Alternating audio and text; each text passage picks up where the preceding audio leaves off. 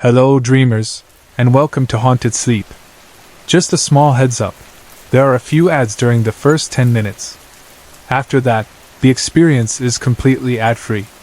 These stories are created with care, and I hope you'll give them a chance. There's something special here that's hard to find elsewhere. If you enjoy the atmosphere, a like or a subscribe means more than you know, but only if you genuinely want to. Before we begin, tell us where you're listening from and what time it is for you. It's always comforting to see how connected we all are across the world. Now settle in, and let's begin our night together.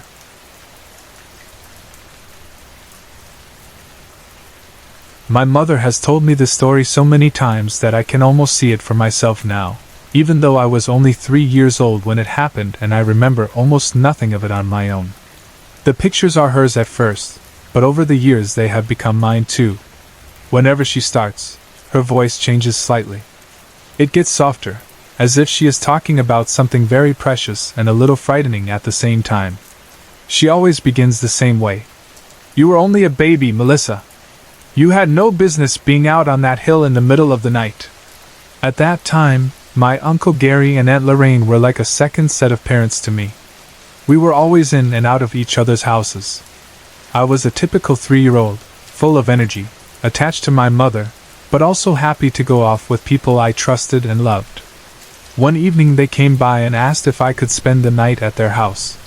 It wasn't anything unusual.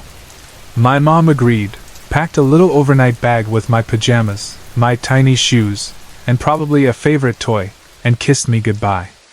I went with them happily, not knowing that this one simple sleepover would end up shaping the rest of my life.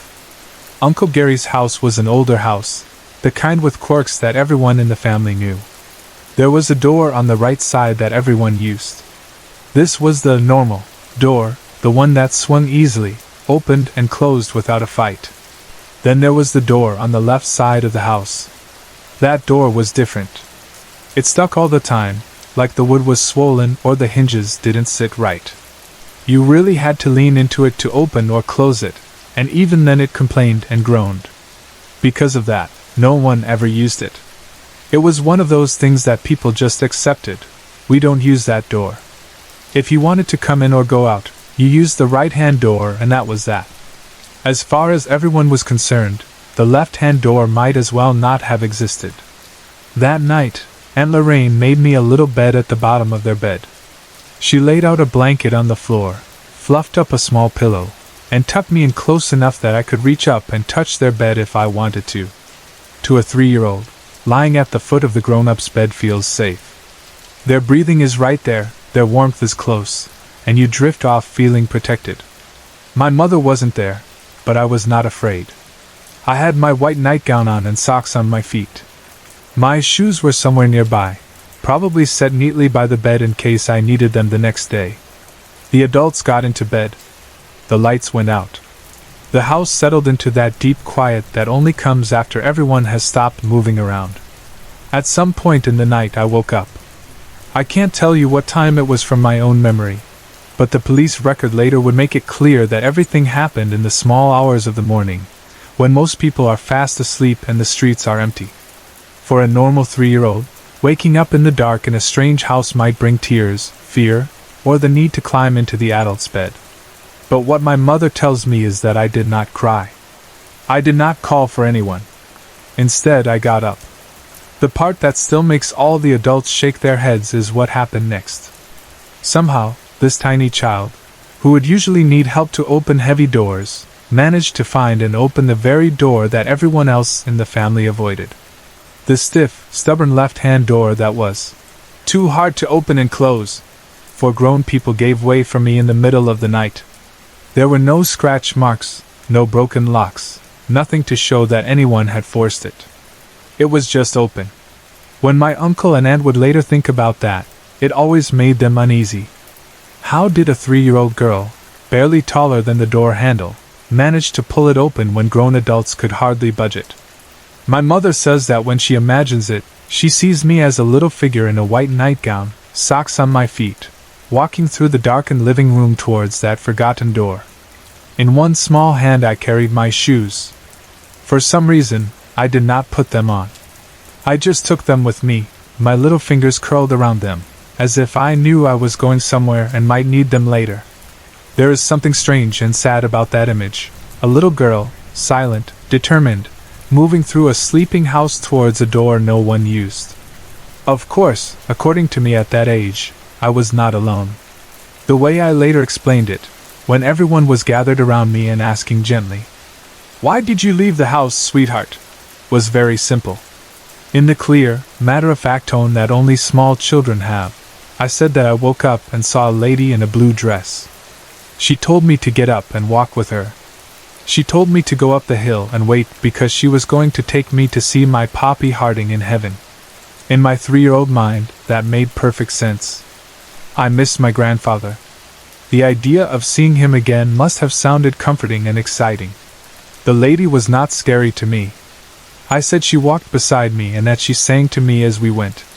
To me, it was not dangerous or strange. It was like going for a walk with a kind aunt or grandmother in the middle of a soft, quiet night. We left the house together. We stepped out through the left-hand door that adults never used, and into the night. I walked up Mayor Avenue, a hill not far from my uncle's house. It was the kind of hill that could make your legs burn if you climbed it during the day. At night, it would have seemed long and dark, the streetlights throwing little pools of light on the pavement, the rest in deep shadow. Yet there I was, tiny and dressed in white, socks on my feet instead of shoes, my shoes still in my hand, going steadily up that hill with the lady in blue beside me. I stopped at the top and just stood there. Maybe the lady had told me to wait there. Maybe she had stepped away, promising to come back. Maybe she had simply disappeared. I cannot remember. What stays in the story is the picture of me, standing there quietly at the top of the hill, staring out into the darkness, trusting that someone was going to come and take me further, maybe all the way to heaven to see my grandfather. I was not crying. I was not running. I was just waiting. It was the middle of the night. Most people were home in bed. But by some stroke of luck or fate, a couple happened to be driving home from a night on the town. At that exact time. They were tired, probably thinking about their own warm bed, maybe chatting softly as the car climbed the hill. The last thing they expected to see was a small child standing alone at the top of the road, wearing nothing but a white nightgown and socks, holding a pair of shoes in her hand. The woman saw me first. "Stop the car!" she must have shouted, and her husband hit the brakes. The car pulled over. They stared. There I was, shivering a little in the night air, pale cloth glowing under the streetlights, hair messy from sleep. The road was empty. There was no adult nearby who could explain what a 3-year-old was doing out alone at that hour. The man later told how his first reaction was fear, not fear of me, but fear of the situation. He was scared to even touch me because he was worried that if anything happened to me, he would be blamed. In today's world, everyone is afraid of being accused of something. Even then, the thought was there, better to be careful. But they were decent people, and they could not just drive away and leave me there. The woman climbed out of the car and came closer. She saw that I was cold. The wind at that hour can cut right through thin cotton, and socks are no protection against the chill coming up from the pavement. She ran across the street to their house, which luckily was only a few steps away, grabbed a comforter, and brought it back. The man wrapped me up in it, covering my small body in warmth. They spoke to me gently, trying to keep me calm, asking me where my mommy was, what my name was, and if I knew where I lived. They took me back to their home, still wrapped in the comforter, and called the police. It must have been a strange sight, their quiet house suddenly holding a mysterious child they had found out on the road in the middle of the night, while they waited for the authorities to arrive. They did the right thing, but they were as puzzled as anyone could be. Meanwhile, back at my own home, everything was silent. My mother was sound asleep. Then, at 2:45 in the morning, the phone rang. No one likes a phone call at that hour. It always brings a feeling of dread. She woke up, stumbled to the phone, and picked it up. On the other end was a police officer. He told her calmly that they had found a small child and wanted to ask her some questions. My mother, half asleep and confused, thought it was some kind of prank. She told me later that she went off on him, scolding him and telling him that calling people in the middle of the night with silly jokes was not funny at all. The officer listened and then said something that made her blood run cold. "Ma'am, do you have a daughter named Melissa?" Everything inside my mother froze. She said, "Yes," probably in a whisper, and he said, "Well, we have her." The only reason they had been able to call her was because of something my mother had started doing almost as soon as I could talk. She had always worried about the idea of me getting lost somewhere. So she would constantly quiz me in a playful way, asking, "What's your name? Where do you live? What's Mommy's name? What's our phone number?" She repeated these questions over and over until I could answer them without thinking.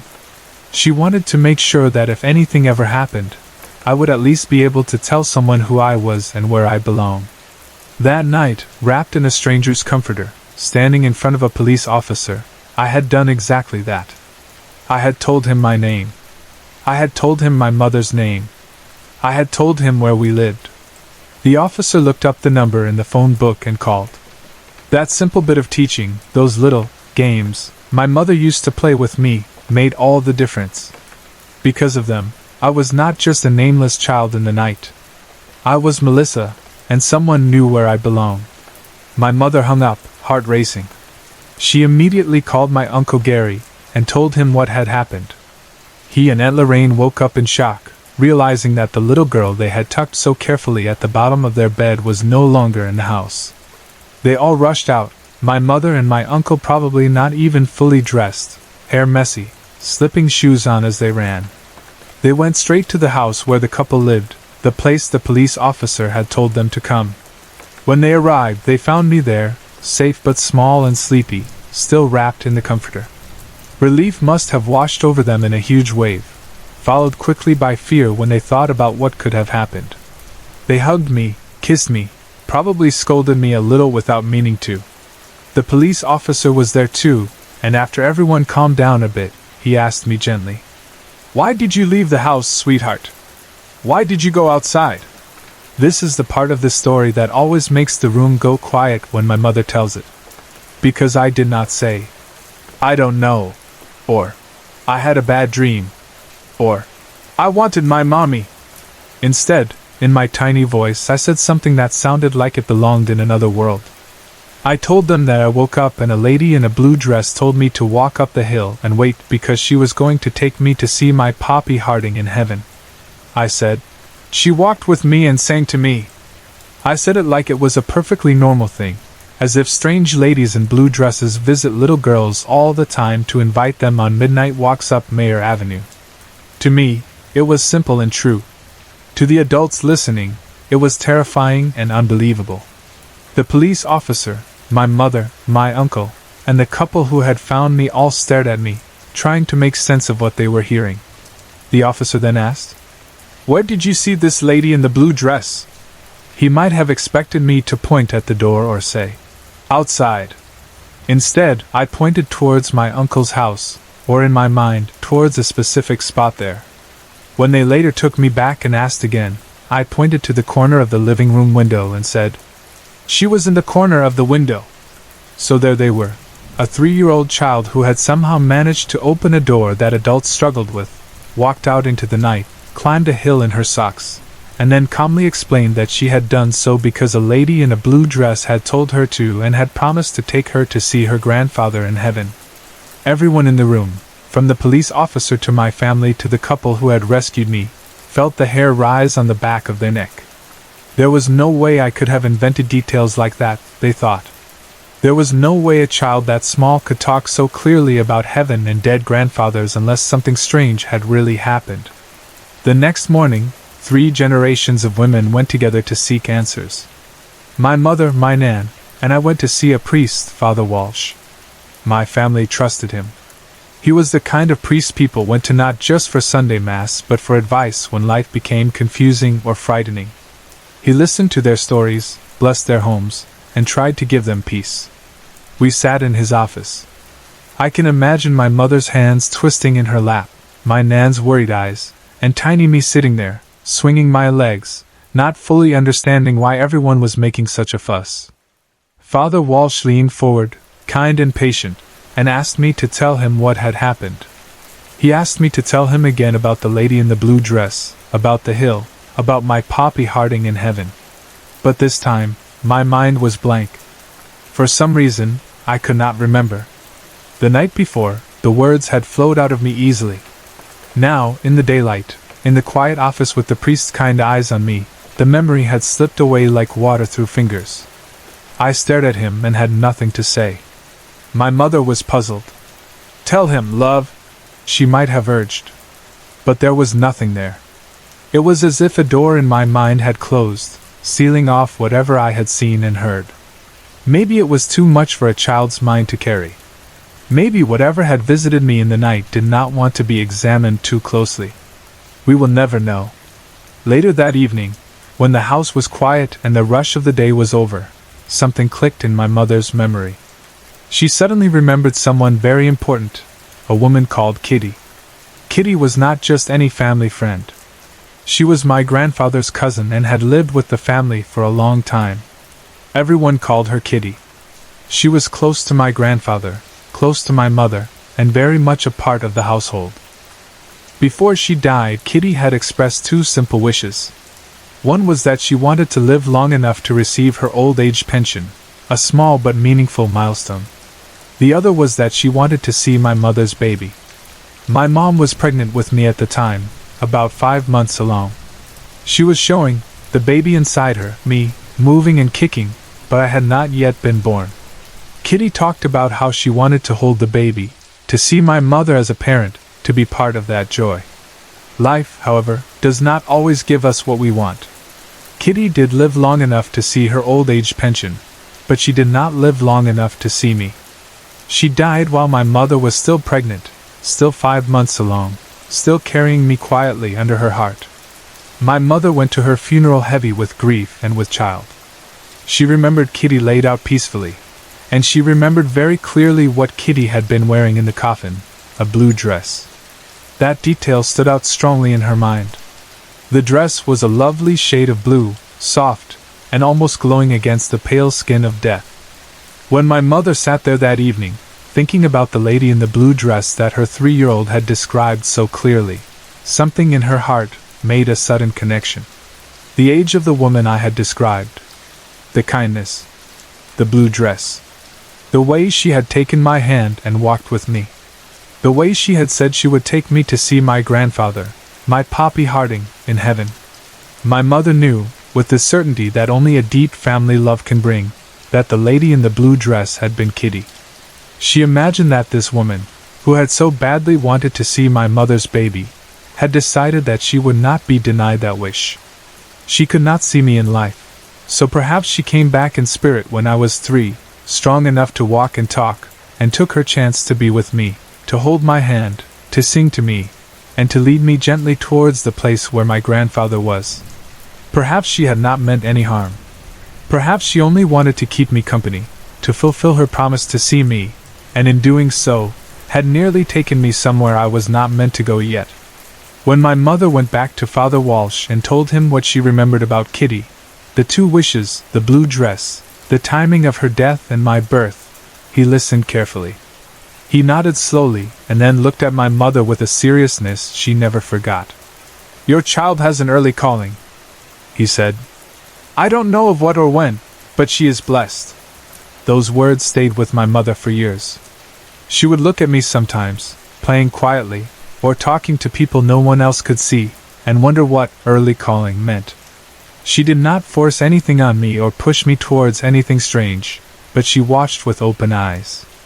And sure enough, as I grew, something in me stayed tuned to things other people could not hear or see. I did not suddenly become a prophet or anything like that. I was still a child who went to school, played with friends, and did all the ordinary things. But there were moments when I would talk as if someone else was in the room, even when it was empty to everyone else. I would mention people who had passed away as if I had just spoken to them. I would describe dreams or flashes of places I had never visited but later turned out to be real. My mother remembered the lady in the blue dress and Father Walsh's words, and she did not tell me to stop. Instead, she listened. She guided me gently, trying to keep me grounded in this world even while I reached into another. Over time, it became clear that the night I walked up Mayer Avenue in my white nightgown was not just a strange childhood story to tell at family gatherings. It was the beginning of something. That was the night the door opened, in more ways than one. A physical door that adults thought could not be opened swung wide for a 3-year-old. A door between this world and the next cracked open too, allowing a long-dead relative in a blue dress to step through just long enough to take a little girl's hand. From that moment on, I began to see and talk to the departed. Not all the time, and not always clearly, but enough to know that something in me was different. It was as if, on that night, a mark had been put on me, not a curse, but a kind of blessing and responsibility. I was connected to things that most people only feel faintly, if at all. As the years went by, those connections grew stronger. Sometimes they frightened me. Sometimes they comforted me. But they never really went away. Now, 24 years later, I can look back and see the line more clearly. At 3, I was led out of a house by a lady in a blue dress who said she would take me to see my grandfather in heaven. At 3, I was saved by a couple who happened to be driving home at just the right time. At 3, a priest told my mother that I had an early calling and was blessed. At 3, something in me woke up. The years since then have been filled with many more stories of the departed, voices, dreams, faces, feelings that I have had to learn to live with and, in time, accept. I don't pretend to have all the answers. I don't know exactly how or why these things happen. But I do know this: that night on Mayer Avenue is not just a strange family story to scare people or make them curious. It is the moment my path began. It is the night a woman called Kitty kept her promise to see my mother's child. It is the night a priest saw something in me that I was too small to see in myself. It is the first step on a journey that has brought me to where I am now, still seeing, still listening, still speaking with those who have gone on, and finally understanding how it all began. With a lady in a blue dress, a quiet song in the dark, and a small child standing at the top of a hill, waiting. I was around 11 years old in the summer of 1982. At that time my whole life felt like it was always in boxes. My dad was in the Canadian Armed Forces, and because of that we moved constantly. Every 2 years, sometimes even sooner, we would pack everything up and move to another town, another base, another set of streets and schools and faces I didn't know. For about 12 years of my young life this was the pattern, and I hated it with a kind of quiet, deep anger that I didn't really know how to put into words back then. As soon as I made a friend, it felt like we were saying goodbye. As soon as I started to know the way to school without thinking, we were leaving again. I never got to feel settled. I never got to feel like I truly belonged anywhere. My mom understood how hard this was for us. She could see how quickly people came and went in our lives, and she didn't want my sisters and me to grow up with only temporary connections. She worried that we would lose touch with our extended family, with our roots, with the feeling that we came from somewhere real and solid. So she made a point of keeping us close to her parents, my grandparents, even if we lived far away from them most of the year. Every summer, no matter where my dad was posted, she sent me to stay with them in central Alberta, in a small farming community where the pace of life was slower and things didn't change so quickly. Those summers at my grandparents' place became the one real constant in my life. The town itself was small, the kind of place where everyone knew everyone else, where people waved as they drove past, where one main street held the grocery store, the post office, the cafe, and the church. My grandparents' house was nothing fancy, but it felt like the safest place in the world to me. It always smelled faintly of bread and coffee and laundry soap. There were always fresh vegetables from someone's garden sitting on the counter. My grandma had her rosary beads on the end table near her chair, and my grandpa often sat at the kitchen table reading the paper or talking quietly. They were devout Catholics, the kind of people who didn't just go to church on Sundays but went almost every day. There was something very steady and simple about the way they lived their faith. It wasn't loud or showy. They just walked to church, prayed, came home, and did their work. The church they attended was only about a 3-minute walk away from their house. We could see the steeple from the street out front. In the early morning light, the cross at the top would shine against the sky. The bells would ring at set times, and my grandparents would straighten up whatever they were doing and say, "Time to go." Because I loved my grandparents so much and wanted to be with them, I went along, even though I often didn't feel like sitting through long ceremonies. At 11, I wasn't very interested in prayers and sermons. I was much more interested in being outside, running around, feeling the sun on my face, and playing. Sitting still on a hard wooden pew, listening to words that felt too long and too slow, was not my idea of fun. But I went anyway, over and over, because it made my grandparents happy. It was our time together. It was part of their world, and they welcomed me into it. My grandma liked to be early for everything, but especially for church. She believed that being on time meant being at least 15 minutes early. She liked to sit right at the front of the church, as close to the altar as she could, so she could hear every word, see every gesture, feel fully involved in what was happening. My grandpa didn't argue with her about it. He just shook his head and smiled and walked along beside her, his hands folded behind his back. On most days we were there with time to spare, but on one particular day we were late, for reasons I can't even remember now. Maybe we left a little behind schedule. Maybe my grandma had to finish something in the kitchen. Maybe we ran into someone on the street and stopped to talk. All I know is that by the time we got to the church, the main floor was already mostly full. People were already seated in their usual places. My grandparents still managed to find spots up front, because everyone knew them and made room, but there was no space left beside them for me. Instead, I was told I would have to sit in the balcony.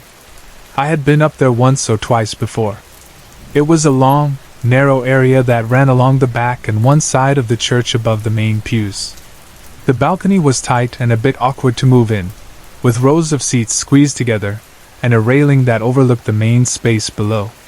On this particular day it felt even narrower, maybe because I didn't really want to be there by myself. I had to shuffle sideways to get to an empty seat. I ended up near a window that looked out over the church grounds. From that window I could see the courtyard and beyond it, an old wing of the church. That wing was no longer used. It was a part of the building that had fallen out of service over the years. The windows were still there, but the glass looked dull and dusty. The brick seemed older, a bit more worn. I didn't know much about that part of the church, only that nobody went there anymore and that it had a kind of forgotten look about it. On that day, sitting alone in the balcony, looking out of that window became my way of passing the time. The ceremony started. The priest spoke in the same slow, careful way he always did. The choir sang hymns in voices that echoed slightly off the high ceiling. People stood, knelt, and sat in rhythm. I went through the motions with them, but I was bored.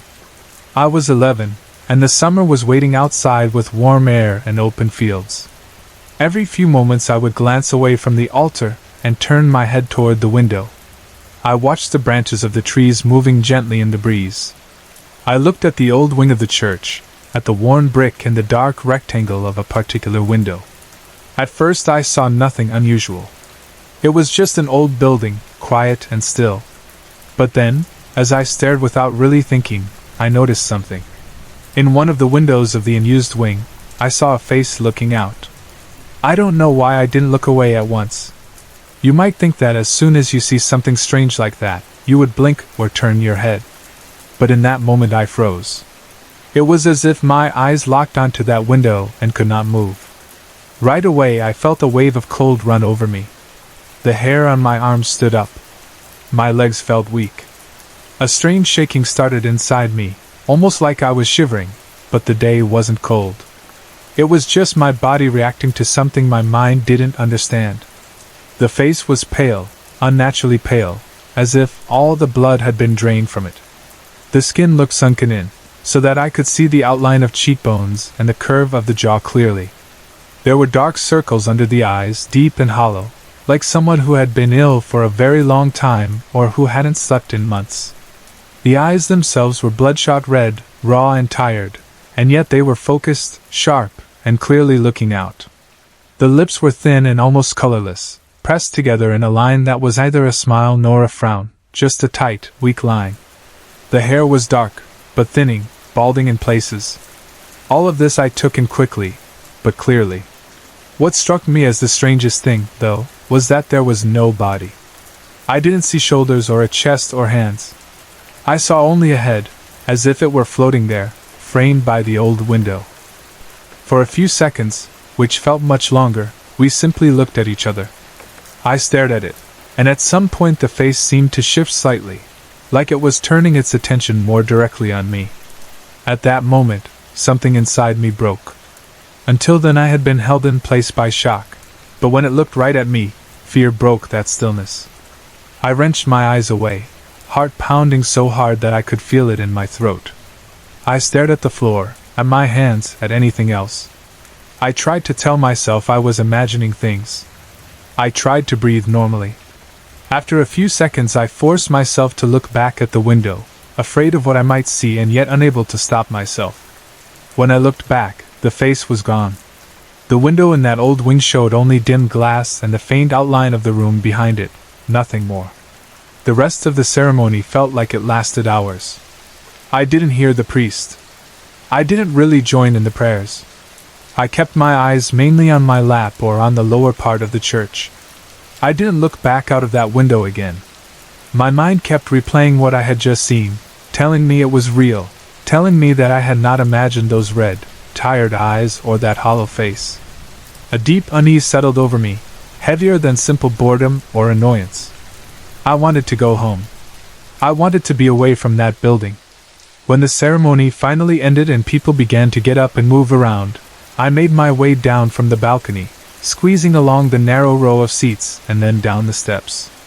The air at ground level felt thicker somehow. The smell of incense and candles was stronger. My grandparents were at the front, talking to the priest as they often did. I walked toward them and went straight to my grandpa. I reached out and grabbed his hand, holding on tightly, like a much younger child might do. "Can we go home?" I asked, my voice tight and small. I wasn't thinking about being polite. I just knew I wanted to be away from that church as fast as possible. My grandma turned and looked at me, ready to scold me for being rude. She had strong ideas about proper behavior in church, about not interrupting adults, especially not the priest. But when she saw my face, she stopped. Her expression changed from annoyance to concern in an instant. She later told me that I looked white as a ghost, which is an odd phrase to use in this story, but it fits. My skin had lost its color, my lips were pale, and my eyes were wide and strange. "Are you okay?" she asked, her voice softer now. "I'm fine," I said automatically, because that's what you say when you don't want to cause trouble, even when it isn't true. Inside I knew I was anything but fine, but I didn't know how to explain what I had seen without sounding crazy. I just wanted to be anywhere but there. The priest, who had been speaking with my grandparents, must have noticed something as well. As we were leaving, he came over to me and put a gentle hand on my shoulder. He looked at me with kind, searching eyes and said something like, "Feel better, my child. If anything is troubling you, you can come and see me." His words made me feel seen and a little exposed at the same time. Part of me wondered if he knew something. Another part of me just wanted to hide. I nodded, but I didn't say anything. I was too shaken. As soon as we stepped out of the church and into the open air, I felt some of the tightness in my chest loosen. The sky above was wide. The sunlight felt warm on my face. But the memory of that pale, hollow face in the window clung to me. For the next week, I refused to go back to church. For my grandparents, especially my grandma, this was a big deal. Going to church was as natural as breathing for them. Missing a day or two because you were sick was understandable, but refusing to go at all was almost unthinkable. My grandma was upset with me at first. She didn't understand why I suddenly dug my heels in, why I shook my head and said, "No," when she told me to get ready. She thought I was being stubborn and disrespectful, and in some ways I guess I was. But I was also deeply afraid. My grandpa, on the other hand, was more concerned than angry. He watched me over those days and could see that something was wrong.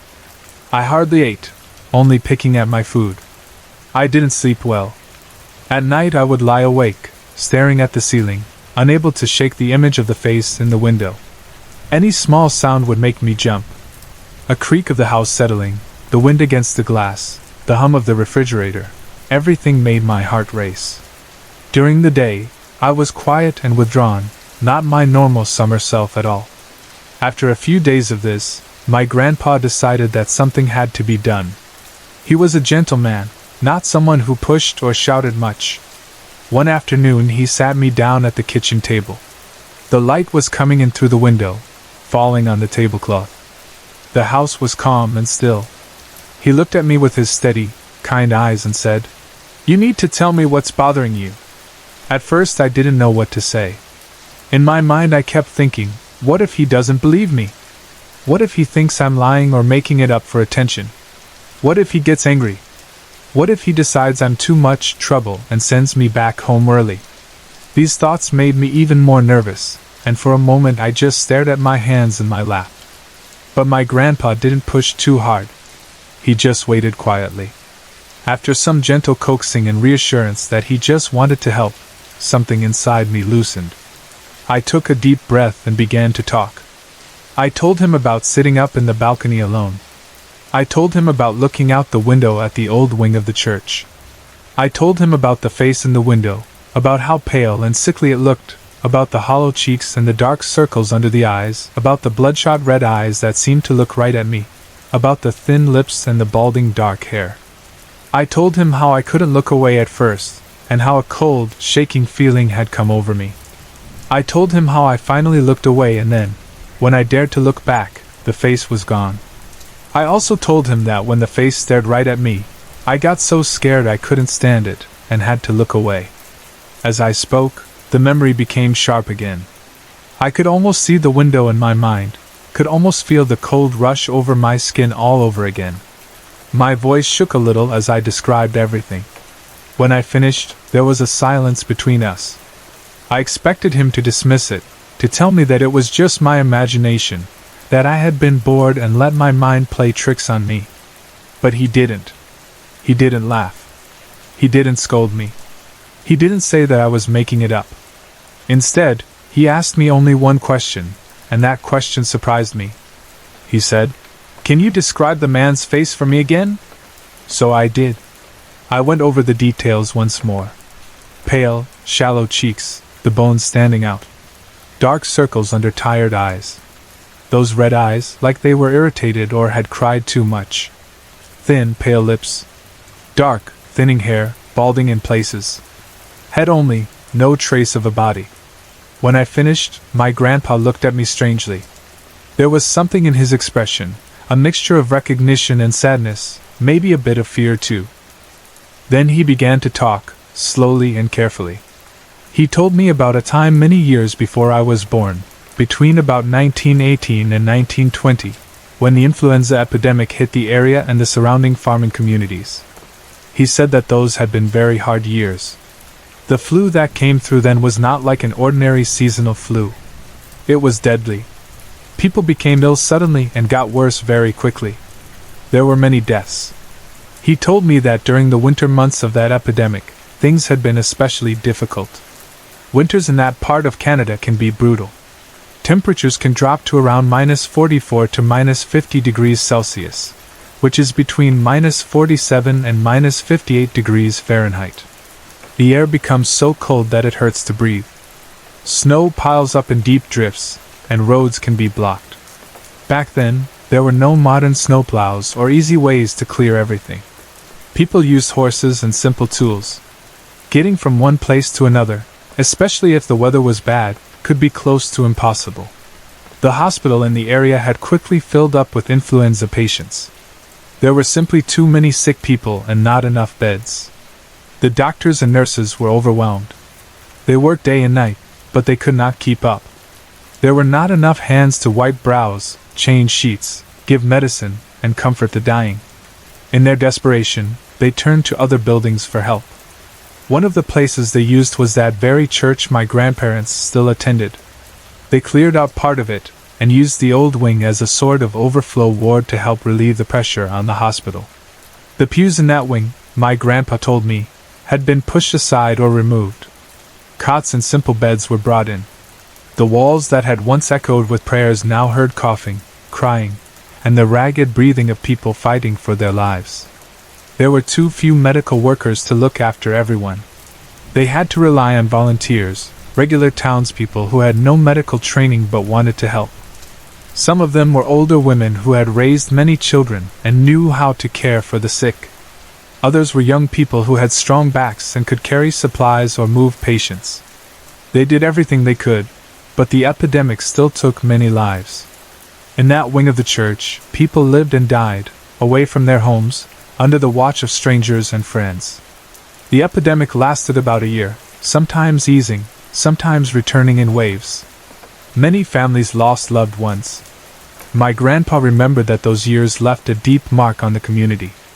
People still spoke about it occasionally, even decades later, in quiet voices. He told me that the wing of the church I had been looking at from the balcony window wasn't closed off because of the epidemic itself. After the epidemic ended, life slowly went back to normal, and the church went back to being a church. But over time that part of the building became worn and unsafe. The structure aged. The town had less use for that wing. Eventually it was sealed off, not out of fear of disease, but because it was a safety hazard. Even so, the stories about that wing did not stop. My grandpa said that over the years, people had told him about strange events happening there. He had heard things from other townsfolk, and even once or twice from a priest. People reported unexplained noises and voices. They said they heard crying in the empty halls, the kind of soft, hopeless crying that sick or grieving people make. Others heard sudden screams or long moans of pain or fear. Footsteps were heard in the corridors when nobody was supposed to be in that part of the church. Some people said they saw shadows moving about behind the old windows, flickers of forms where there should have been only stillness. As my grandpa shared all of this with me, it became harder and harder to breathe evenly. It was one thing to think I had seen something weird on my own. It was another to hear that other people, over many years, had also felt that space was wrong somehow, full of echoes and restless shapes. When he finished, he looked at me and said gently that he believed what I had seen was likely one of those poor souls who had died during the influenza epidemic, someone who had suffered and passed away in that very wing of the church, and whose spirit had not fully moved on. The idea that the face I had seen belonged to a real person who had once lived and breathed, a person who had been sick and scared and far from home, made me feel both more afraid and more sad. I could picture him lying in a bed in that old wing, feverish and weak, eyes red from illness, cheekbones sharp beneath thin skin, hair falling out in patches, lips pale and dry. I could imagine him trying to look out the window to see the world he might never walk in again. Maybe in that moment, he had seen me as I had seen him. Maybe he was just as confused about me as I was about him. From that day on, even though I calmed down a little, I refused to sit in the balcony again. I would not go up those stairs and sit alone near that window. Even the thought of passing by the spot where I had seen that face made my stomach twist. The church did not feel the same to me anymore. There was a shadow over it, a memory that never really faded. My grandpa, being the kind, understanding man he was, did something for me that I will always be grateful for. He told me that from then on, he would make sure I always sat up front with him and my grandma, so I wouldn't be alone and wouldn't have to go up into the balcony again. He knew how much that experience had shaken me, and he took my fears seriously.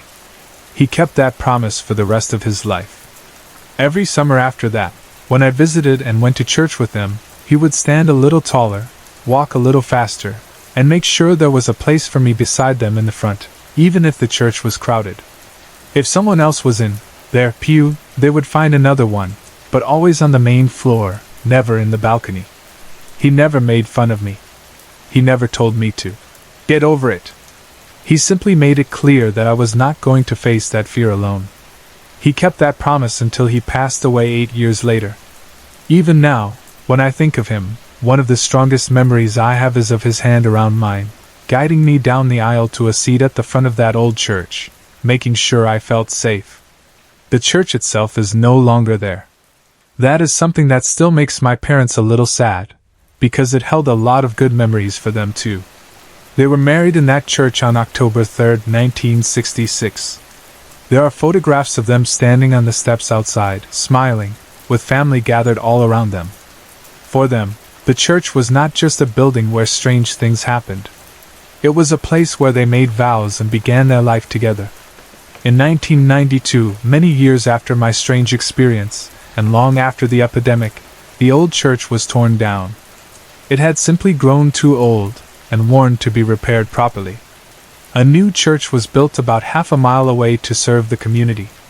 The spot where the old church once stood is now covered with houses. New families live there. Children play in their yards. Cars drive in and out of driveways.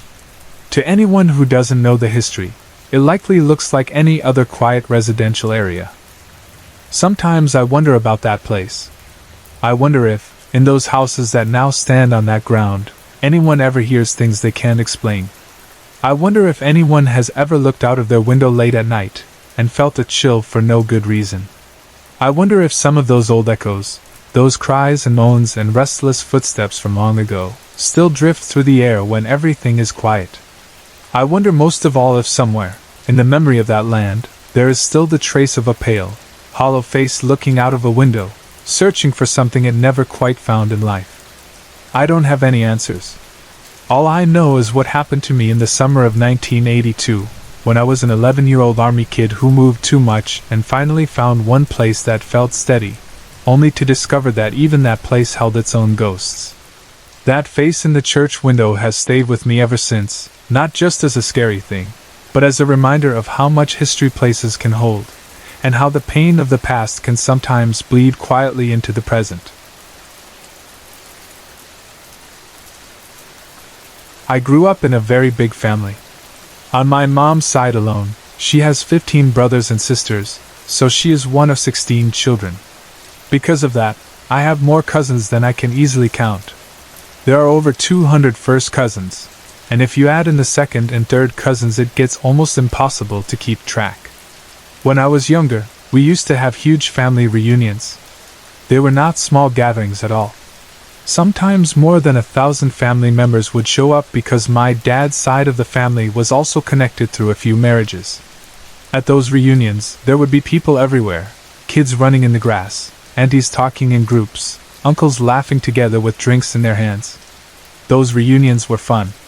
They were loud and full of life. There was always music, tables full of food, and long rows of folding chairs where the older folks sat and watched everything. But they were also confusing sometimes. Even though I spent many summers with different relatives, I still couldn't remember everyone's name or how exactly they were related to me. There were moments when someone would walk up and start talking to me like they had known me my whole life, and I'd smile and talk back, secretly trying to remember if this was a cousin, or an aunt, or someone who had just married into the family. With so many people, it was easy to lose track. In the middle of all these faces and names, there was one person who always stood out clearly in my mind, my Uncle Richie. He was one of my mom's brothers, and I had a special bond with him, even though I was still very young when he died. My family later told me that I was his favorite niece. I don't know if he actually said those words or if they just felt that way, but it meant a lot to me. He had a way of making me feel like I was important, like I was seen in the middle of this huge crowd of relatives. He never called me by my real name, Leanne. Instead, he had a pet name for me. He always called me Dincy. I don't know how he came up with that nickname, and nobody else got one like it. Out of all the cousins, I was the only one he called that. Maybe it was just a word that came into his head, or maybe it came from something I did when I was little. I never really asked. But hearing that name in his voice made me feel special. It was like our own little thing. When I heard, "Hey, Dincy," I knew it was him, and I always ran over to see him. My Uncle Richie lived in Alberta, while I was living with my parents in Ontario. So I didn't see him all the time. But I knew, even as a child, that he was sick. He was fighting colon cancer, and by the time I was 7 years old it had spread through his body. The adults around me tried to keep some of the details from me. They didn't tell me how serious it was at first. I knew he was unwell, and I knew he had to go to the hospital, but I didn't really understand what that meant. When you're 7, you know the words sick and hospital, but you don't always understand. Dying. In 1978, when I was around 7, I had what I believe was my last visit with him. It didn't happen the way most visits do. He didn't come through the door with a suitcase or sit at the kitchen table with a coffee. It happened late one night, in a way that still stays with me and makes me wonder, even now. At the time, we were living in Ontario. My uncle was still in Alberta. One night, I remember it clearly, I woke up suddenly. The clock beside my bed showed it was around 2:30 in the morning. I don't know what woke me. I don't remember having a bad dream. I don't remember any loud noise. I just remember opening my eyes and slowly realizing I was awake when I should have been sleeping. The room was dim. The only light came from outside, from the street lamp shining through my bedroom window. It painted pale, soft shapes on the walls and floor. I could see the outline of my dresser, the corner of my desk, and the shadows of toys and clothes lying around. At first everything seemed normal, but after a moment I got the strong feeling that I wasn't alone. It wasn't like when you imagine a monster under your bed. It felt like there was someone else in the room with me, someone who was standing there calmly, just waiting. Then I heard it. A voice, soft but clear, came from the foot of my bed. It said, "Dincy." I knew that voice. I knew that name. Nobody but my Uncle Richie ever called me that. The moment I heard it, I sat up quickly in bed, my heart suddenly pounding, but not with fear. I was excited. My first thought was not, "How is he here?" My first thought was, "Uncle Richie came to see me." I was ready to jump into his arms. I was just a child, and to me, people you love can show up any time. I looked toward the foot of my bed, expecting to see him standing there in the faint light. At first, I didn't see anyone. The end of the bed was just shadows and dim shapes. I thought maybe he was hiding somewhere in my room, trying to play a trick on me. He liked to joke and tease a little. I imagined him crouched down beside the bed or hiding in a corner, waiting for just the right moment to make me jump and then laugh. I started to move, getting ready to slide off the bed and search for him. As I shifted, something caught my eye, a shape, a figure, right at the foot of the bed, just at the edge of my vision. I turned my head more slowly and looked properly. He was there. My Uncle Richie was standing at the foot of my bed. I could see him clearly enough to know it was him. His face looked like I remembered, kind and warm. He was smiling at me, and the smile reached his eyes the way it always did. His arms were open, as if inviting me to come to him. There was nothing frightening about him in that moment. I didn't see any sickness in his expression. He just looked calm and gentle, the way I always wanted to remember him. Tears fill my eyes even now when I think about it. Back then, though, I didn't cry. I reacted the way any child does when they see someone they love in this. I scurried forward, almost scrambling over the blankets to get to him. I stood up on my bed and wrapped my arms around him in a hug. What surprised me was how real he felt. He did not feel like hugging air. He did not feel like something you reach for in a dream and can't quite touch. He felt solid. I could feel his body, his arms around me. I could feel the pressure of the hug, the warmth of being held. While he held me, he leaned close to my ear and spoke softly. His voice was gentle, but serious, with that same tone adults use when they are saying something they really want you to remember. He said, "Dincy, I love you, and I want you to always keep me in your heart. I have come to say goodbye and will always be watching over you." I listened carefully, even if I didn't fully understand what goodbye meant in that way. At 7 years old, goodbye usually means, "See you another day." Not, "You won't see me again in this life." Still, something in his voice made the words sink into me. It felt important, like a promise and a farewell wrapped together. When I let go of him and stepped back, he didn't vanish suddenly. He didn't blur or fade like in a movie. He simply turned and walked toward my bedroom door, calm and steady. I watched him walk out of my room like a normal person would. When he reached the doorway, he went through it and disappeared from view. I climbed off the bed and hurried after him, expecting to find him in the hallway or maybe in the living room. But when I went out to look for him, he was gone. I checked around quietly, still expecting him to pop out and say, "Boo!" or something like that. There was no sign of him anywhere. Confusion started to creep in. I knew I had seen him. I knew I had heard him. I knew I had hugged him. But now he was nowhere to be found. Part of me thought maybe the adults knew where he was. Maybe he was staying in another room. So I went to my parents' bedroom. They were half asleep when I came in, and I asked where Uncle Richie went. I told them he had been in my room and I wanted to know where he was now.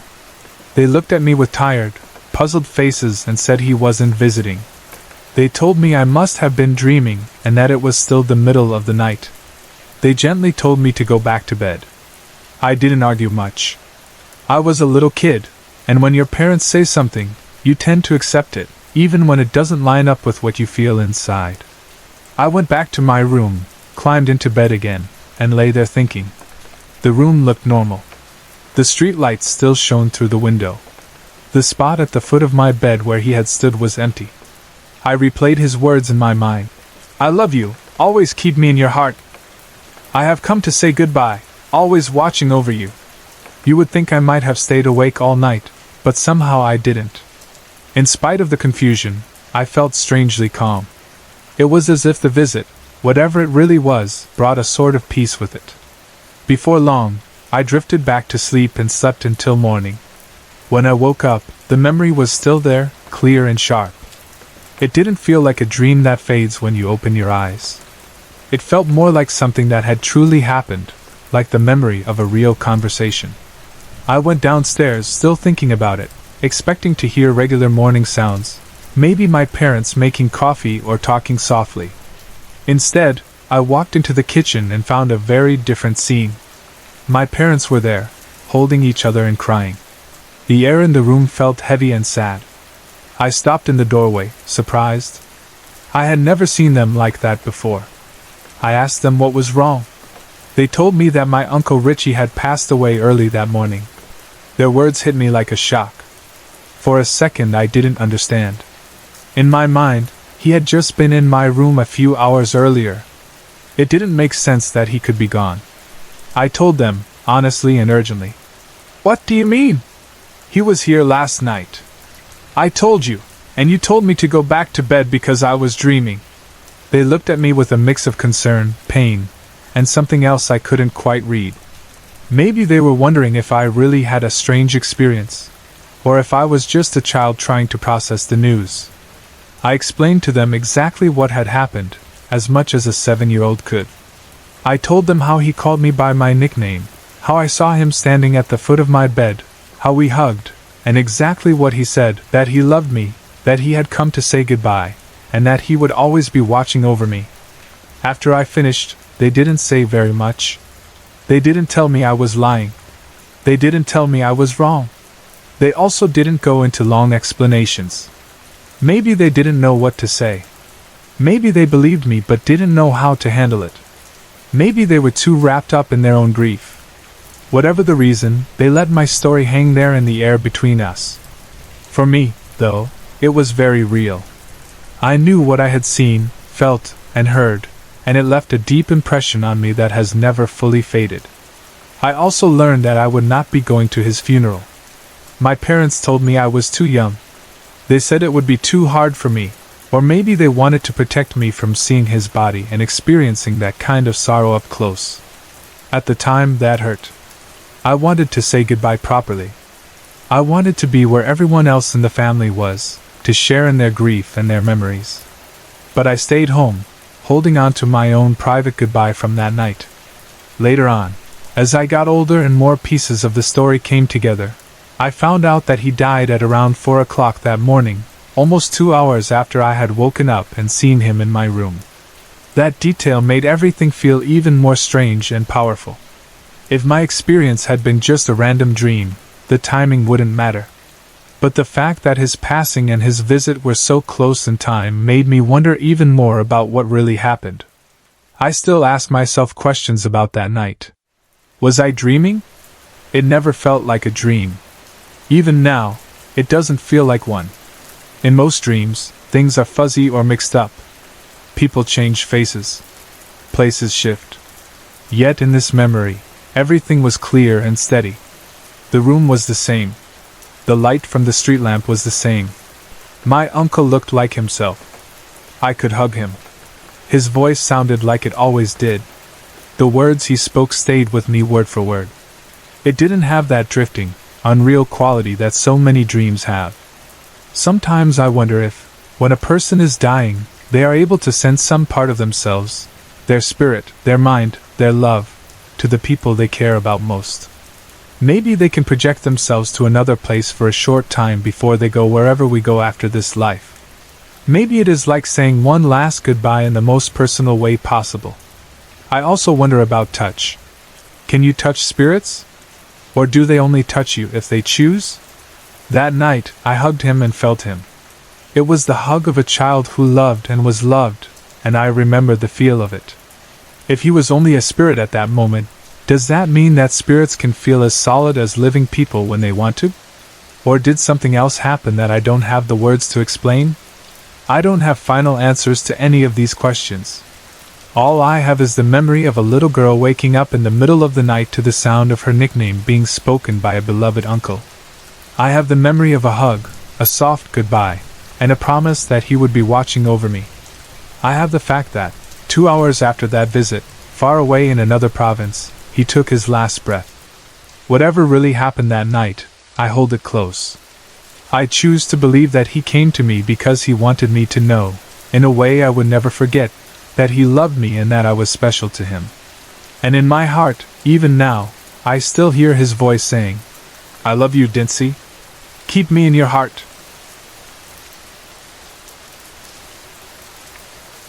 I moved into that high-rise in Hamilton in 2006, thinking it was just going to be another ordinary apartment. It was at the corner of King Street East and Emerald Street North, a tall concrete building from the 1970s that had the same tired look as many old government housing blocks. From the outside, it didn't seem special in any way. The balconies were stained and weathered, the paint around the entrance was chipped, and you could tell the building had seen a lot of life and a lot of problems. Most of the people who lived there were on government assistance, and a lot of them were older or dealing with mental health issues. You could see them sitting outside on the benches or smoking near the door, some talking to themselves, some just staring off into space. I wasn't on any kind of support program. I paid full market rent and had a decent job. I chose that building mainly because the rent was still somewhat affordable, and it was close enough to the places I needed to go. My unit was on the 21st floor, high up with a pretty good view of the city and the traffic on King Street. When I first walked into that apartment, I thought I had done all right. It was small and a bit worn, but it was mine. At the beginning, it was just like moving into any new place. I was busy unpacking boxes, putting furniture together, and trying to make the space feel like home. The living room had a big window that looked out over the street and other buildings, and at night, the orange glow of the streetlights would spill inside. The kitchen was narrow and basic, with old cabinets and a humming fridge. The bedroom was small, with a sliding door closet along one wall. The doors were cheap wood on a metal track, the kind that rattle if you pull them too hard. I remember the first night I slept there. Everything felt strange simply because it was new. The building made a lot of noises, old pipes knocking, elevators humming, people's TVs leaking through thin walls. That didn't bother me much. High-rises always sound a bit alive with echoes and footsteps. I told myself I would get used to it. But it didn't take long before I noticed that not all the sounds had an easy explanation. The first really strange thing that happened involved that bedroom closet. One night, not long after I moved in, I woke up in the dark with my heart racing, not because of a nightmare but because of a loud, violent noise right beside me. At first I didn't even understand what it was. It sounded like someone was attacking the closet doors, like fists or feet slamming into them again and again. The sliding doors were shaking as if someone was on the other side, punching and kicking them with all their strength. The sound was so intense it felt like the doors might jump off the track. I lay frozen, listening, trying to decide if this was some weird building vibration, maybe from the elevator, or if someone had somehow gotten into my apartment. Finally, half angry and half terrified, I shouted out, "Stop it!" The moment I yelled, the noise stopped. Not slowly, not fading away, just instantly, as if someone had taken their hands off the doors and stepped back. The silence that followed was almost worse than the noise. I got up, turned on the light, and checked the closet. The doors were still in place, slightly rattling from the movement, but there was no one there. I checked the rest of the apartment, just to calm myself down. The front door was locked, the windows were closed, nothing seemed out of place. I told myself it must have been some kind of vibration, something to do with the building settling or the wind hitting the structure. I tried to forget about it, and went back to bed. But that wasn't the last time it happened. About once or twice a month, usually in the middle of the night, I would wake up to that same harsh, angry shaking of the closet doors, like someone was trapped inside and trying to kick their way out. Every time, I would shout at it to stop, and every time it did. No slow dying off, no gradual calming, just that sudden, sharp cut to silence. It felt like whatever was making the noise could hear me and was obeying, and that idea made me feel very uneasy. Because of those noises, I started sleeping with a fan on in the bedroom. It wasn't because it was hot, it was because I needed the sound. The steady hum of the fan helped cover the smaller creaks and bumps that happened at night. But even with the fan running, certain sounds still got through. Almost every night, when the building had quieted down and the traffic outside had thinned, I would hear what sounded like someone shuffling around in the living room. These weren't light footsteps or fast walking. It sounded more like slow, dragging steps, as if an old man with sore legs was trying to move across the floor. The sound would start on one side of the room and make its way across, pause, then shuffle back again. It went on long enough that I knew it wasn't just one random creak. The first few times, I got up to check, thinking maybe a neighbor had come to the wrong door or someone had broken into the unit. I would walk quietly into the living room, snap on the light, and find nothing. The room would be still, the door locked, no sign of anyone having been there. Along with the footsteps, there were whispers. Not constant, but often enough that I noticed a pattern. Late at night, when I was lying there half asleep, I would hear raspy, low voices, like someone muttering just outside the bedroom or in the living room. I could never make out words. It sounded like 2 or 3 people whispering at the same time, just under the fan noise. It was the kind of sound that makes your skin prickle because you know you shouldn't be hearing anyone at all. At first I tried to brush it off. I told myself I was overtired, that the noise from other apartments was echoing in weird ways through the vents, that voices travel strangely in old buildings. Still, I had this growing feeling that the apartment was not empty when I was alone, that there was something else there with me, watching or listening. I got used to going to sleep feeling tense, listening for sounds, telling myself over and over that it was all just in my head. For a long time, I kept all of this mostly to myself. I didn't want to sound crazy, and I didn't want to convince myself it was something supernatural if it wasn't. The noises became part of my life there, closet doors shaking now and then, shuffling footsteps almost every night, whispers I could never quite catch. But in February 2008, everything changed. That was the night when everything seemed to come together in a way that I couldn't ignore or explain away. My girlfriend was staying over that night, which she did sometimes. She already knew the building felt a bit off. She had mentioned before that she didn't like the atmosphere, that the hallways felt heavy and strange. But she liked being with me, so she came anyway. We went to bed as usual, talking quietly for a while, then drifting towards sleep.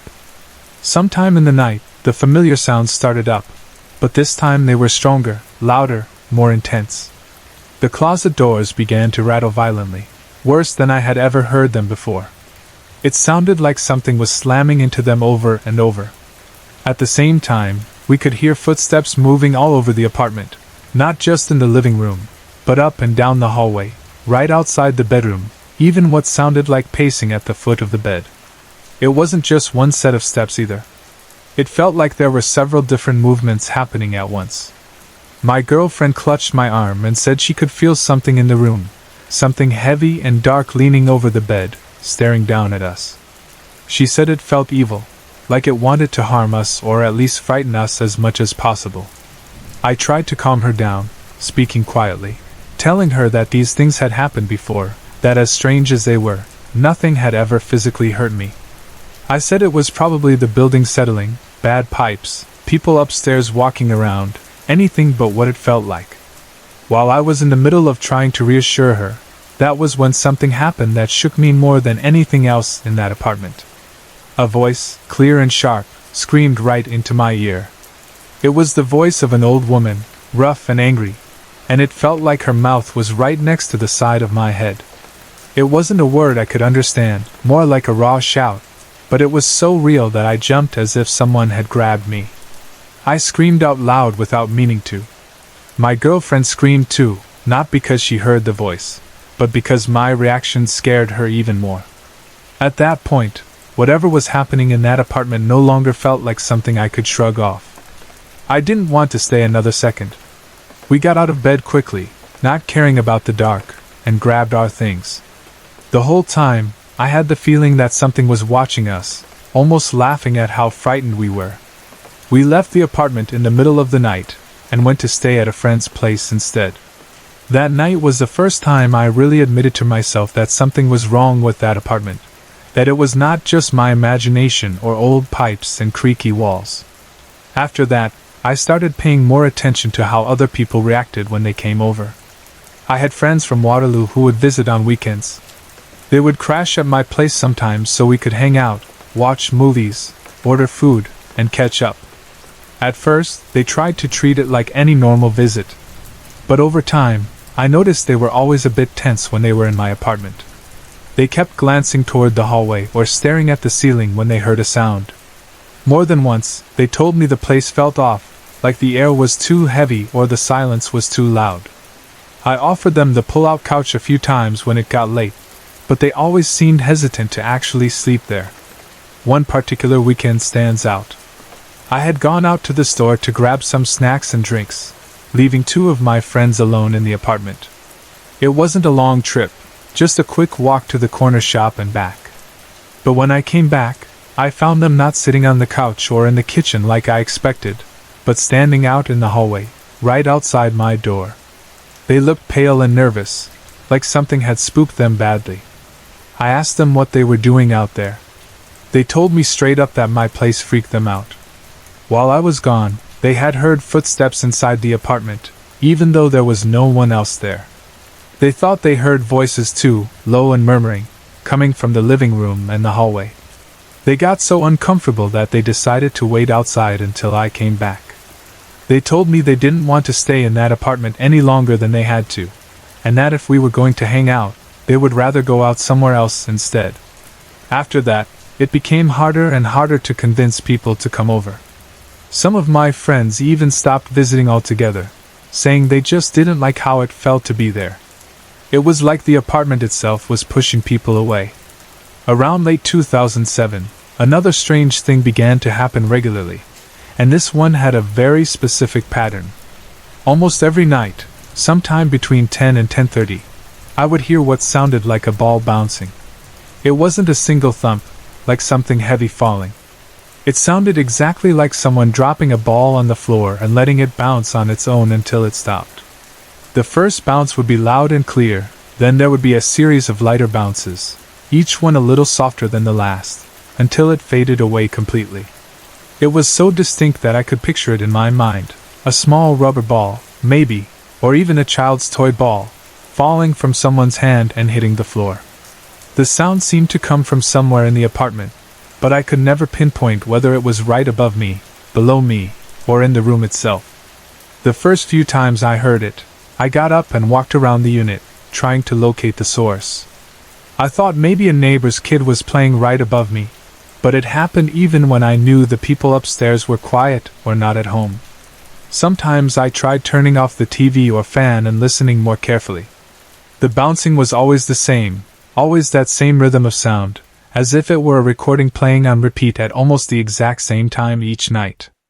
If it had just been 1 or 2 times, I would have blamed it on the neighbors without thinking twice. But the regular pattern, the way it seemed to happen whether there were people around or not, made it feel like something repeating itself for reasons I couldn't understand. By then, I was no longer trying to tell myself nothing was wrong. I had heard the closet doors being attacked, the shuffling footsteps, the whispers, the woman's scream, and now the bouncing ball. I had felt the cold fear, and I had seen how my friends reacted, how they backed away from that place like it was something poisonous. Being in the apartment for too long started to feel like living inside a pressure cooker. The air always seemed heavy, especially at night, and I never truly relaxed. I found myself staying out later, spending more time at other people's places, even lingering at work longer than I needed to. Coming home felt like walking into a place I didn't fully trust. That's not how a home should feel. Eventually, I decided enough was enough. It wasn't any one thing that made me decide to move, but rather the slow build-up of all the strange events and the constant feeling that I was not alone. The night with my girlfriend and the old woman's scream was a big turning point. After that, I knew I didn't want to spend more nights there. When my lease got close to ending, I didn't renew it. I started looking for a new place, any place that wasn't that building. I didn't care as much about the view or the location anymore. I just wanted somewhere that felt normal. When I finally moved out in the winter, I felt a kind of relief that is hard to describe.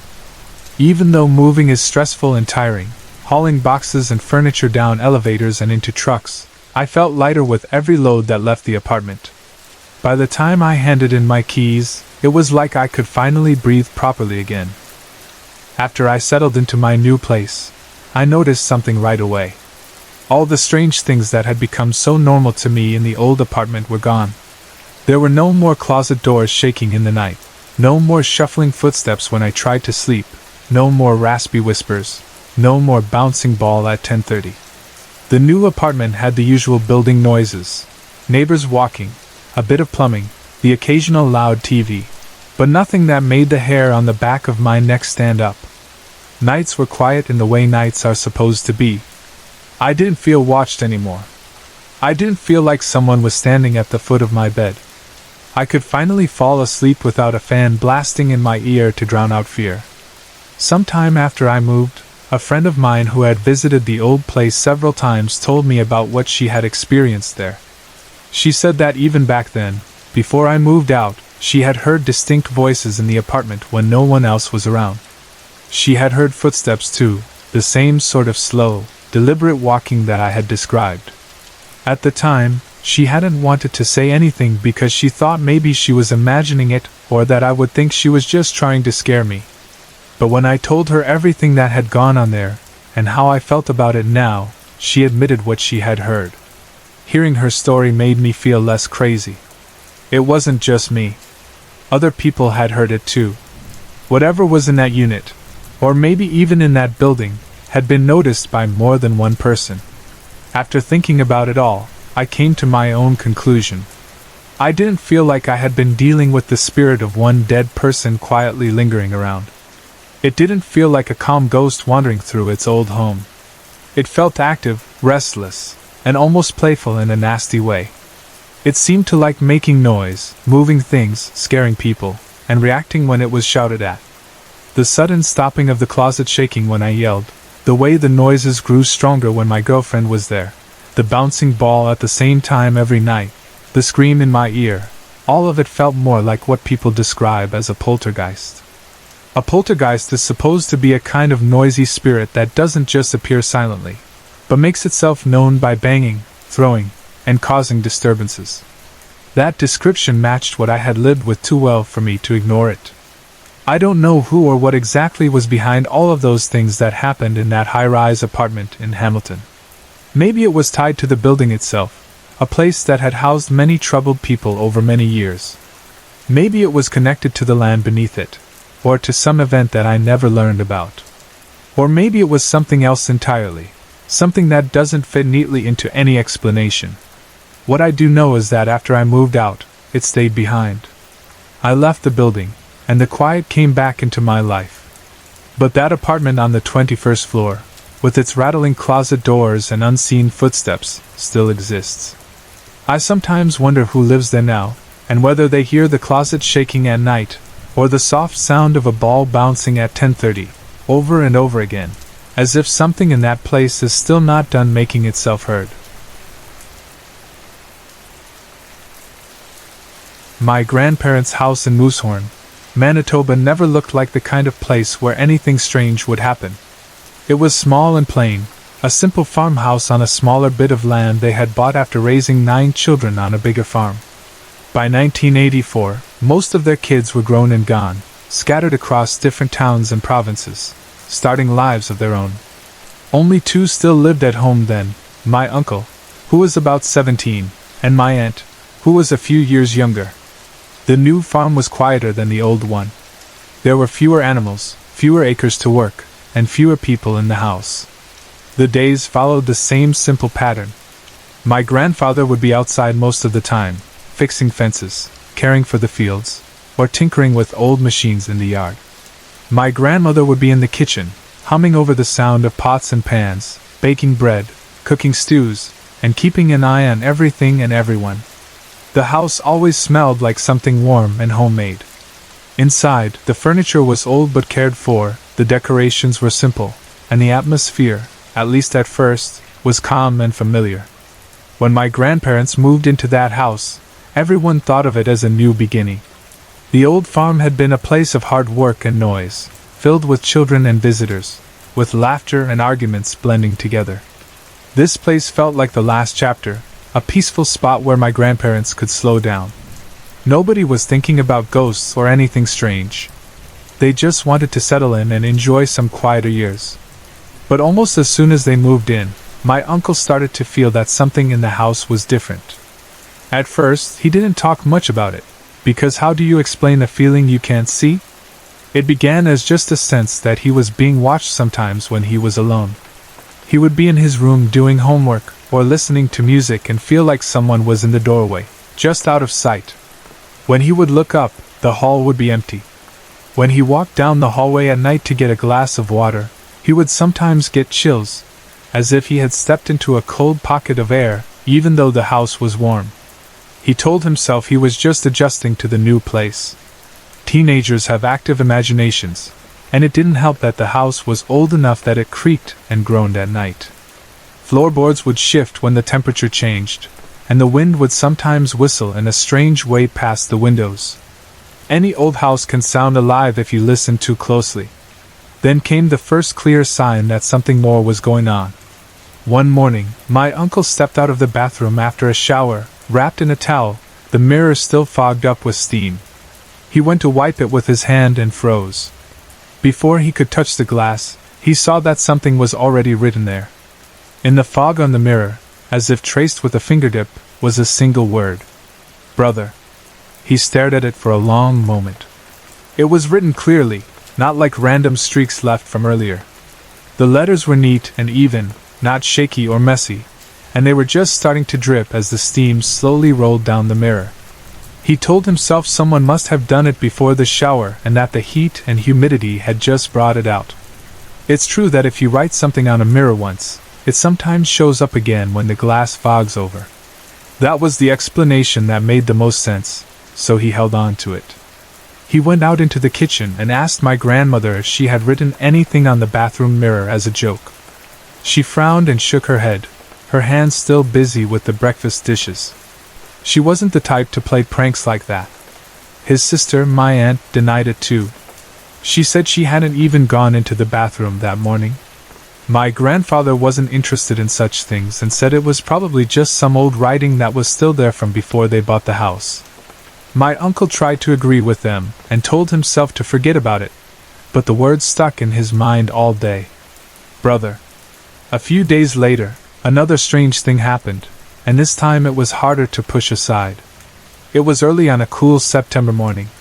The air outside had that crisp bite that comes just before the true cold of a Manitoba fall, and the windows on the house were fogged with a thin layer of condensation. My uncle was getting ready to go out, maybe to school or to help with chores, and he headed for the front door, pulling on his jacket as he went. As he reached for the knob, something caught his eye. On the glass of the door, written in the condensation from the outside air, were 4 words. "I am a father." The words were traced as clearly as the first one on the bathroom mirror had been. Again, they looked like someone had just written them with a fingertip, the droplets of water clinging to the lines making the letters stand out. My uncle felt a chill that had nothing to do with the weather. This didn't feel like an old message hiding under the fog. It felt fresh. He opened the door quickly and stepped out onto the small front step, looking around the yard, the trees, and the road, half expecting to see someone laughing and running away. There was nobody. The yard was quiet, the morning still, only the faint sound of birds and distant traffic. He went back inside and called his parents and his sister to the door. One by one, they came, looked at the words, and shook their heads. "Who did that?" my uncle asked, his voice tense. "Come on, this isn't funny." His sister said she had just woken up and hadn't been near the door. My grandmother said she had been in the kitchen the whole time. My grandfather, practical as ever, frowned and said maybe some kid in the neighborhood had done it, though there weren't many houses nearby and not many children around. Still, that was the easiest answer, so he went with it. My uncle didn't feel satisfied with that explanation, but there wasn't much else he could say. You can't argue with an invisible prankster. He wiped the words off the glass and went on with his day, but now he was watching the house with different eyes. The feeling of being watched grew stronger. At night, the hallway felt longer and darker. The small sounds in the house seemed louder, more deliberate. The real turning point came a few nights later. My uncle had gone to bed as usual. His room was simple, with a bed pushed up against one wall, a small dresser, and a window that looked out over a quiet field. The only light was from the moon outside and the faint glow of the hallway through the crack under his door.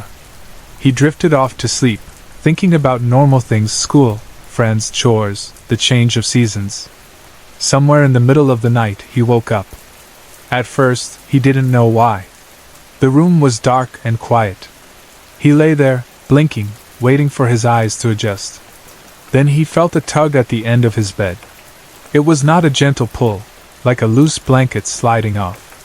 It was sharp and clear, like someone had taken hold of the covers and given them a purposeful yank. His heart started to pound.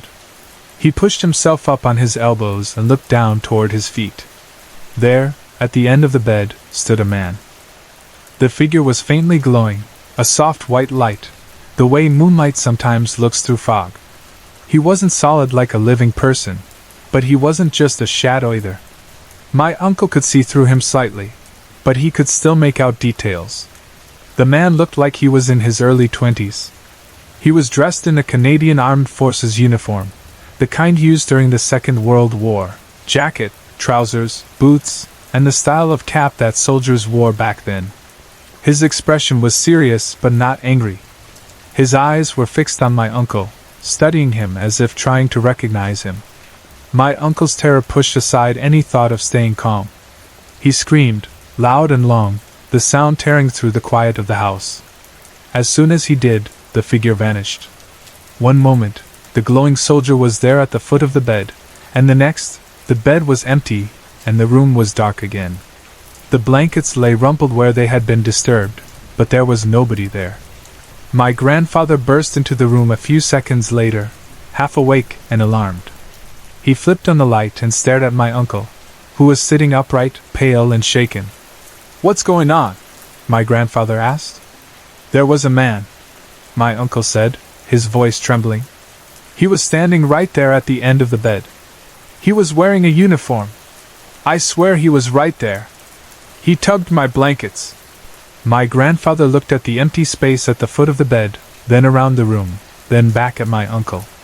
He saw no open windows, no doors, no broken glass, nothing that suggested someone had broken in. To him, it sounded like a nightmare, the kind that feels real but is gone as soon as the light comes on. "You were dreaming," he said firmly. "You woke yourself up screaming. There's nobody here. Go back to sleep. He tried to sound calm and certain, because that's how he dealt with things he couldn't explain. He turned off the light and left, closing the door partway behind him. My uncle lay back down, but sleep did not come easily. He could still see the figure in his mind, every detail of the uniform, every line of the pale face. It had felt too real to be just a dream. At first, nobody else in the house believed him. They thought he was overtired, or spooked by the earlier words on the mirror and the door. But over the next months, things started to happen that they couldn't ignore. The strange activity didn't stop after that night. If anything, it grew more frequent, though the actual glowing figure never appeared again. Furniture would move by itself. My grandmother would leave a chair tucked under the kitchen table, only to come back a few minutes later and find it pulled out, as if someone had just stood up. A small table in the living room would be shifted slightly out of place. Once, a picture frame on the wall was found tilted at an odd angle, even though nobody had touched it. They tried to blame the cat, or vibrations from someone walking heavily through the room, but not everything could be explained that way. Footsteps were heard when nobody was walking.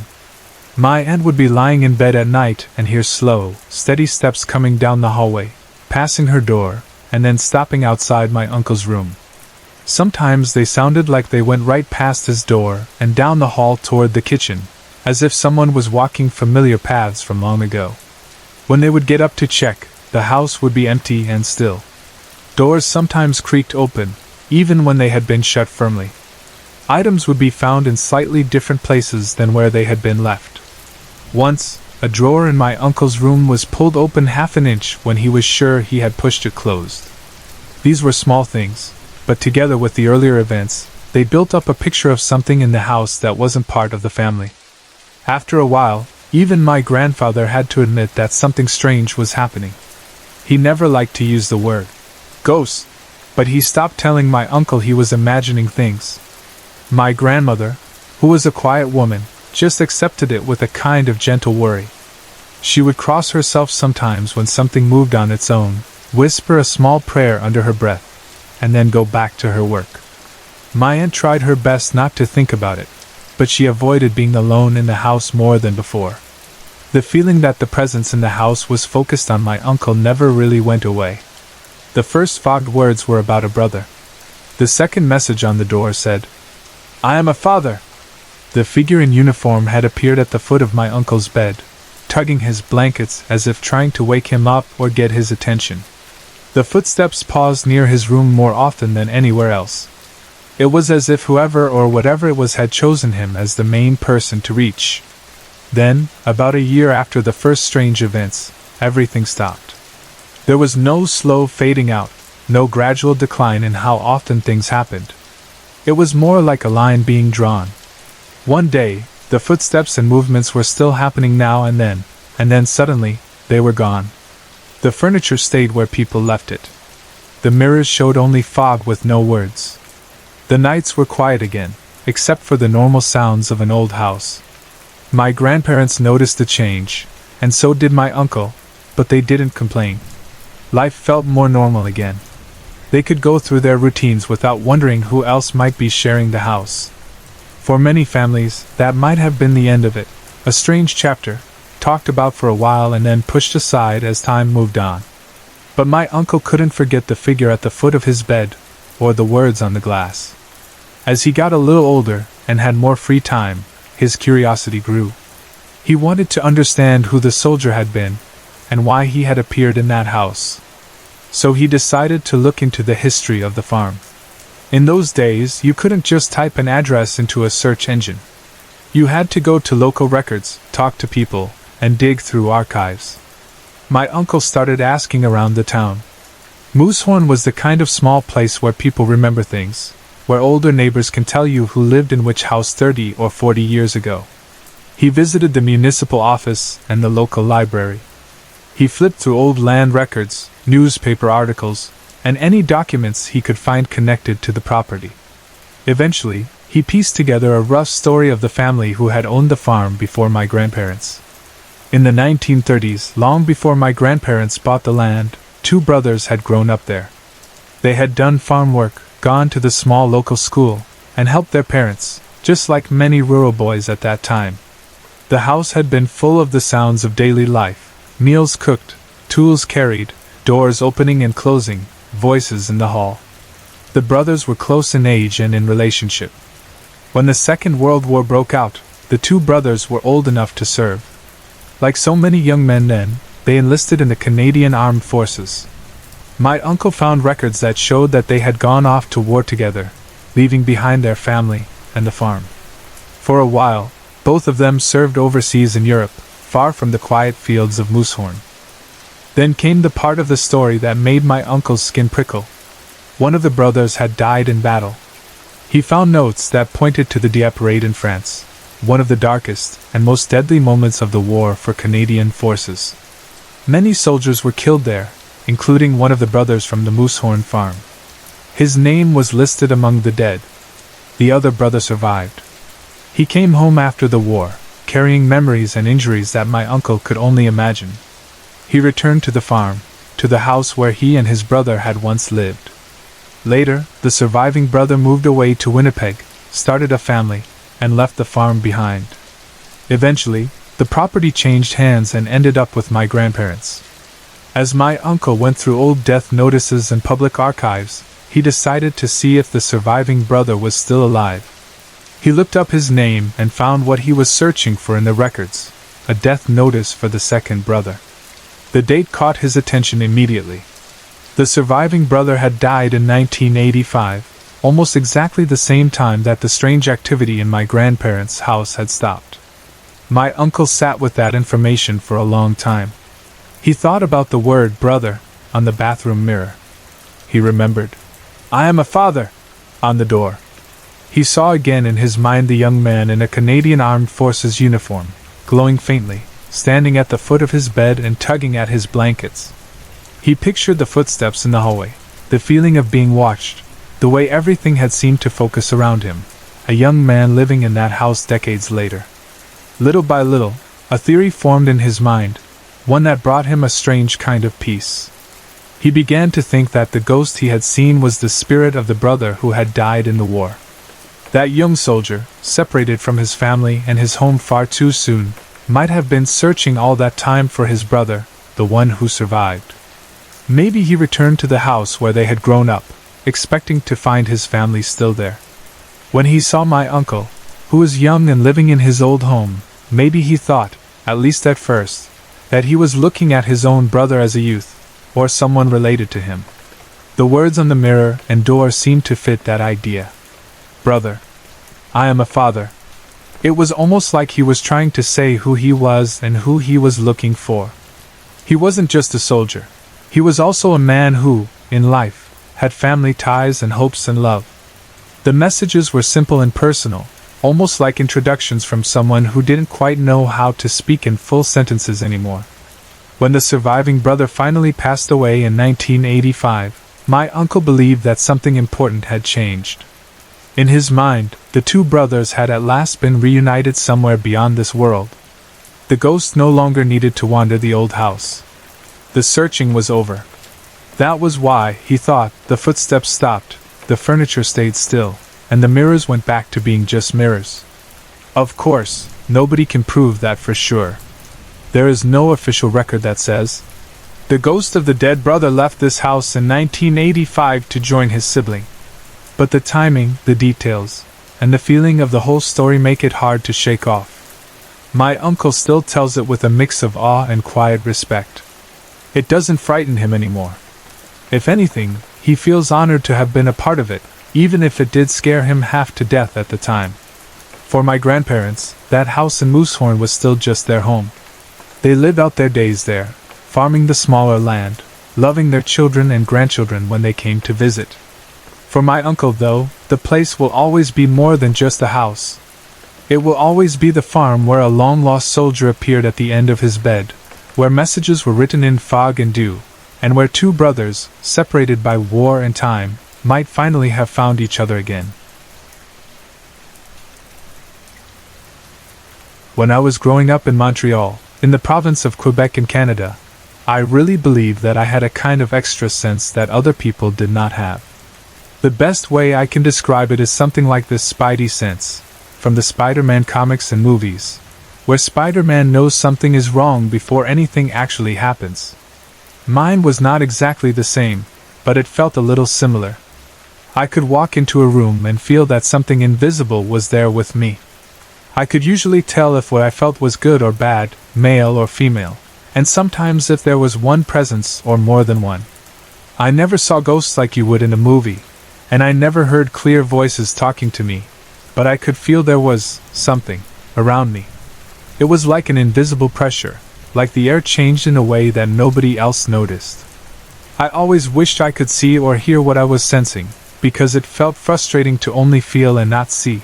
But even that limited sense made my childhood feel very different from other kids.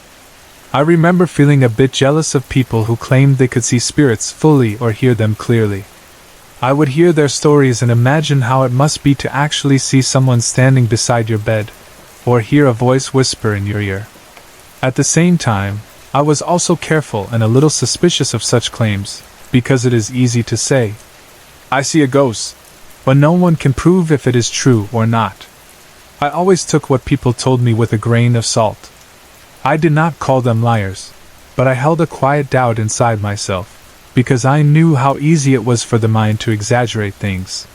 Still, whenever someone spoke seriously about spirits, I listened carefully, wondering if their experiences were anything like mine, even though mine were mostly just feelings. The sad part was that there was nobody in my family or close circle who could help me understand or develop this strange sensitivity. No one else around me seemed to feel the things I felt. I did not have a grandmother who read tea leaves, or an aunt who talked openly about psychic gifts, or a parent who shared experiences like mine. I had to carry these sensations mostly in silence. Sometimes I would hint at them, but usually I kept them inside. Over time that made me question myself more and more. Was I really sensing spirits, or was I simply imagining everything? Was I a little crazy? Was it just wishful thinking because I liked paranormal stories? There were no clear answers for me, and as I grew older, life became busier with school, friends, responsibilities, and everything that comes with growing up. By the time I was in my early 20s, I feel like I slowly turned that sense off, or at least turned the volume down so low that I could not hear it anymore. I started second-guessing everything. Any time I felt something odd, I immediately told myself, "You are overreacting," or "You just want something interesting to happen," or "You are imagining this." I tried to be very logical, and in doing that I began to push every strange feeling away. Looking back now, it really does feel like I closed the door on that part of myself. It was not a sudden decision, more like a slow, gradual closing, until one day I realized I did not sense much of anything anymore. It was almost like losing a language I once spoke fluently but never practiced. I was raised Roman Catholic, so my childhood faith always centered around Jesus, God, the Virgin Mary, and the saints. Church, prayer, and religious holidays were part of my life. Even as I became curious about spirits and energies, I still felt very connected to that faith. At the same time, my family taught me something that I still believe today, which is that many religions are just different paths to the same Creator. We might use different names or symbols or traditions, but we are all trying to reach the same source. Because of that, I grew up with a respect for other religions. I did not see them as enemies or threats, just different ways of expressing spiritual truth. That open attitude helped me later when I started reading about other belief systems, energy work, spirits, and things that traditional Catholic teaching doesn't always address directly. As life went on, I moved from Quebec to Ontario. I built a new life there with my husband. Even though my spidey sense seemed quieter, my interest in spirits and the afterlife never really disappeared. In fact, my husband and I often have deep talks about what happens after we die, about souls, ghosts, and what it all might mean. I am very lucky because he does not make fun of me or dismiss my curiosity. He supports me and listens, and sometimes shares his own thoughts and experiences. Those conversations kept that part of me alive, even if the actual sensitivity felt weaker than it had in my childhood. For a long time I suspected that spirits might still be around me, but I honestly did not know how to be sure anymore. I did not trust myself the way I used to.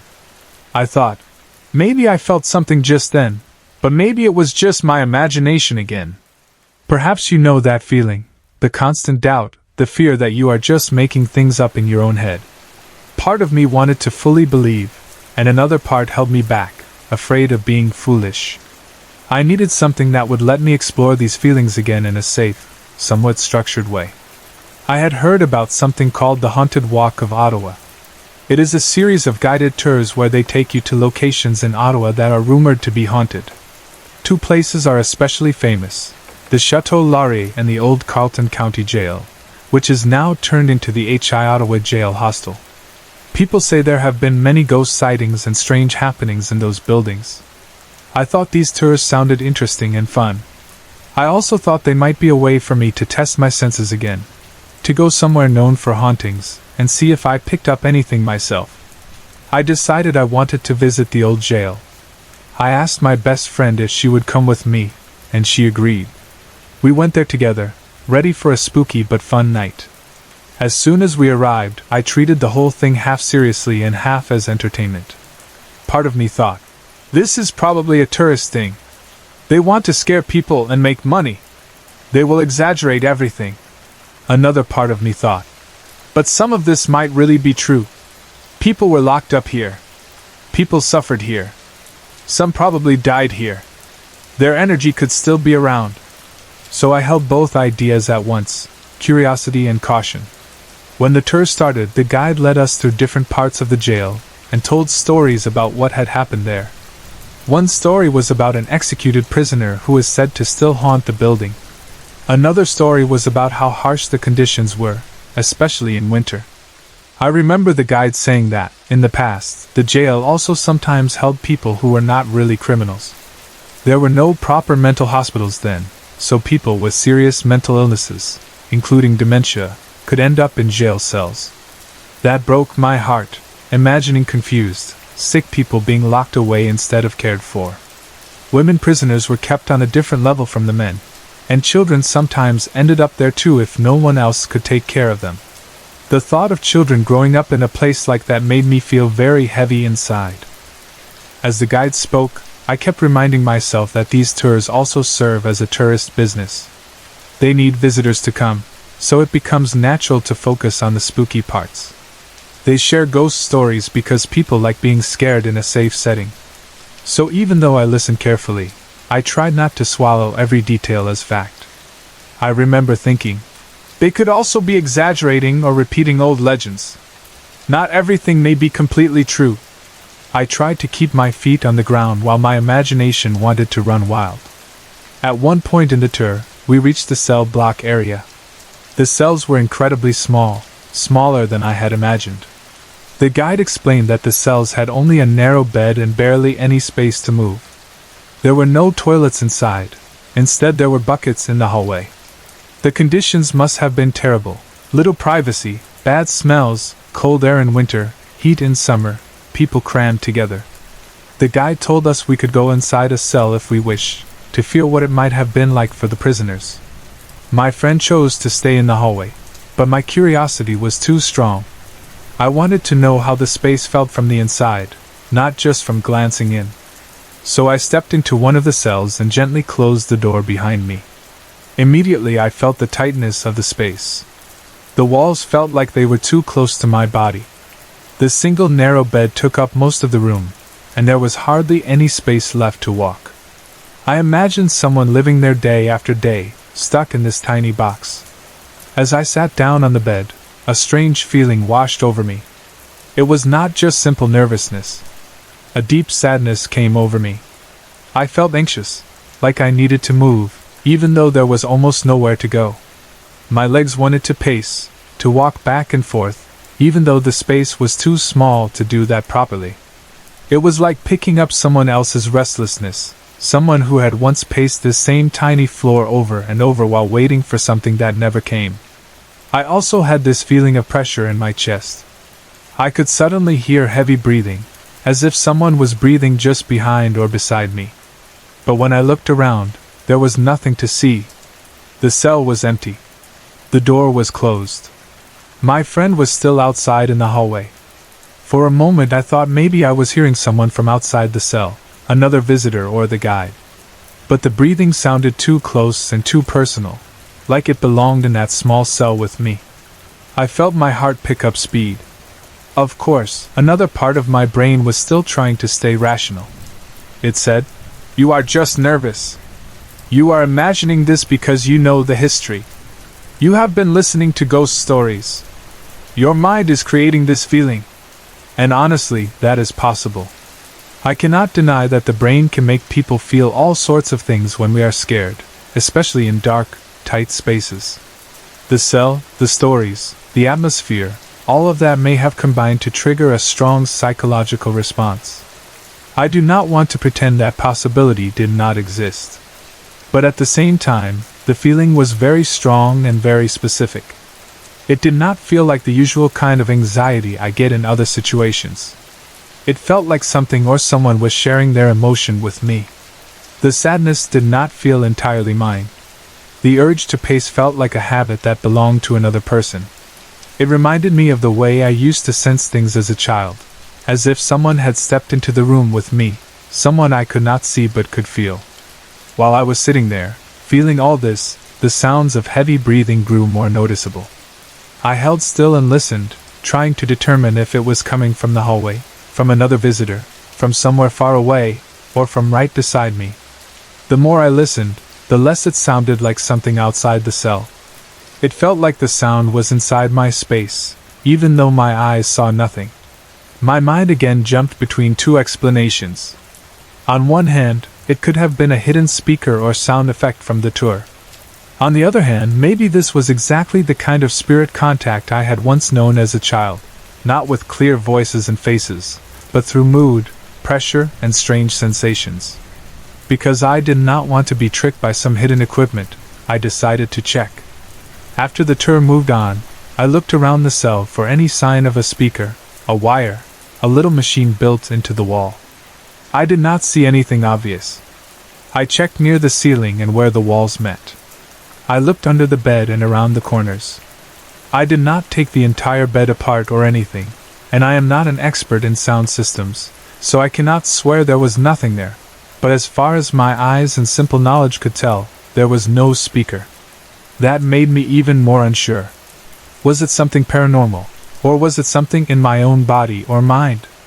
When I finally left the cell, I felt a confusing mix of emotions. I felt shaken, but not exactly terrified. I felt sad, but also curious. I felt a tiny spark of something I had not felt in years, that deep sense that something invisible had touched my awareness. This was the feeling I had known as a child in Montreal, before I turned it off. Back then it had felt more natural. Now, getting a taste of it again after so many years, it felt both familiar and strange. After the tour ended, I kept thinking about the experience. I replayed the moments in my mind, walking into the cell, sitting on the bed, feeling the heaviness and urge to pace, hearing the breathing, checking for speakers. I tried to be honest with myself. I said, "You might have just been very nervous in a claustrophobic space, especially after hearing spooky stories." Then I also said, "But what if that moment was real contact, and not just fear?" I did not want to fool myself, but I also did not want to ignore everything I felt. The whole thing left me with more questions than answers. I still do not know for sure whether I met a spirit in that cell or whether I simply had a powerful emotional reaction. Maybe it was both. Perhaps the energy was real, and my mind translated it through my fears and the stories I had heard. Maybe it was entirely psychological. I cannot prove anything either way. What I do know is that something about that place and that moment touched me deeply and stirred up the old part of me that used to sense things easily. Since then, I have found myself thinking back to my childhood in Montreal, when I trusted my spidey sense more. I remember how natural it felt then to know if a presence was kind or harsh, male or female, quiet or loud, even though I could not see it. I remember how lonely it felt not to have someone to guide me. I believe that because I had no support, I shut it all down. Visiting the old jail in Ottawa reminded me that this part of me might still be there, under the surface, waiting to be acknowledged again. Now I am in this strange place where part of me wants to reopen that door, and part of me is afraid. I do not want to lose my grip on reality. I do not want to start seeing signs everywhere that may only be coincidence. At the same time, I do not want to completely ignore my intuition anymore. I feel like there must be a way to balance both, to be open and sensitive but also grounded and careful. I still believe in God and in the idea that the Creator watches over us. I believe that if there are spirits, some of them might simply need to be acknowledged, or gently guided, or simply respected. When I think about that night in the cell, I do not see it as a horror story. It does not feel like I was attacked or harmed. It feels more like I stepped into somebody's old pain for a few minutes. Whether that pain belonged to an actual spirit, or to the memory of many people who suffered there, I still felt it. That experience has stayed with me and made me more curious about learning how to carefully listen again, while still keeping both feet firmly on the ground. The house I grew up in was a side split like most of the houses in our neighborhood. If you stood on the front step and looked around, every house seemed to be a slight variation of the same design, a low roof, a big front window, and a layout that made sense only once you'd walked through the door a few times. Ours felt ordinary and familiar in every way, which is maybe why what happened in it still feels so strange to me now. When you walked in the front door, you entered a small main hallway. Straight ahead was the doorway to the kitchen. To the left was the living room with the big window facing the street. And to the right, immediately as you came in, were two staircases side by side. One went up to the bedrooms, the other went down into the basement. I probably walked up and down those stairs 1,000 times as a kid, never thinking twice about them, never imagining I would one day stand at the bottom and see something I still cannot explain. If you went up the staircase to the second floor, you'd come to another hallway. On the left, just a few steps in, was the washroom, and next to it my parents' bedroom. On the right side of the hall was my younger brother's room. At the very end of the hall, straight ahead from the top of the stairs, was my room. If you stood at the bottom of the stairs in the main hallway and looked up, you could see straight down that upper hallway into my bedroom.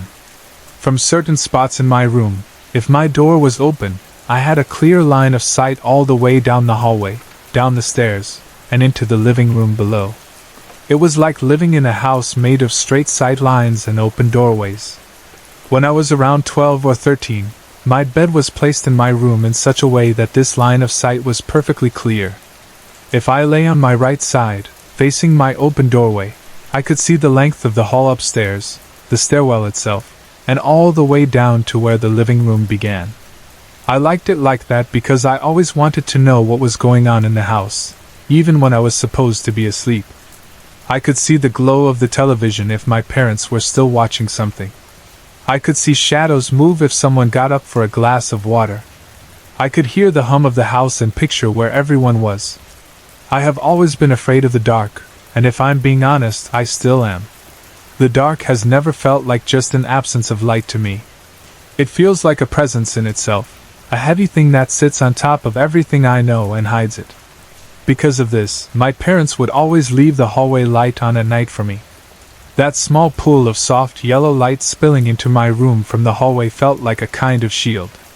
As long as that light was on, I could see enough to calm my mind. The shapes of furniture were familiar. The shadows were thin and not too deep. The light made me feel watched over, even when everyone else was asleep. Even before that night, I had often had trouble falling asleep.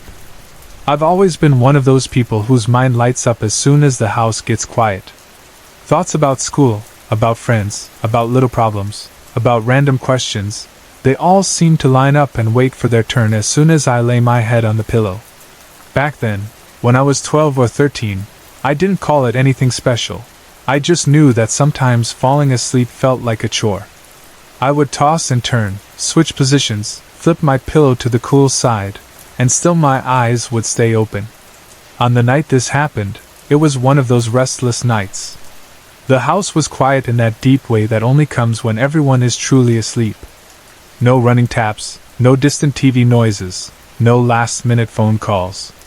Just the low hum of the refrigerator somewhere downstairs and the occasional creak that old houses make as they settle.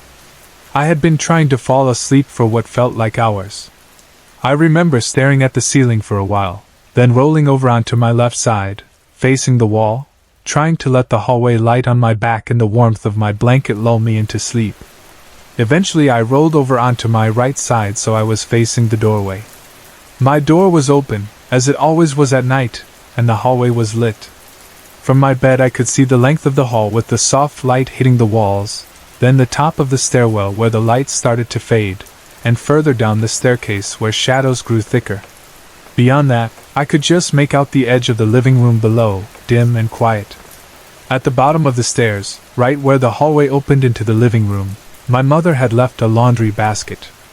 I remember this detail very clearly because it was such an ordinary, harmless thing. The basket was one of those simple plastic ones, white, with handles at the sides. It was full of clothes she had folded earlier, waiting to be taken down to the basement laundry area the next day. From where I lay, I could see the curve of the basket and some of the folded fabric on top. It was one of those typical things you see in a family home and forget about almost immediately. I lay there looking toward the basket, my mind drifting between boredom, sleepiness, and that weird alertness you get late at night. I remember thinking about school, about something a friend had said, then about nothing in particular.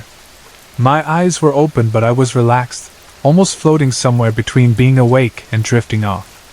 It was then that I noticed something over and slightly behind the laundry basket. At first it was so subtle that I thought my eyes were just playing tricks on me. It looked like a light haze over the basket, almost like the way the air shimmers above a hot road, but softer. Then it became clearer. It wasn't smoke and it wasn't a solid shape. The closest I can come to describing it is to say that it looked like the condensation you see on a cold window when it's raining outside. Tiny dots, a faint blur, something that catches the light in a soft way. It was a finely speckled, misty presence, like a small cloud hanging just above and behind the laundry. I stared at it, half expecting it to fade away if I blinked a few times. I did blink, and I rubbed my eyes once, thinking maybe I was just tired and my vision was starting to distort. But when I opened my eyes fully again, it was still there. It seemed clearer, in fact, almost as if it had been waiting for me to really see it. Oddly, I wasn't immediately terrified. At first I thought, I must be half asleep and dreaming with my eyes open. It felt like when you stare at something long enough and your mind starts to create moving patterns in your vision. The mist wasn't moving wildly, but it wasn't completely still either. It seemed to gently gather itself together, the way fog might swirl very slowly if there were no wind. I lay there completely still, not because something was holding me down, but because I felt caught between curiosity and unease. It wasn't that I couldn't move. I just didn't. It was as if my body had decided. Stay still. Watch. As I kept looking, the shape began to change.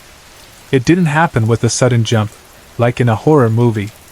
It was gradual, almost slow enough to doubt it was happening at all, and yet definitely shifting.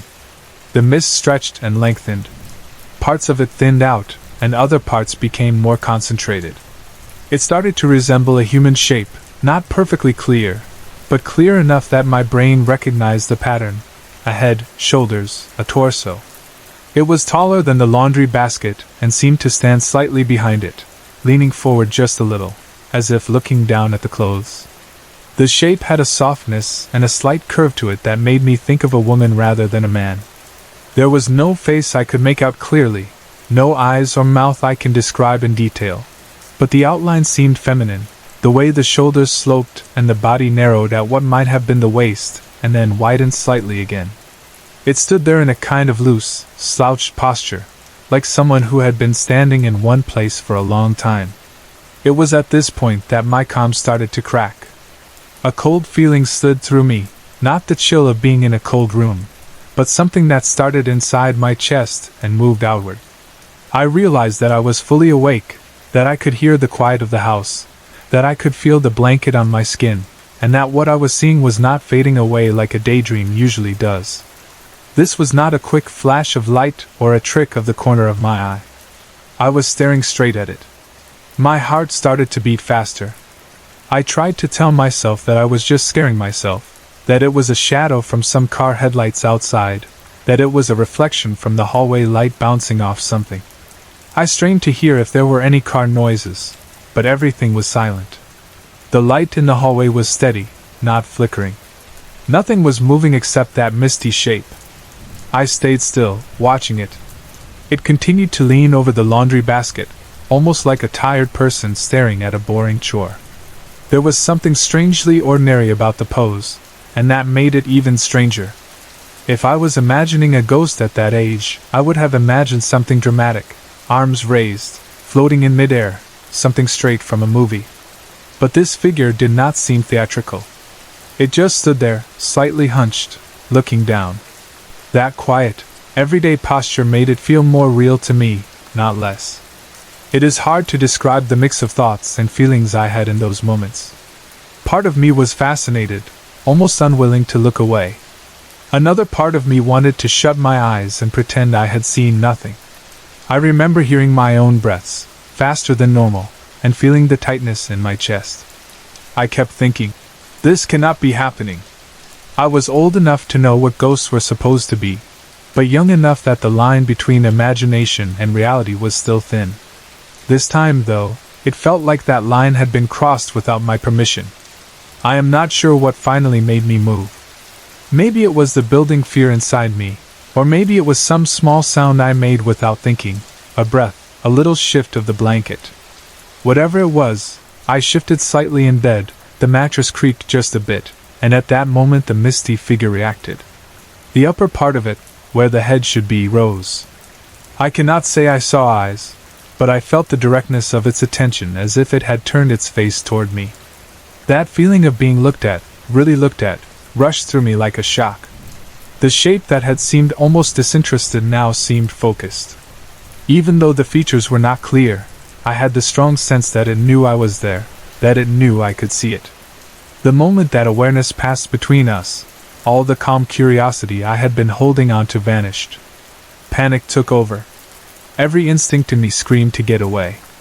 I didn't stop to analyze or think. I threw the blanket off and jumped out of bed so quickly that I barely remember my feet hitting the floor. I ran out of my room, down the short length of the hallway, and into my parents' bedroom without even daring to glance back toward the stairs. My father is a heavy sleeper.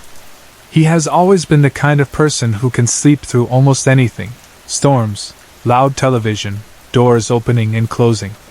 That night was no different. I burst into their room, dove into the bed between them, and he barely stirred. Maybe he grunted once, rolled slightly, and then settled again. My mother, on the other hand, woke up right away. I remember the feeling of her arm coming around me almost instantly, pulling me close, even before I could explain what was wrong. I was crying, really crying, not the kind of quiet tears you get when you are a little sad, but the kind that makes your whole body shake. I buried my face against her, and could barely speak. I do not remember exactly what I said, if I said anything at all, but I remember her voice saying that I was okay, that I was safe, that I could stay with them. She did not ask a lot of questions in that moment. She just held me and murmured small, calming words. The warmth of being between them, the familiar smell of my parents' room, the steady sound of their breathing, all of that slowly pushed the fear back. At some point, still wrapped in her arms, I fell asleep. I slept deeply after that, without dreams that I can remember. It was as if my mind had shut itself down once it felt secure, exhausted from the shock of what I had seen. In the morning, light was coming in through the window, and everything felt ordinary again. My parents were awake. My mother was her usual self, talking about breakfast and the plans for the day. My father, in his normal straightforward way, mentioned what he thought had happened. He said something like, "You've really got to get over this fear of spiders," in a half-teasing, half-serious voice. He assumed that I had seen a spider in my room or on my wall and panicked and run into their bed because of that. It was not an unreasonable assumption. I have never liked spiders much, and as a kid I disliked them even more. To him, that explanation probably fit perfectly. Daughter sees spider, daughter runs to parents. Problem solved. I remember standing there, listening to him, and for a moment I thought about correcting him. I thought about saying, "It wasn't a spider. I saw something at the bottom of the stairs." I imagined trying to describe the misty figure, the way it formed into a human shape, the way it turned toward me. I imagined the look on his face, the questions he might ask, or the way he might shrug it off as a dream or a trick of the light. I imagined my mother's worried expression, not sure what to say. In the end, I didn't correct him. I let him think it was a spider. I nodded, maybe even gave a weak smile, and let the subject drop. Something inside me wanted to keep what I had seen to myself. I don't know if I was afraid they wouldn't believe me, or afraid that by saying it out loud I would make it more real. Even now, years later, I am not entirely sure. But I do know that I stayed quiet. It has been more than a decade since that night. Even now, I can picture the layout of the hallway and the stairs and the living room. I can see that basket of laundry sitting at the bottom. I can see the soft light from the hallway and the way the shadows fell. And I can still picture that strange mist, gathering itself above the basket and stretching into the shape of a person. I have tried many times to explain it to myself in simple, logical ways. Maybe I really was half asleep and dreaming with my eyes open. Maybe my tired brain took the image of the laundry basket and stretched it into something else. Maybe some odd reflection from the hallway light or from a car outside created a shape that my imagination filled in. All of those explanations are possible. I cannot prove that what I saw was a ghost or spirit or anything supernatural. But I also cannot fully shake the feeling I had in that moment, the feeling of being watched by something that was not supposed to be there. It did not feel like a normal shadow, and it did not behave like one. It felt aware. It felt like it noticed me, the way a living person does, even though it did not move like a living body. That feeling is the part one struggles with the most, the part that does not fit easily into any simple explanation. Maybe what I saw was real, in a way I don't fully understand. Maybe it was only in my mind. Or maybe it was a strange mix of both, a real experience colored by fear and sleepiness. I still do not have the answer. What I do know is that, out of all the nights I spent in that house, that one night stands out so clearly that I can tell it again and again, with the same details and the same unease. And even though I have never told my family the full truth about it, that moment at the bottom of the stairs has stayed with me, quietly, all these years. Sorry to interrupt. If you're enjoying the story, let me know in the comments and tell me where you're watching from. Don't forget to like and subscribe for more. I was 8 years old when the first strange thing happened, though at the time it did not feel strange in the ghost story way. It felt heavy, sad, and somehow expected, like a storm you have been watching slowly move toward you for days. I remember my father calling my sister and me into the living room. His voice was serious, and there was a kind of tired weight in it that made my stomach twist even before I sat down. He asked us to sit because he had some bad news. I already knew what he was going to say before he opened his mouth. It was one of those moments where your mind runs ahead of the words and fills in the ending on its own. My grandmother was gone. I felt it before he said it. My grandmother had been fighting cancer for a long time. Even as a child, I could see the way it drained the strength from her little by little, though adults tried to keep the worst parts away from us. I did not see her in her last days. They thought it would be too much for us, and maybe they were right. But even without seeing, I sensed when the fight was over. While my father sat there, trying to find the right way to tell us, some part of me already knew that her pain had finally ended and that she had died. She was not an ordinary woman in my eyes.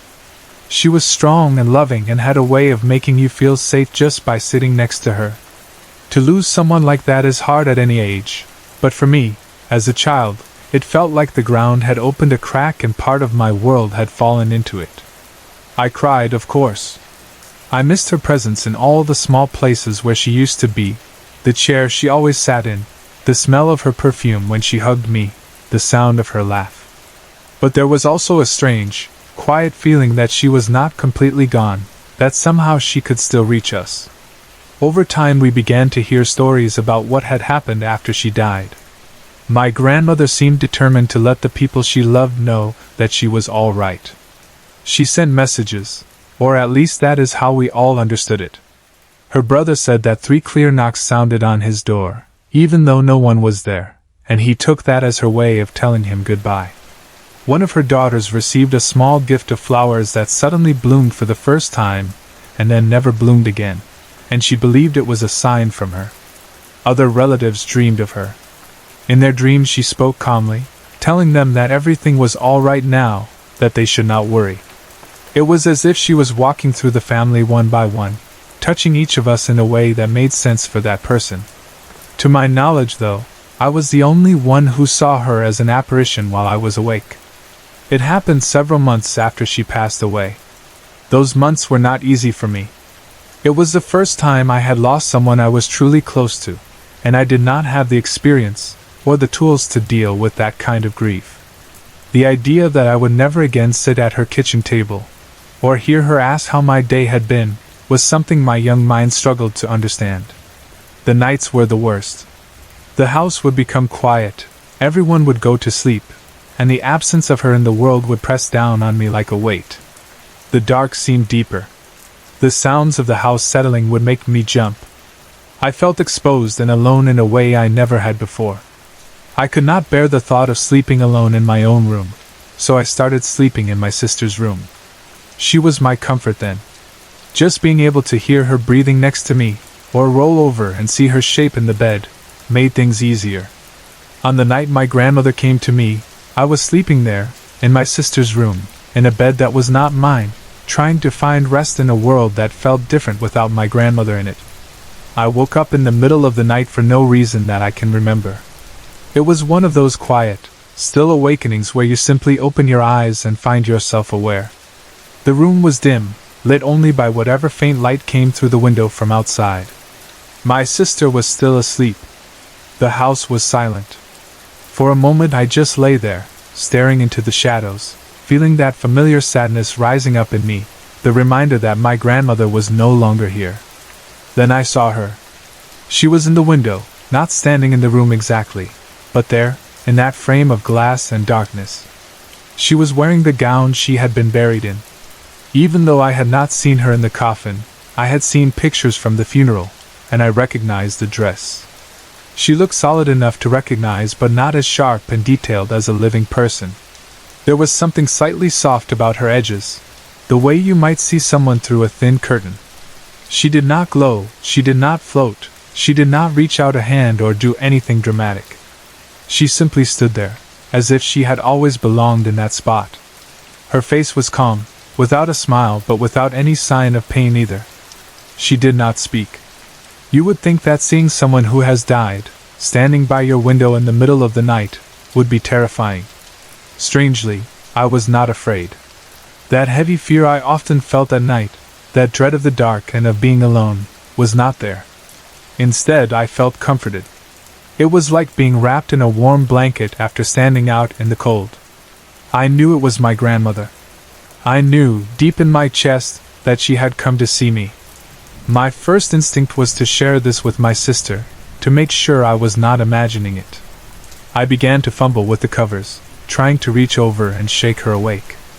The movement seemed to break something inside me. As soon as I started to reach out, I was overwhelmed with grief.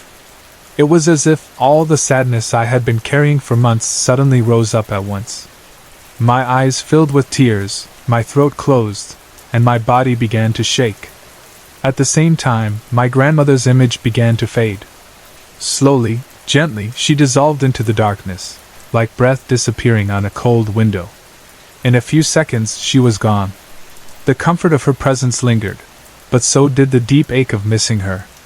I lay there crying silently, not wanting to wake my sister, not sure if I had just experienced something sacred or if my mind had created what my heart so desperately needed.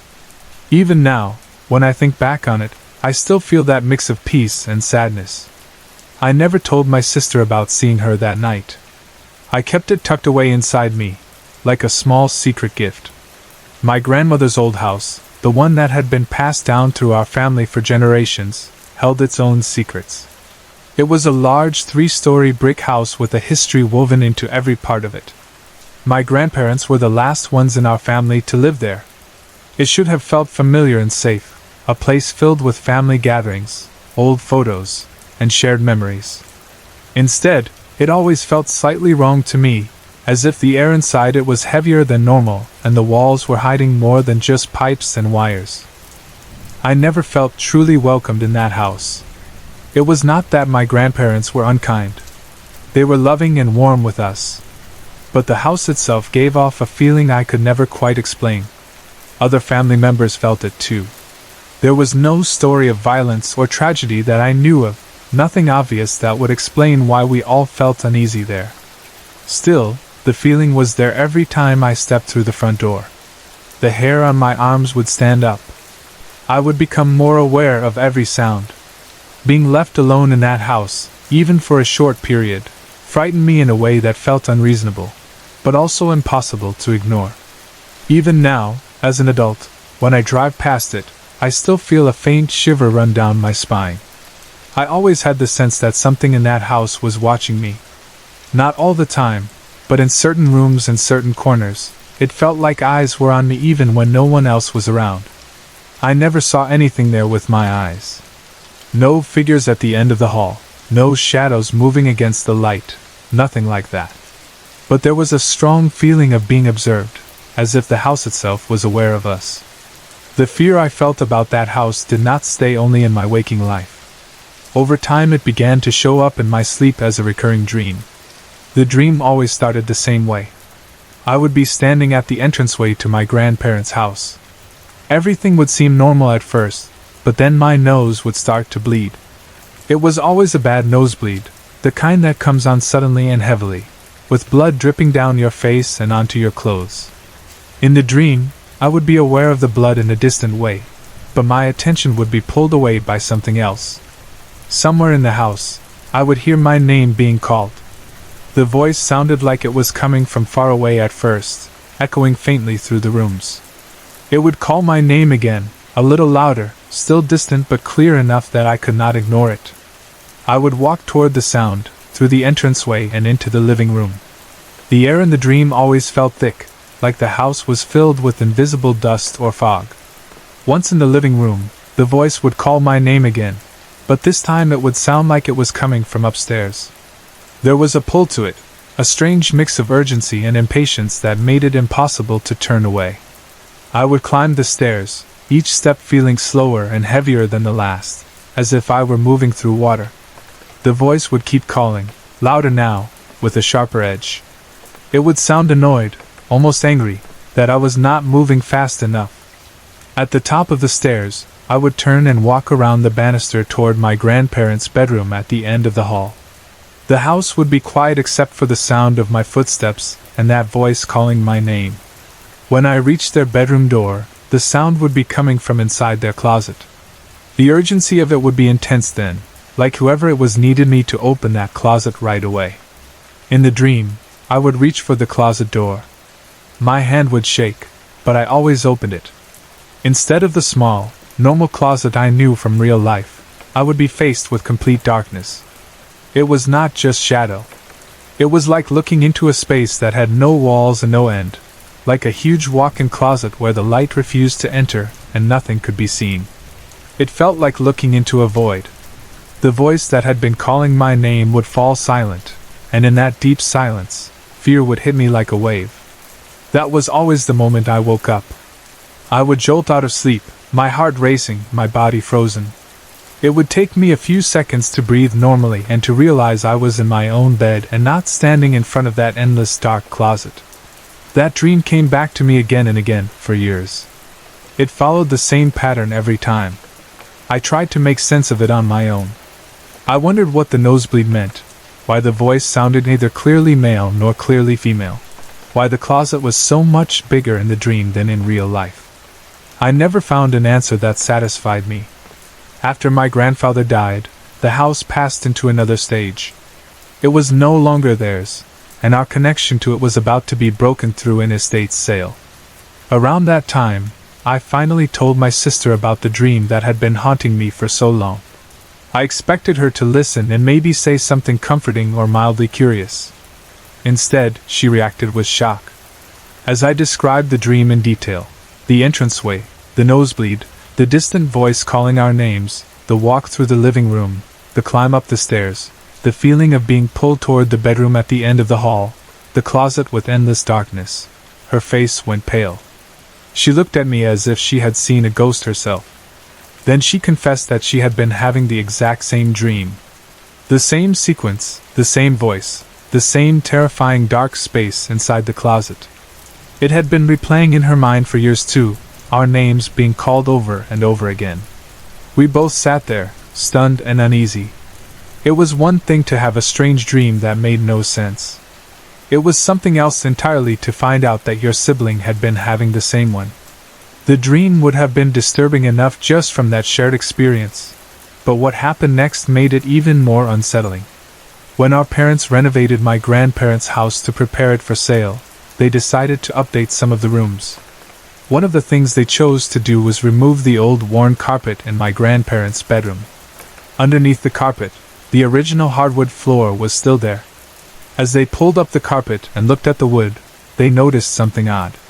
The floor showed the clear outline of a space that had once been a large walk-in closet. There was the mark where the walls had been, and the shape of the doorway, all imprinted on the wood. At some point in the past, before we were born, that big closet had been torn down.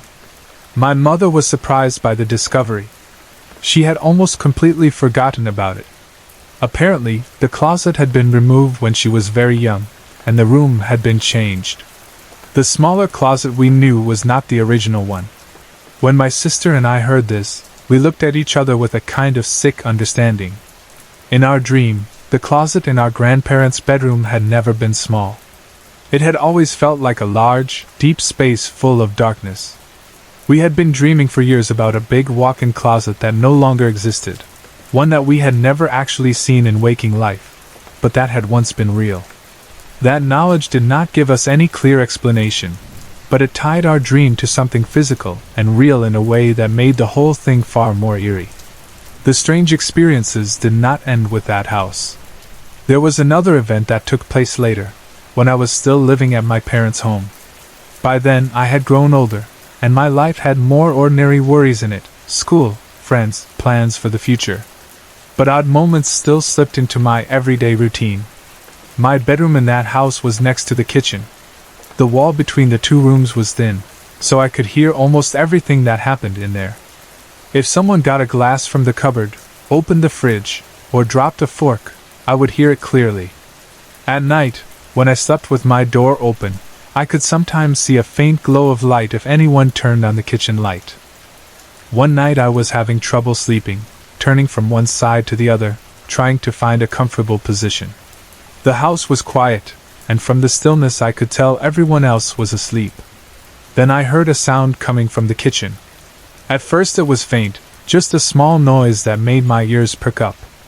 I listened more closely and realized I could make out what sounded like someone shifting in a chair at the kitchen table. It was a soft scrape or creak, the kind of sound you hear when someone adjusts their weight while sitting. Then I heard the distinct sound of a metal spoon hitting the side of a cup, again and again, in a steady rhythm, like someone stirring something hot. The sound was clear and familiar. In our house, when someone made tea or cocoa, that was exactly what you would hear: the gentle clink of the spoon against the ceramic cup as they stirred sugar or hot chocolate powder into the liquid. Naturally, I assumed someone had gotten up in the night to make themselves a warm drink. Maybe they could not sleep either. Maybe they had a sore throat, or wanted something comforting. I lay there, listening, waiting to see the light from the kitchen spill past my doorway. But there was no light. The hallway stayed dark. The glow I expected never came. It was as if someone were sitting in the dark kitchen, stirring a cup at the table without turning on any lights at all. That struck me as strange, but I was tired and did not feel like getting up to satisfy my curiosity. I told myself that whoever it was might not want to wake anyone by turning on the light, and that they knew the kitchen well enough to move around in the dark. I shrugged it off and eventually drifted back to sleep. The next morning, I was the first one to wake up. I went through my usual routine, moving through the hallway into the kitchen. I glanced automatically at the sink and the table, expecting to see a cup left out from the night before, maybe a spoon resting inside it. There was nothing. The sink was empty. The table was clear. It looked exactly as it had before we had all gone to bed. That bothered me. It was a small detail, but it did not match what I had heard. Later, as each member of my family got up and came into the kitchen, I asked them casually if anyone had gotten up in the night to make a tea or a hot drink. Every single one of them said no. No one remembered waking up. No one had left their bed except to use the bathroom quickly, and then go straight back to sleep. There had been no late-night snacking, no quiet cup of cocoa. I tried to dismiss it again. Maybe I had dreamed the sounds. Maybe I had drifted into sleep and a dream had overlapped with the real sounds of the house settling. It was easier to think that than to consider any other explanation. I let it go, or at least I tried to. A few nights later, around the same time, something else happened. I was lying in bed again, my door open, the house quiet. Suddenly I heard footsteps on the stairs. The steps were measured and real, not the vague, muffled creaks you sometimes imagine. It sounded exactly like someone was walking up or down the stairs.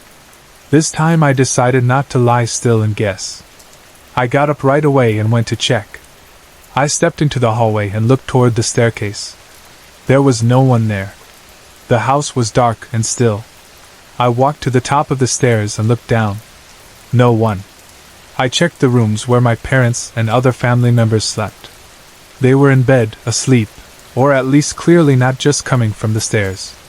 I stood there for a moment, listening. The house gave me nothing back but silence.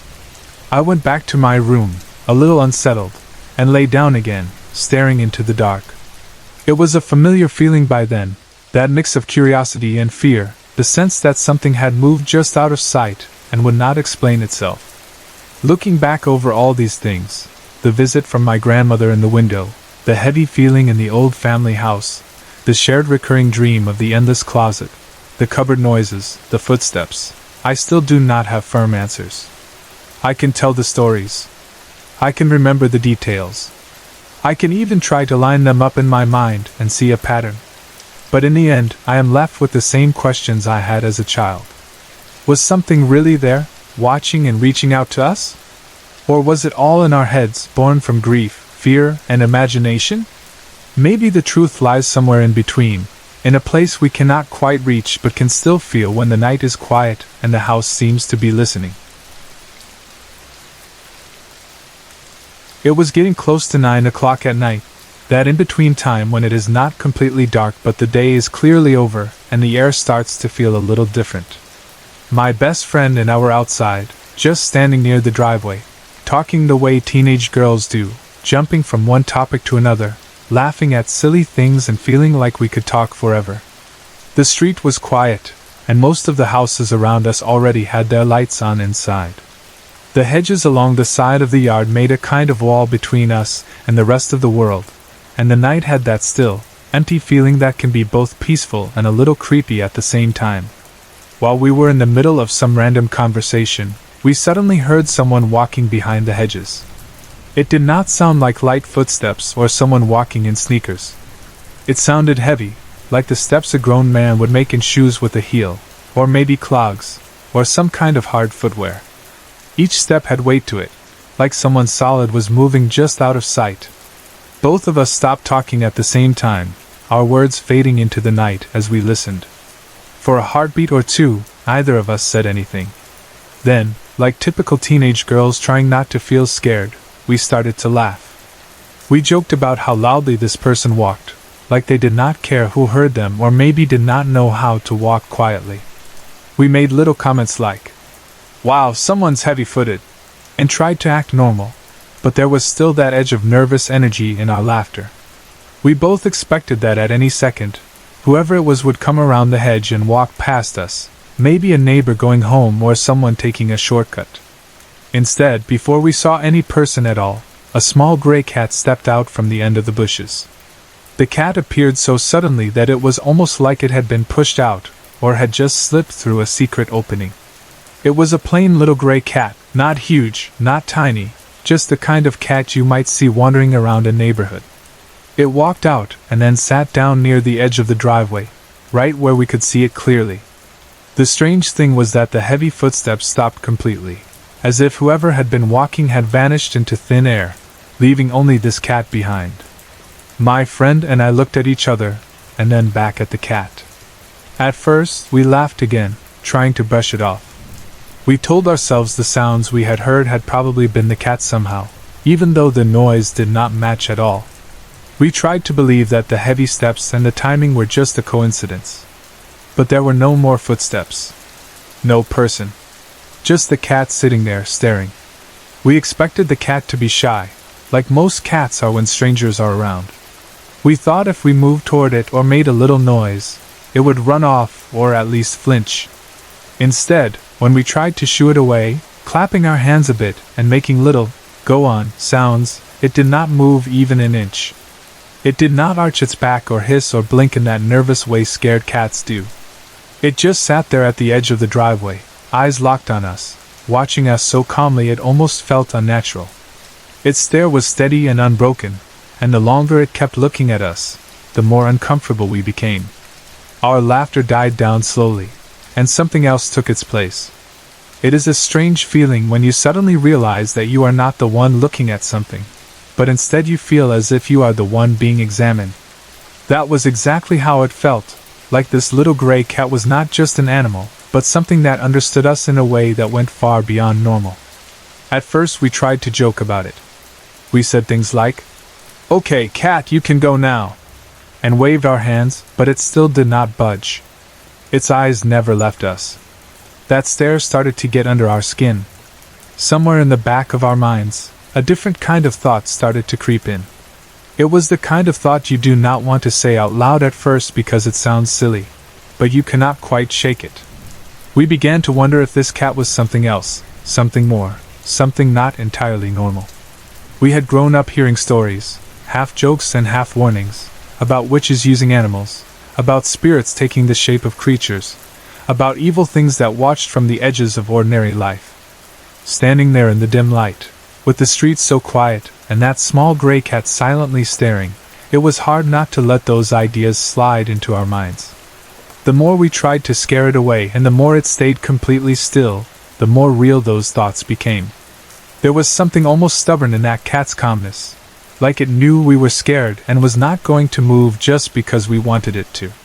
The air around us felt thicker somehow, and I could feel my heart beating faster in my chest. We were just two teenage girls who had been laughing a minute ago, and now we were suddenly frozen on the driveway, facing this silent, unblinking animal that felt wrong in a way that was hard to put into words. Finally, fear won. We did not scream or make a big scene, but we both turned and hurried, then practically ran back into my house. The feeling that something was not right pushed us to move faster than we meant to. Once we were inside, with the door safely shut, we tried to calm down and tell ourselves it was just a normal cat, and we were being dramatic. But the fear did not go away that easily. My best friend was so shaken that she did not even want to walk the short distance back to her own home, even though she lived only about half a block away.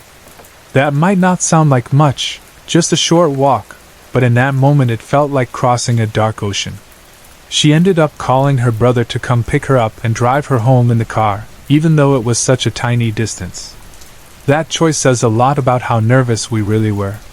You do not ask someone to come get you for a half-block walk unless something has truly scared you deep down. Looking back, I can still remember the way that small gray cat just sat there in the driveway, staring, as if it knew exactly what it was doing to us. That was not the only strange thing that ever happened to me. There have been other events in my life that left me feeling unsettled and wondering what was real and what was not. One night, much later, I was getting ready to go to sleep. It was one of those regular nights where nothing seemed special. I had done whatever I needed to do for the day, brushed my teeth, maybe read a little, and finally settled into bed. Outside, I could hear the sound of rain starting to fall, soft at first and then a little heavier, tapping at the windows and the roof. It was the kind of sound that usually relaxes you and makes you feel safe and cozy in your room. My eyelids were growing heavy, and I was just beginning to drift into that space between waking and sleep when I felt something that pulled me sharply back to awareness. I had the clear, solid sensation that someone had walked into my bedroom. You know how you can hear the shift in the air when someone enters, how you can feel the presence of another person even if they are not making much noise. That was exactly how it felt. The sense of someone crossing the threshold into my room was so strong that I did not even question it at first. I assumed it was my dad. I thought he had come in because it was raining outside and maybe he wanted to close my window or check on me, the way parents sometimes do. I did not open my eyes right away. I just lay there, expecting to hear him move toward the window or say something. For a few seconds, I waited for the familiar sound of his footsteps or the sound of the window sliding shut. Instead of feeling reassured, I started to feel something else, something much darker. A heavy, eerie sensation of being watched settled over me, enclosing me like a weight. It was different from the feeling I had when my dad checked on me, which always felt warm and safe. This was cold and sharp, like invisible eyes staring at me from too close. I tried to shake it off and told myself I was just imagining things, that my mind was playing tricks on me because I was half asleep. I tried to blame it on an overactive imagination, on the way shadows and sounds can seem strange when you are lying alone in your room at night. But the feeling did not fade away. If anything, it grew stronger. Then something happened that froze me in absolute fear. I felt what seemed like a cold piece of metal touch the back of my neck. It was a very clear sensation, not vague or fuzzy. It felt narrow and hard and icy, pressing lightly but definitely against my skin, right where my neck meets the top of my back. In that instant, my whole body went stiff. My mind leaped to the worst possible conclusion.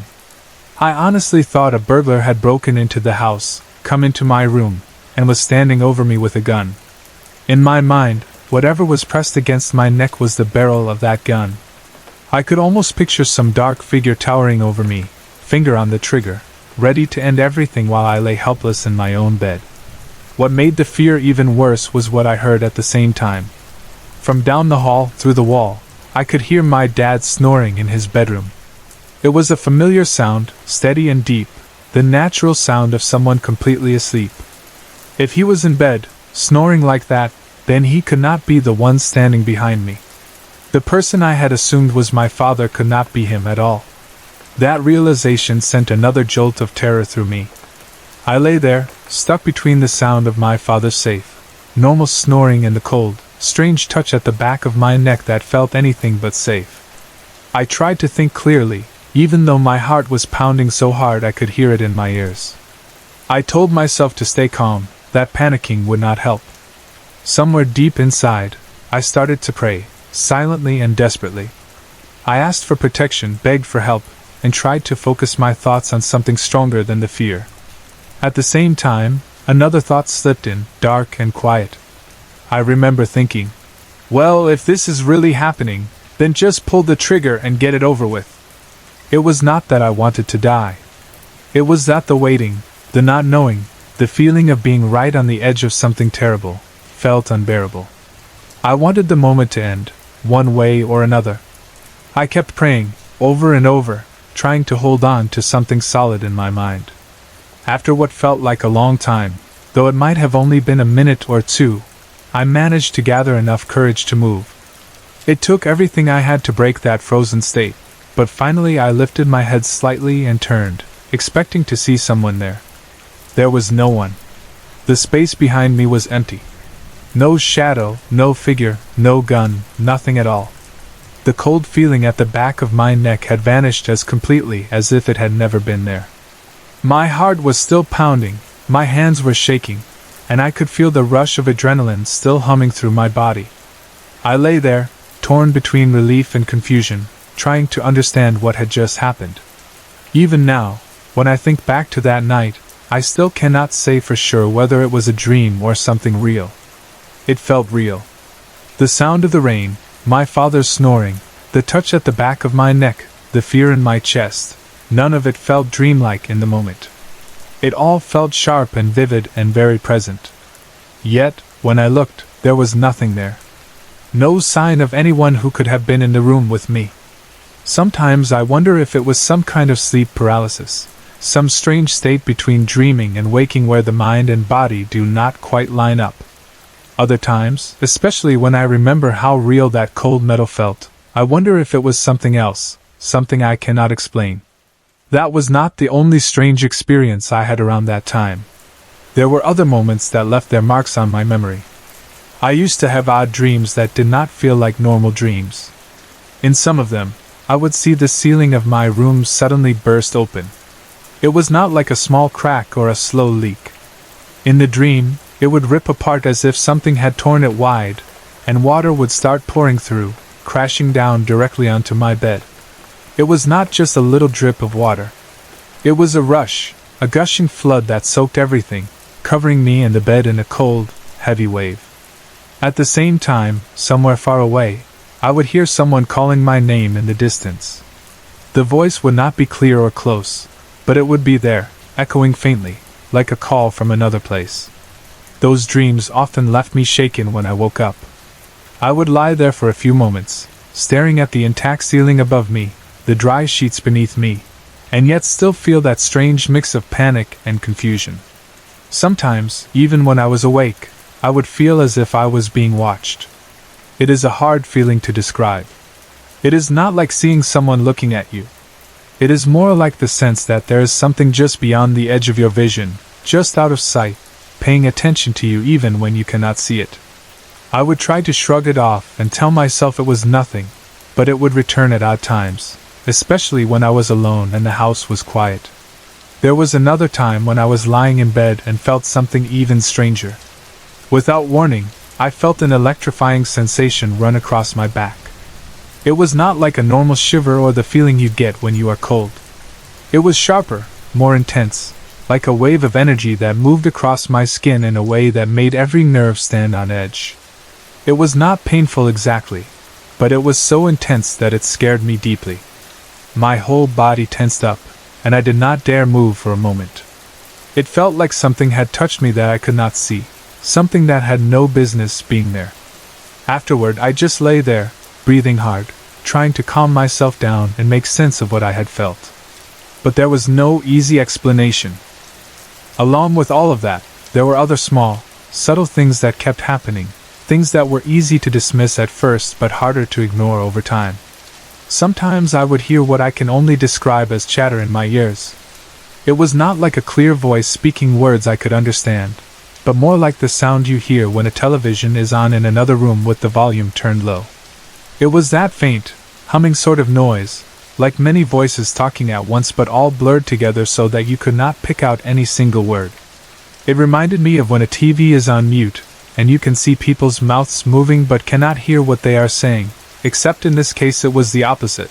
I could hear a kind of soft, constant murmur with no clear picture, no clear source. When that happened, I would sit or lie very still, trying to figure out if the sound was coming from somewhere in the house. Maybe from a neighbor's TV, a radio, or something outside.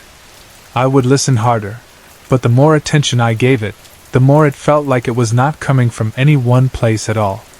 It was just there, around me or maybe inside my head, a quiet noise that did not belong to anything I could see. It made me feel as if there was something nearby, not quite visible, not quite solid, but present. I sometimes had the sense that it was a spirit, or several, gathered close but just out of reach. There were times when I wondered if it was all in my head, if my imagination was simply stronger than I realized. Maybe I was just sensitive in a way that made me notice things other people would ignore. I asked myself over and over whether these things were real, or whether I was just reading too much into normal feelings and sounds. There is always that part of you that wants a logical explanation, that wants to be able to say, "It was just the house settling," or "I was half asleep," or "It was just a bad dream." But then there is the other part, the part that remembers how cold the metal felt at the back of my neck, or how that little gray cat would not stop staring, or how that electric sensation on my back felt nothing like anything normal. Sometimes I think I might be a little sensitive to whatever exists just beyond what we can see, some thin layer of the spiritual world that most people do not feel.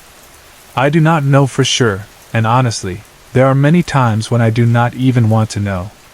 The truth is, it is easier to go about your day pretending everything has a simple answer, that there is nothing standing in the shadows watching you, nothing sending you strange dreams or whispers you cannot quite hear. Admitting that something else might be there is unsettling in a way that is hard to shake. As much as these experiences make me curious, they also make me uneasy, because I know that if I dig too deeply and find out the truth, it might be something I cannot easily forget. So I move through life carrying these memories with me, not sure where they belong.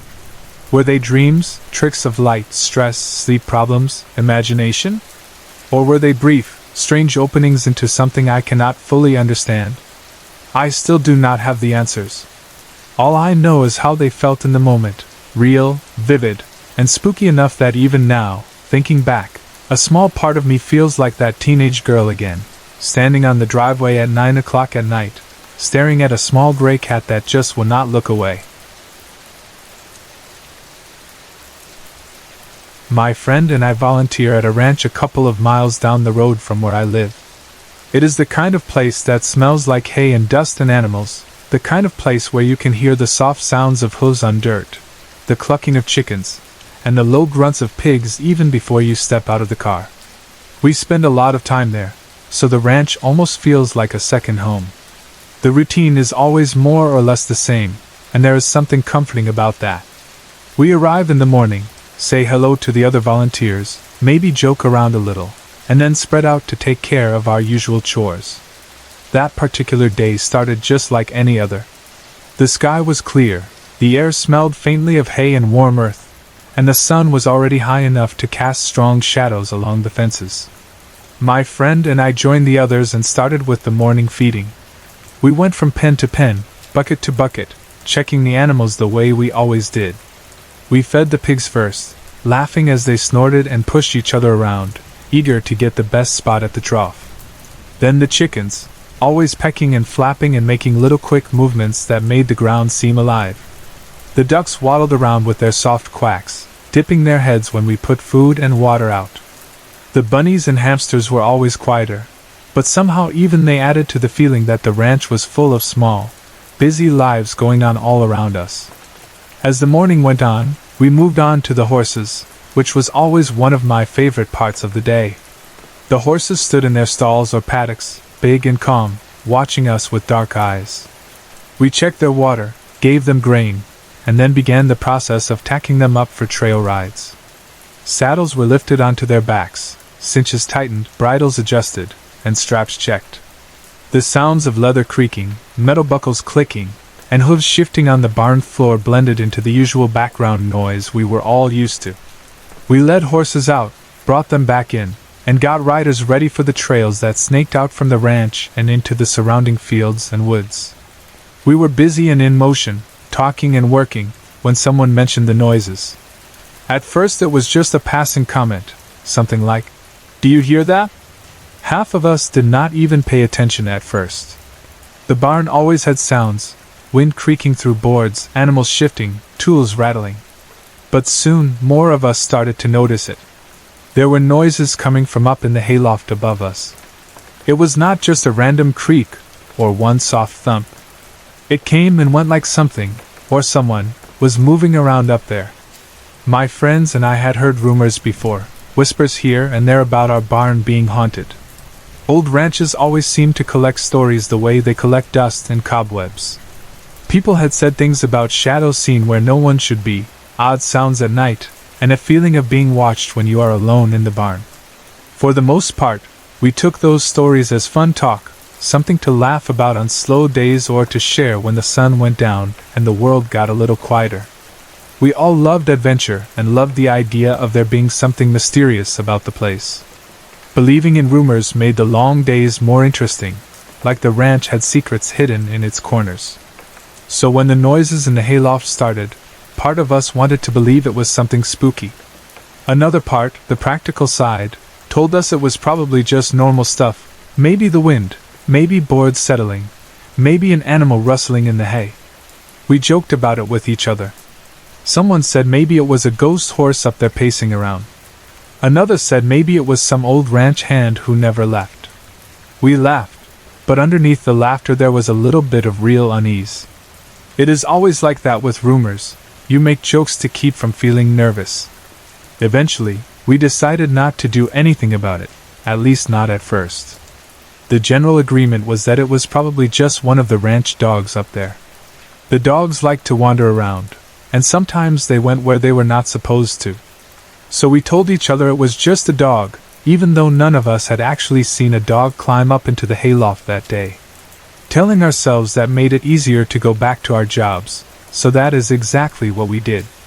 We continued our day, leading horses in and out, helping riders mount and dismount, checking tack, grooming sweaty coats, and filling water buckets. We tried to act like everything was normal.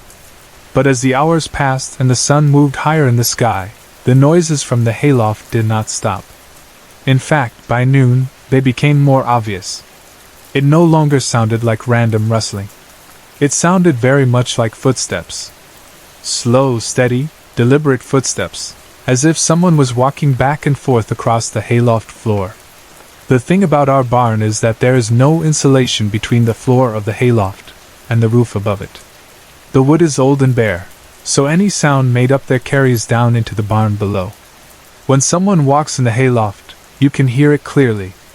You can tell the difference between the scurry of a small animal and the solid thump of weight on the boards. We could hear the rhythm of those steps, the way the floor creaked in response. It sounded like a person. Not a small person either, but someone with enough weight to make definite noise. We started to glance up from time to time, as if we might somehow see through the ceiling into the space above. Each time, of course, there was nothing to see, just the familiar rafters and the places where the boards met. The sound kept coming and going. Sometimes it would stop for a while and we would start to relax, and then it would start up again, that slow, measured walking. We did not want to scare each other too much, so we tried not to talk about it too loudly. But it was on all of our minds. The noises were no longer easy to dismiss. Something was up there. By the time the day began to wind down, the sky outside had started to change. The light was softer, the shadows longer, and the work around the ranch had slowed. The last of the trail rides had come back in, the horses had been untacked, brushed down, and given their evening feed. Some of us were sweeping, some were putting away tools, and others were just finishing up little tasks here and there. That was when Roger, the ranch owner, approached us. Roger is one of those steady, practical people who always seems to know where everything is supposed to be. He asked if anyone had seen a pair of pliers that had been missing for a long time. He needed them for something, and for whatever reason, that evening he really wanted to find them. The pliers, he said, used to be kept somewhere in the barn, but over time they had disappeared. Old barns collect tools the way they collect stories, and things get misplaced and lost in corners all the time. Since there were about 10 of us volunteers around, someone suggested that we should all help look for the pliers. It felt like a small mission to end the day with, something to do together before we went home. We agreed to split up into groups to cover more ground. Some went to search the tack room, others checked the feed room, some looked around the stalls, the tool area, and the storage corners. My friend Sophie and I decided to go up into the hayloft. We were the youngest ones at the ranch, and we both had a strong sense of adventure. If there was a place people were a little nervous about, that was exactly where we wanted to go. The hayloft had always had a kind of mysterious air about it, with old things stored up there that most people did not bother with anymore.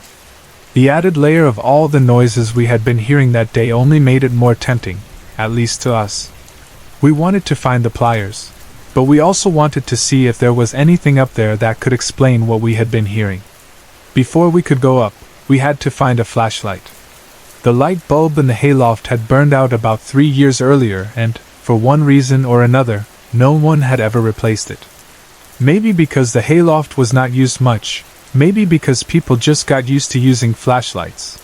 Or maybe because no one really liked going up there after dark. Whatever the reason, if you wanted to see anything in the hayloft when the daylight was fading, you needed a flashlight. We eventually found one that worked, checked the batteries, and then headed for the ladder that led up to the hayloft.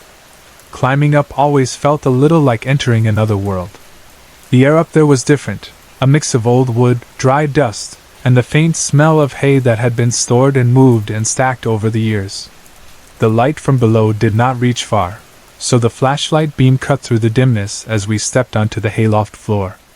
The hayloft is divided into two main sections, the right side and the left side, with a kind of central aisle running between them. Along the middle, there are various racks full of old, mostly useless saddles and harnesses that no one really uses anymore. There are old blankets and saddle pads piled and folded, some neat, some half fallen over. It is the kind of place where time seems to slow down, where objects that used to be important are now just resting in the shadows, waiting to be noticed. Sophie and I decided to start on the left side first. We moved slowly, sweeping the flashlight beam back and forth, looking behind things and under things, trying to imagine where a pair of pliers might have ended up if someone had left them up there. There were trunks pushed up against the walls, old boxes stacked in corners, and heaps of things that had probably not been touched in years.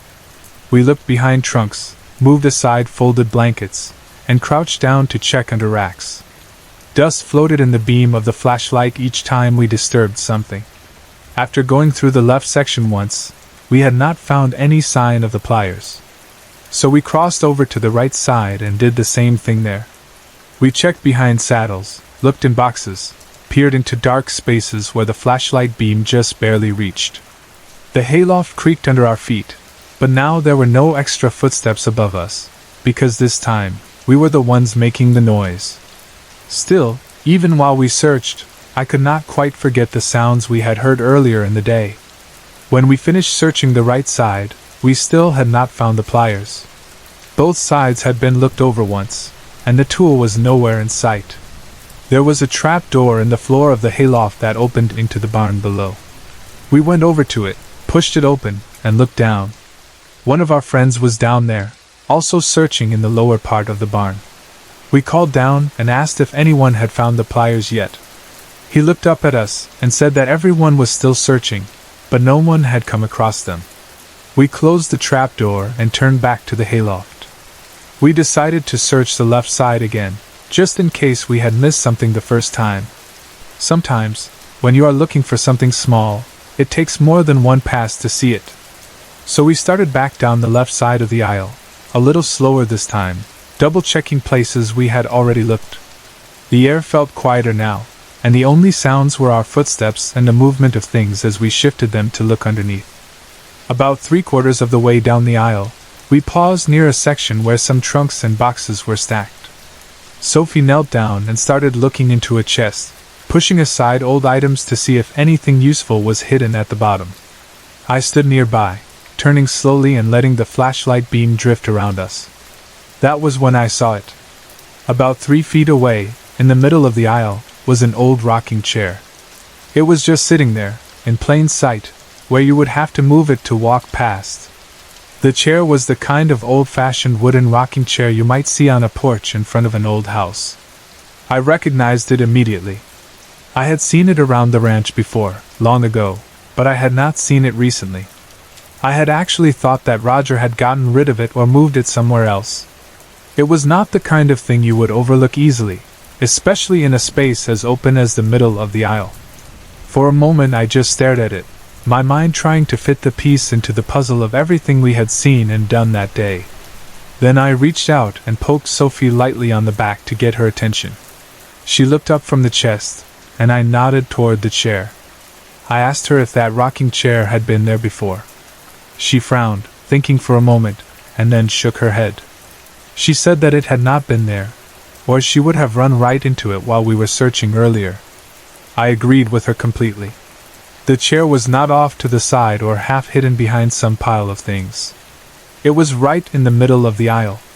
There was no way we could have walked up and down that space, not once but twice, without noticing it. To get by, you would have to move it aside. It made no sense that we would have missed it the first time. We both stood there, looking at the chair, feeling that creeping, unsettled sensation that comes when something does not match what you remember. I tried to think of a logical explanation. Maybe it had been there, and we were just so focused on looking under things and behind things that we had somehow not really registered it. Maybe someone else had come up to the hayloft while we had the trap door open and quietly moved the chair into the aisle, as some kind of joke. But the more I thought about it, the more those explanations felt thin. We had been up there the whole time. We would have heard someone climbing the ladder or walking around. And there was no good reason for anyone to move that heavy old chair into the middle of the aisle just for fun. The more we stared at it, the more uncomfortable we felt. It was not just the fact that the chair seemed to have appeared out of nowhere. It was also the memory of the footsteps we had heard all day from below. The noises in the hayloft, the feeling that something had been walking around up here, and now this old rocking chair sitting exactly where it should not be. It all started to connect in our minds. Even though we were curious and unnerved, we also wanted to see how hard it was to move the chair. If it was light and easy to shift, maybe one person could have dragged it there quickly without us noticing. So we decided to test it. We walked over to it, and each tried lifting it a little. To our surprise, it was very heavy. It was not the kind of flimsy chair you can pick up and carry around with one hand. The wood was thick and solid, and after years of use and age, it had weight. Barely anyone could lift it on their own. Moving it into the center of the aisle would have taken effort, time, and noise.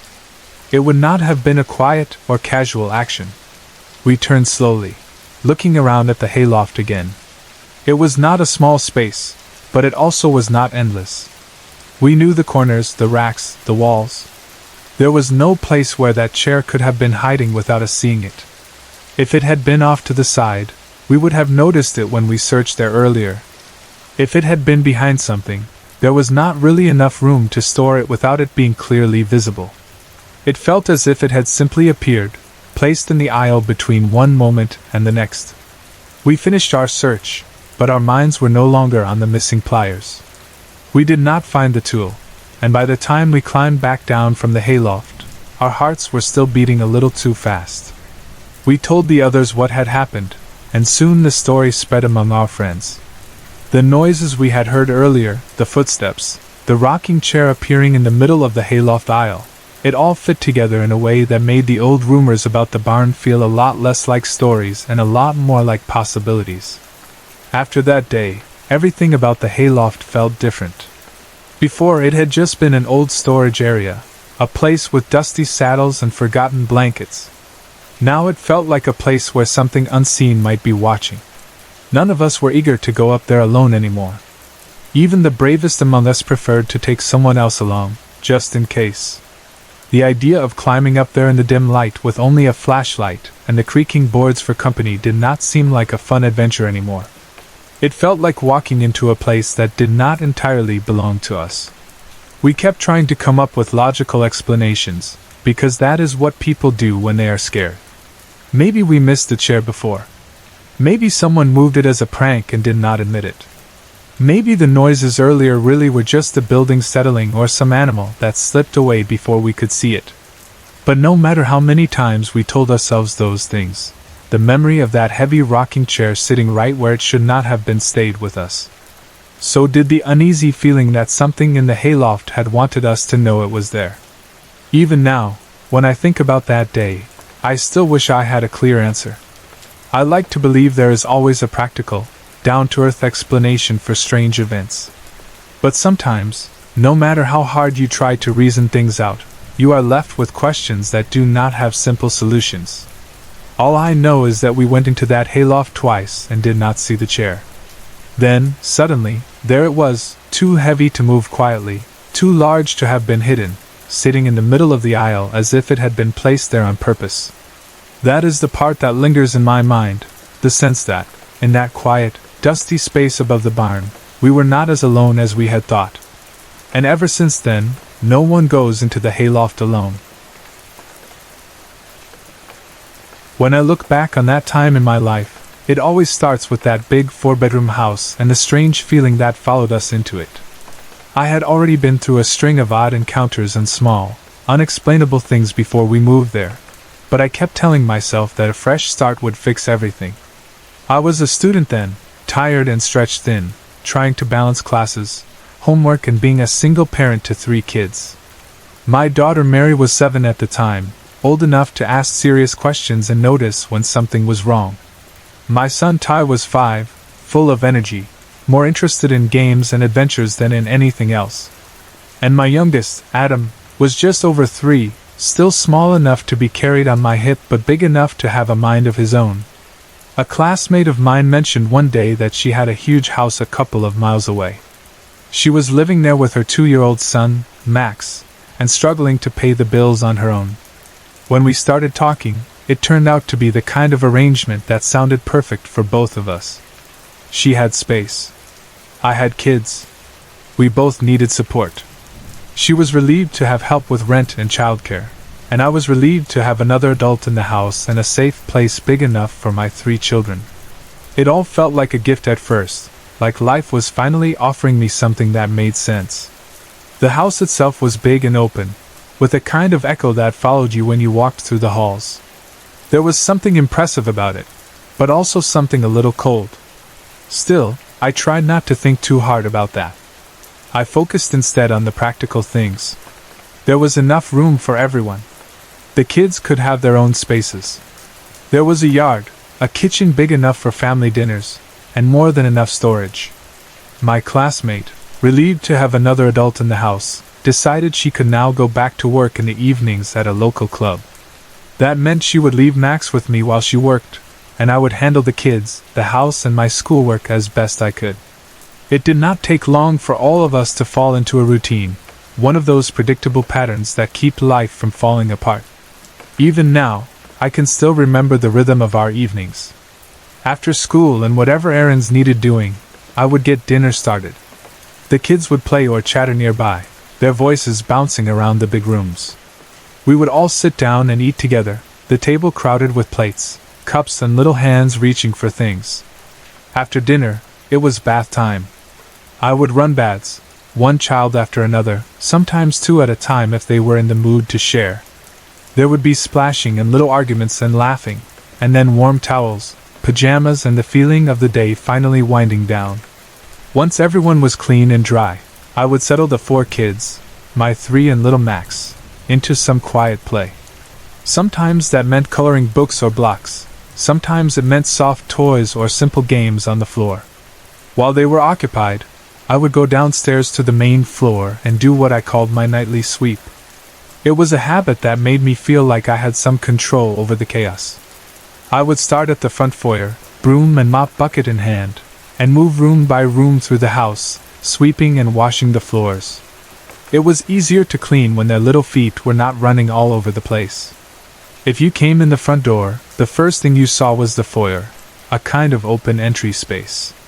Right in front of it was the staircase, curving to the right as it went up, with banisters running along the top floor both to the left and right.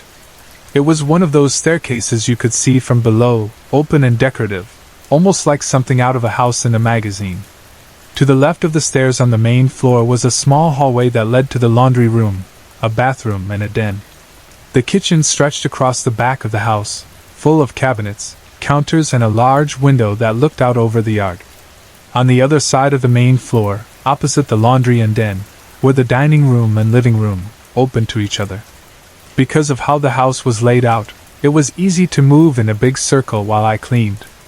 I would start in the foyer, sweep and mop the floor, then move left into the laundry room and bathroom, then into the den. From there, I would go through to the kitchen, cleaning as I went, and then finally back around through the dining room and living room until I ended up at the foyer again. Once the floors were done, I would put the broom, mop and bucket back in the laundry room, out of Max's reach. Then I would turn off all the lights on the main floor, leaving the house quiet and dim, and head back upstairs. After cleaning, I would always return to the kids' rooms. I would gather them on beds or on the floor and read a few stories, enjoying the peacefulness that finally settled over the house. One by one, they would drift off to sleep, sometimes in the middle of a book. Once they were all asleep and tucked in, I would go into my own room, close the door, and open my laptop. That was my time to catch up on schoolwork, assignments and readings, or just to let my mind wander online for a bit.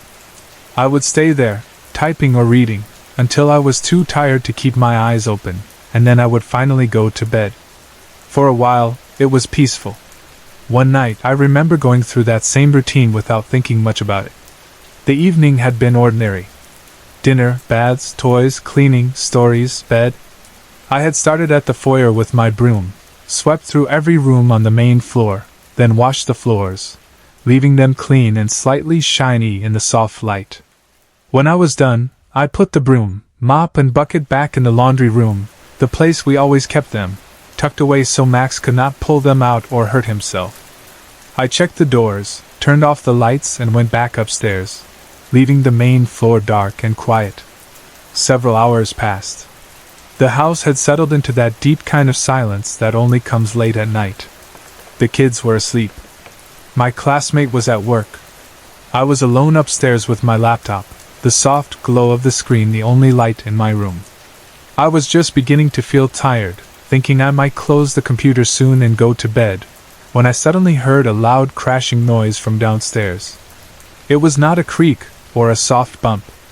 It was a sharp, heavy crash, the kind of sound that makes your heart jump into your throat. Fear shot through me instantly.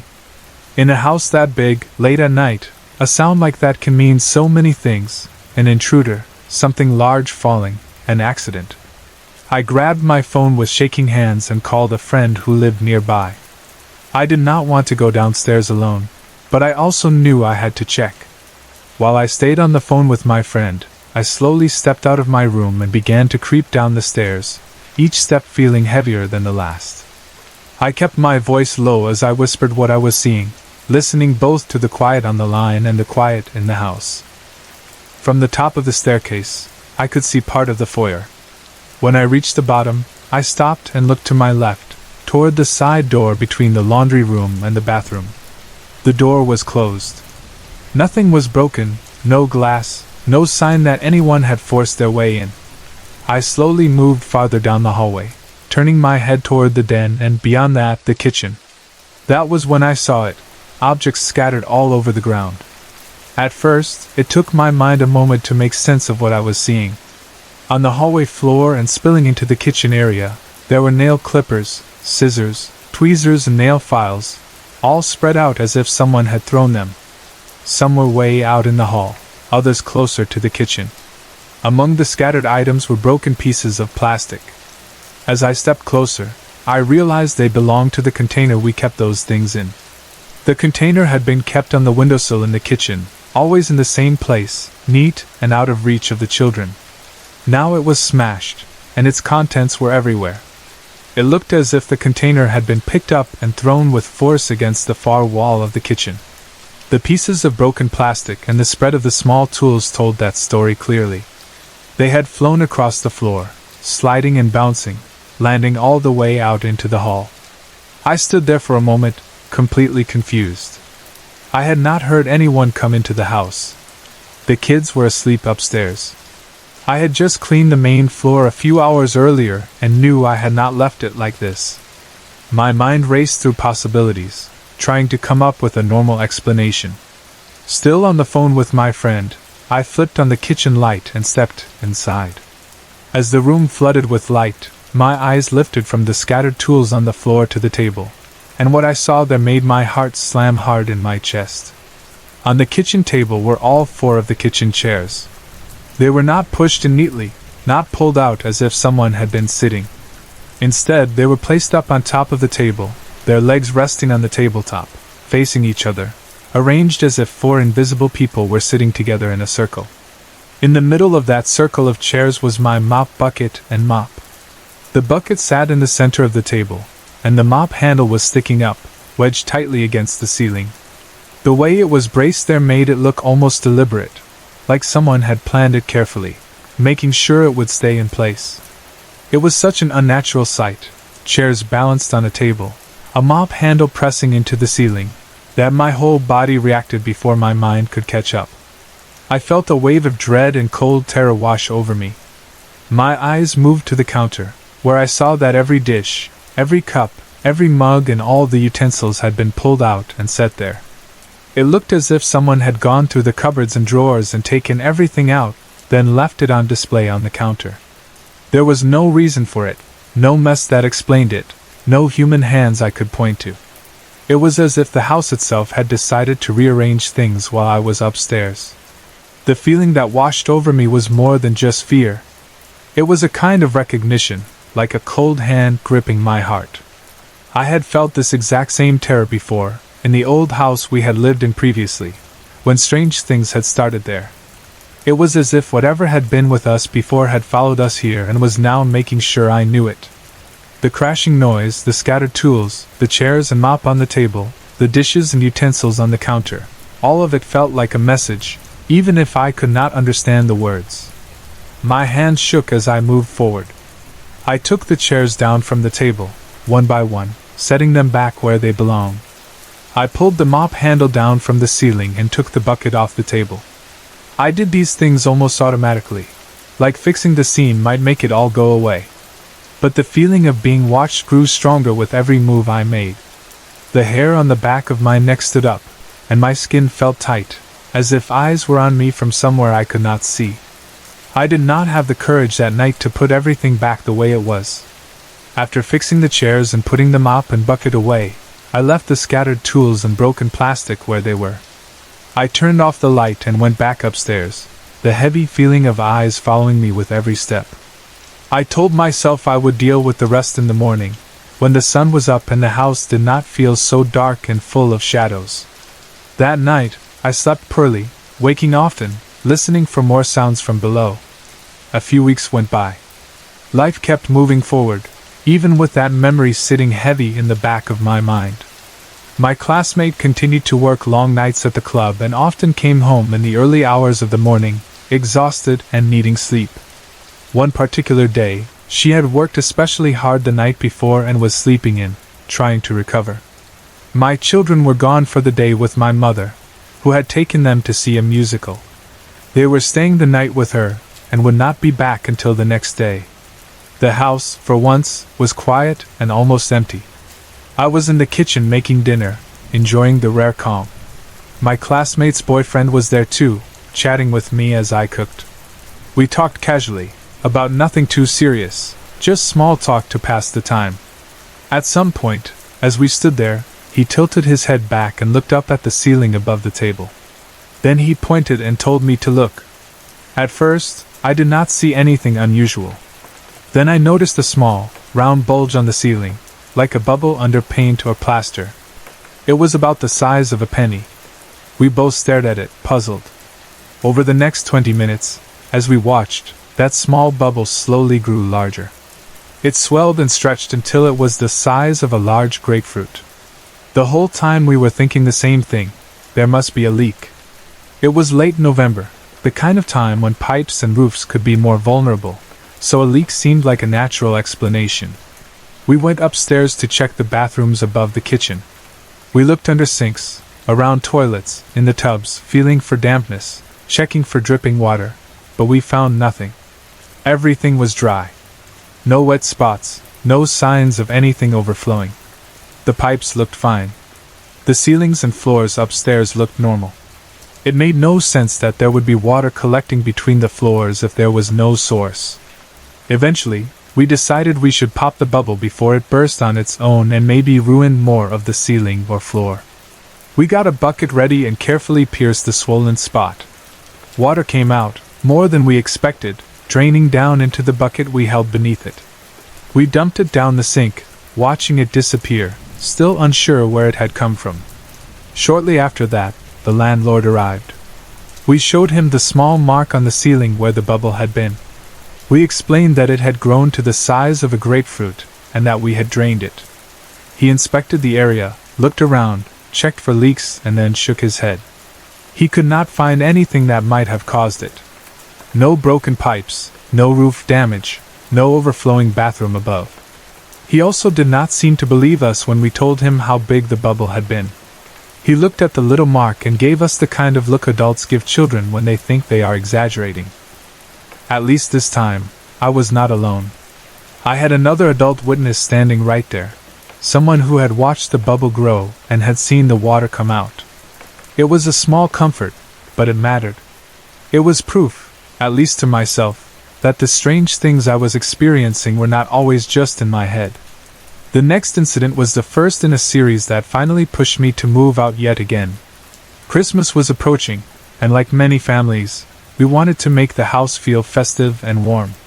We came up with the idea of decorating the staircase and the banisters across the top floor with long pieces of bendable, tree-like garland. We imagined the green winding gracefully up the stairs, across the left and right sides of the open banister, making the whole house feel more like a holiday home than a cold rental. We went out and bought the garland, which turned out to be more expensive than we had expected. It was the kind with metal inside so you could twist and shape it, and it would hold its place. We brought it home and started the long process of wrapping it around the banisters. It was tiring, and we had to wind it carefully between each pole, pulling it tight so it would not sag or fall. We added small red bows here and there to make it look even more cheerful. By the time we were done, about 3 hours had passed. We were exhausted but proud. The staircase looked beautiful, like something out of a holiday movie.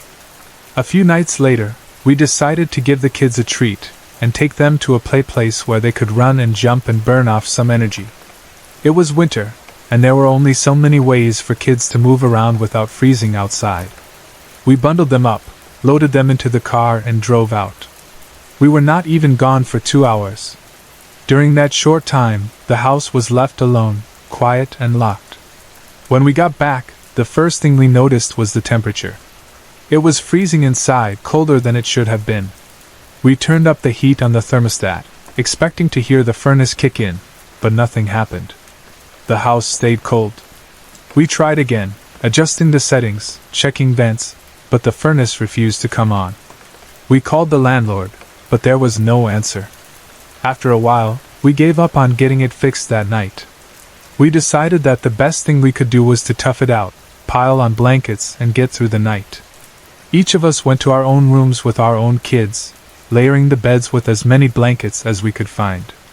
The kids huddled under the covers, and we reassured them as best we could, telling them it was like camping or a fun adventure, even though we were uncomfortable and more than a little annoyed. Eventually, everyone drifted off to sleep in the cold house. The next morning, we woke up and the house was still just as frigid. Our breath puffed out in little clouds in front of our faces as we talked. We began moving around, trying to get warm, when we noticed something that made both of us stop in our tracks. Every single piece of garland and every bough that we had spent 3 hours carefully winding around the banister had been taken off. The staircase that had looked so beautiful a night or two before was now bare. The decorations were not neatly placed anywhere. They were scattered all over the main floor, lying in messy piles, draped across furniture, lying in the middle of the floor. The neat, careful work we had done was completely undone. It might have been one thing if the garland had somehow slipped or fallen, but we knew how tightly we had wound it. Because of the metal inside, it held its shape firmly once twisted in place. It was not the kind of thing that could simply unwind itself. It had been woven between each pole of the banister, locked in place by our own hands.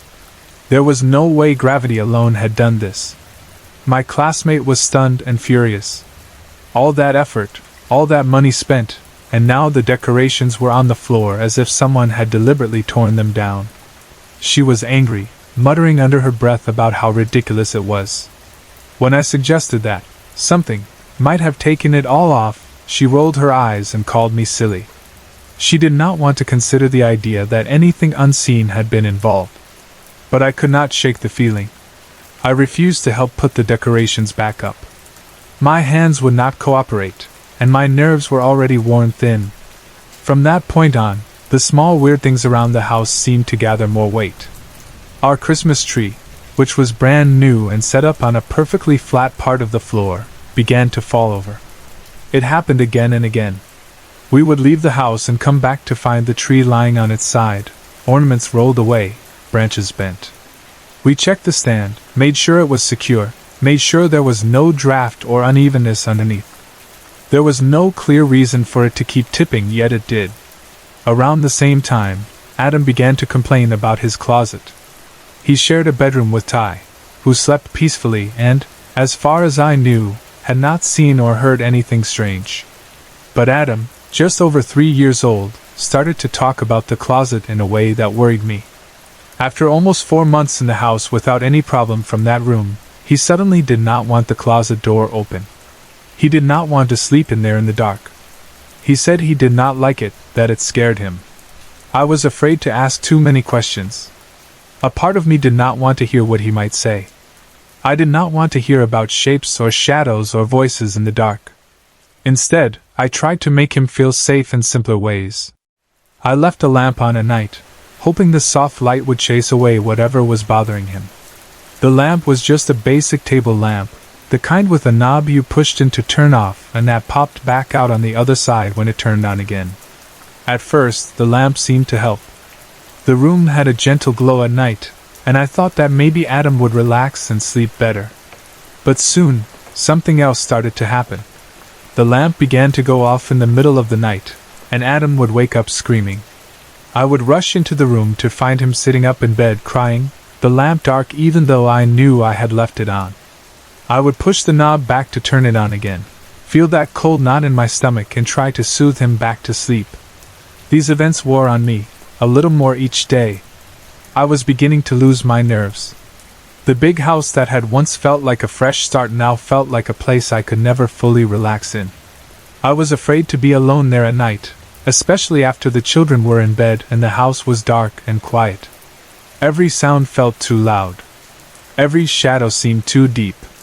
And in the back of my mind, I always had that heavy feeling that we were not alone, that something else was moving through those rooms with us. Eventually, the semester ended, and with it came a chance for change.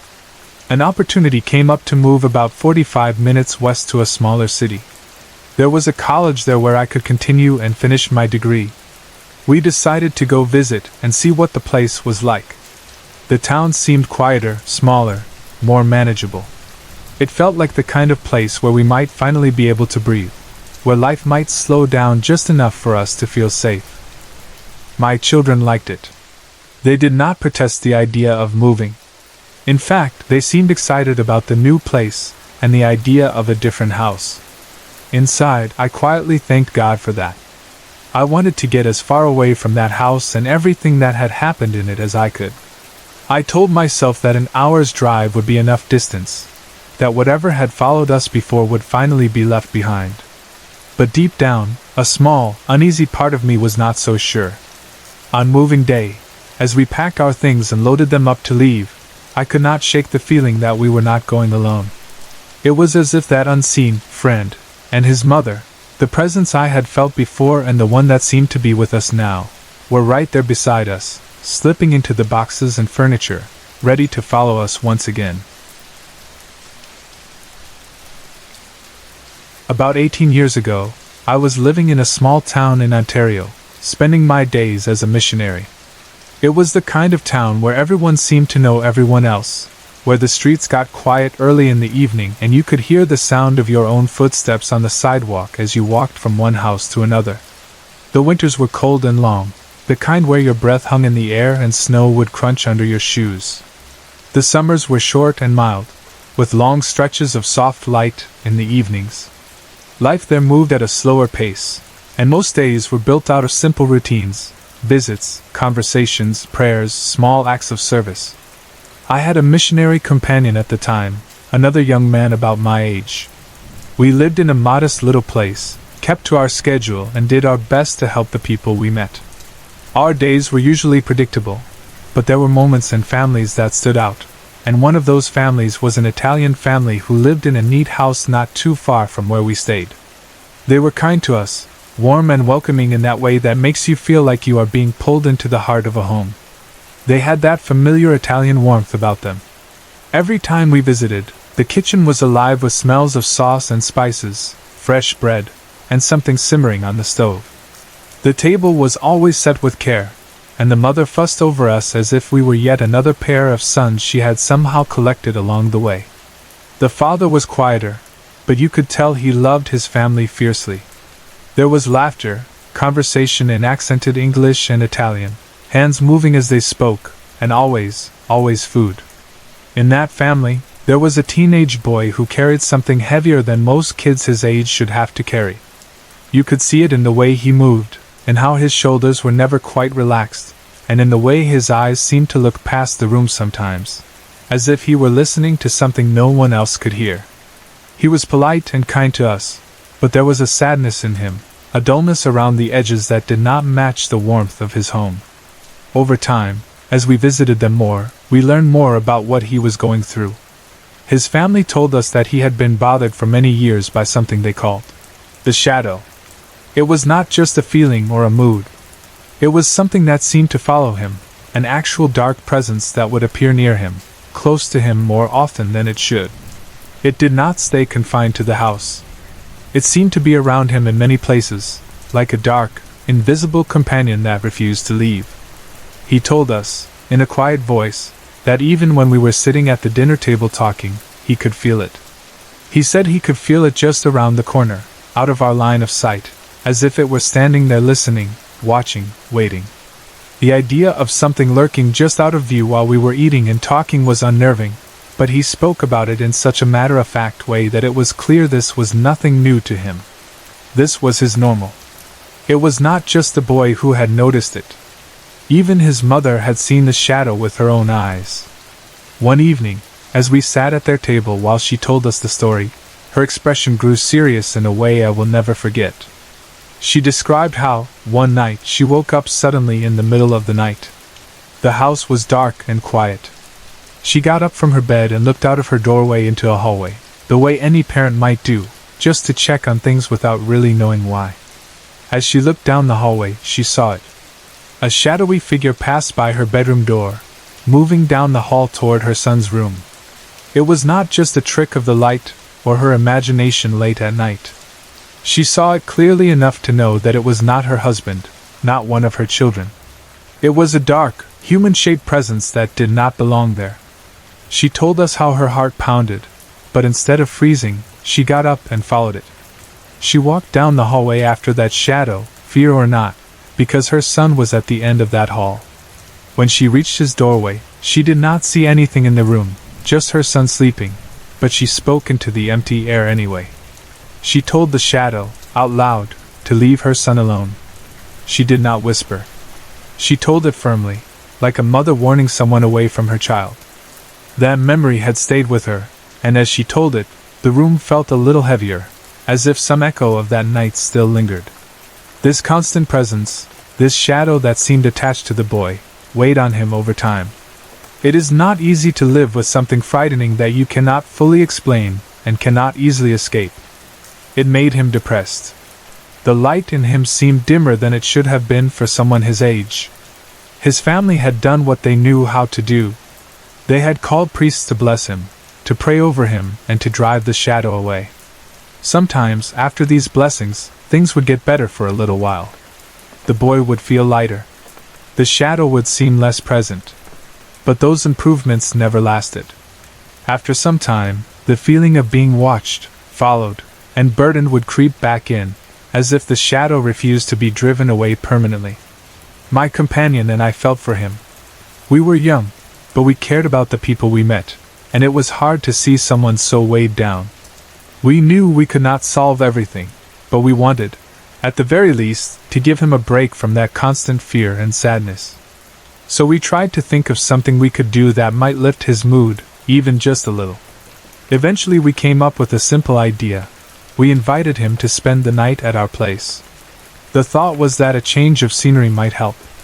Maybe if he spent a night away from his usual surroundings, in a different house, with different people, he might feel some relief, or at least have a night where his mind could rest. At the very least, we wanted him to feel welcome, and not alone. At that time in my life, I had already had a few experiences of something I later came to understand as sleep paralysis. Back then, I did not know what it was called. I had not read about it. I did not know the science or any explanations behind it. All I knew was what it felt like. On a handful of nights before that, I had woken up and found myself unable to move. It was as if my body had turned to stone while my mind had snapped awake. I could open my eyes, I could see my surroundings, but my arms, my legs, even my voice would not respond to me. Each time it happened, a heavy, oppressive feeling would hang in the air around me. The room would feel wrong, full of something dark and depressing, something that made my skin crawl. It was not just fear from being unable to move. It felt like there was something else in the room with me, something that did not wish me well. Those episodes had been rare, but each one had left a deep mark on my memory. Still, I did not talk much about them at the time, and I did not fully understand what was happening. I just knew that they were scary, and I hoped they would not happen again. On the night the boy came to stay with us, things seemed normal enough at first. The three of us spent the evening together talking, maybe sharing stories, trying to keep things light. We wanted him to feel safe and included, not like he was being studied or treated differently. Eventually, when it got late enough, we all settled down to sleep in the same room. We arranged our beds, or sleeping bags or mattresses, close by. There was something comforting about having everyone in one place, like we were sharing a kind of watch over each other. The room was quiet and dark when we finally went to sleep. The small town outside our window was completely still, the kind of stillness that comes in the deep hours of night when most people are asleep and even the streets seem to be resting. For a while, everything was peaceful. Sometime in the middle of the night, I woke up. At least, my mind woke up. My eyes opened, but the rest of my body did not follow. I was lying there, fully aware, but when I tried to move, nothing happened. My arms did not lift. My legs did not twitch. My mouth would not form words. I was frozen in place, trapped inside my own body, unable to do anything but lie there and feel. I noticed a buzzing or ringing sound, low at first, like a kind of background noise that did not belong.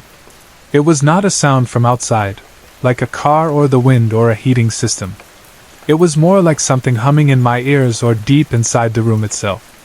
It grew louder, not deafening, but enough to make the whole moment feel even more unreal. Then, along with the buzzing, came the feeling. It was a dark, frightening presence, the same kind of oppressive weight I had felt before in other sleep paralysis experiences. But this time it was much stronger. It was like all of those previous episodes had been dull versions of this one. This time, the fear seemed sharper, heavier, more intense. It was as if the air itself had thickened, pressing down on me from every side. I could not see anything specific. The room was dim, and my eyes did not pick out any clear shape or figure. But the feeling was unmistakable. Something was there. It was not just an idea or a mood. It felt like a presence, like a dark, invisible thing leaning over me, pushing into the space around my body, watching me, and bringing with it a kind of deep dread that settled in my chest like a stone. I could not speak. I could not turn my head. I could only stare and listen and feel. That sleep paralysis experience was the most vivid and intense of any I have ever had. Every second of it seemed to stretch out longer than it really was. My mind raced. A part of me knew I had felt something like this before, but another part of me felt that this time it was different. This time, it felt tied to something outside of me, to something that was not just in my mind or body, but in the room with us. I thought about the boy and the shadow that had followed him for years.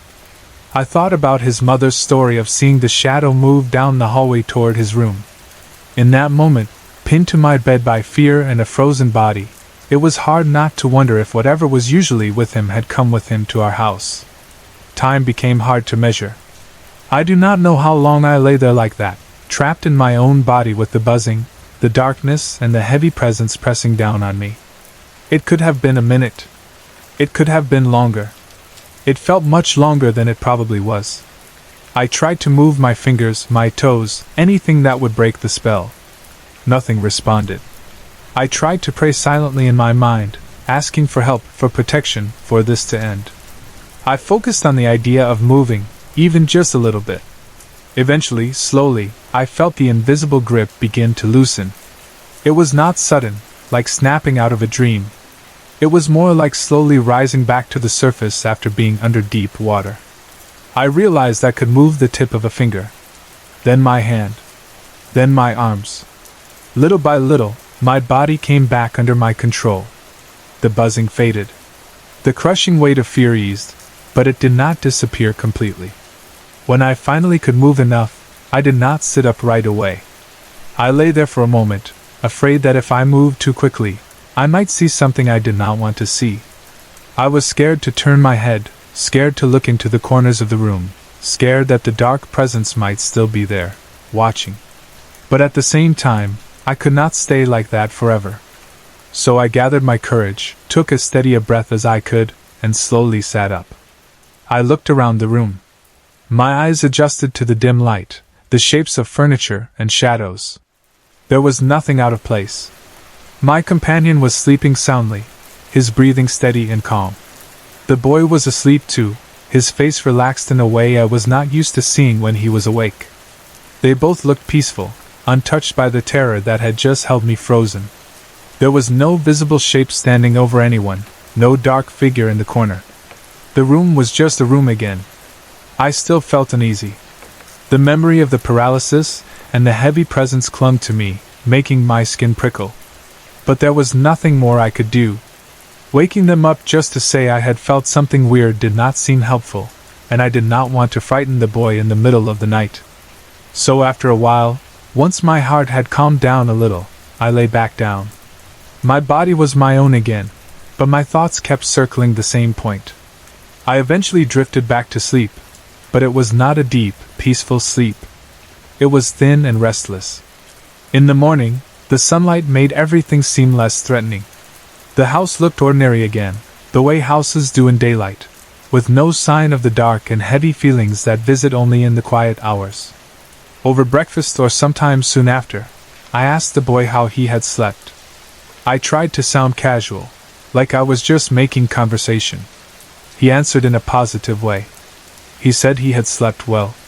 There was no trace of fear in his expression, no hint that he had been disturbed by anything in the night.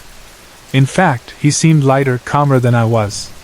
There was a tiny sense of relief in hearing that. Whatever I had gone through, he had at least had a peaceful night, and that had been the whole point of inviting him over in the first place. Life moved on after that. We continued our missionary work, moved to new areas, met new people.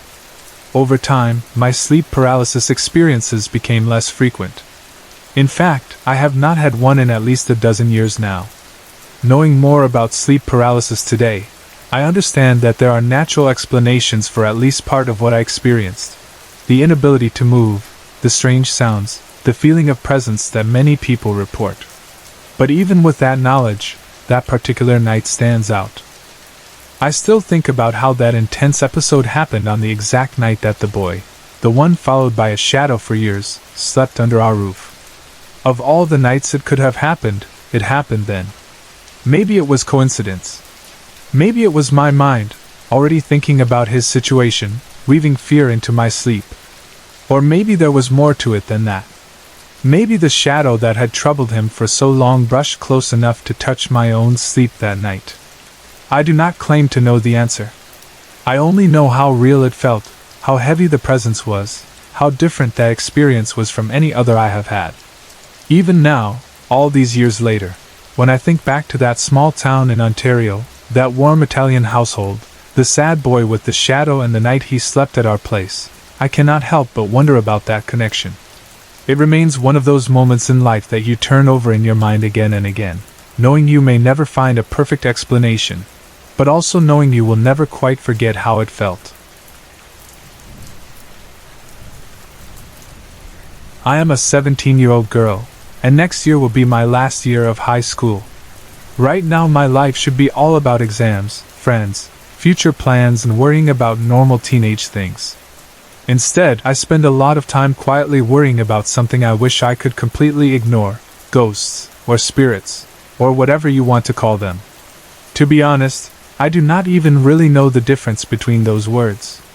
I just know that the idea of anything unseen, anything from the other side, scares me more than I like to admit. I say that I hate ghosts, but underneath that hate is pure, simple fear. I do not want to see one. I do not want to hear one. I definitely do not want to feel one anywhere near me. Just thinking about it is enough to make my stomach twist. The strange thing is that I did not grow up knowing a lot about ghosts. I do not come from a family that is obsessed with paranormal things. I am not someone who actively seeks this stuff out. In fact, I try not to think about it at all. But my friends know I am easily scared, and they think it is hilarious. They will sit with me and pull up ghost videos on YouTube, especially those caught on camera, ones where doors slam or shadows move. They watch my reactions more than the videos. They laugh when I jump or grab the arm of the person next to me. They tease me when I almost fall off my chair in fright. They get a real kick out of it, and even though I act annoyed, I usually play along. The problem is that the more I see, the more real it all begins to feel. It is one thing when ghosts are just a story you hear in passing or a movie you know is fake. It is another thing when you see video after video of things moving by themselves, of footsteps in empty hallways, of people waking up to see someone standing over their bed. Even if half of it is staged, my brain does not care. Every new ghost video I watch digs into my thoughts and stays there. I start to think about them when I am alone, when the lights are off, when the house is quiet. The more I learn, the scarier it becomes. As much as I want to deny it, I have started to wonder if my own family has been experiencing something ghostly. I wish I could say that all of this is in my imagination, that everything can be explained, that I am just paranoid. But there are too many small things that add up, too many strange moments, that I cannot quite shake off. It all seemed to start when my family bought our first real house. Before that, we had always lived in townhouses, squeezed in side by side with neighbors on the other side of the walls. It was what we were used to. Then, one year, everything changed. It was around the summer of 2007. I remember that clearly, because it was the year I was about to enter high school. That alone felt like a huge step in my life.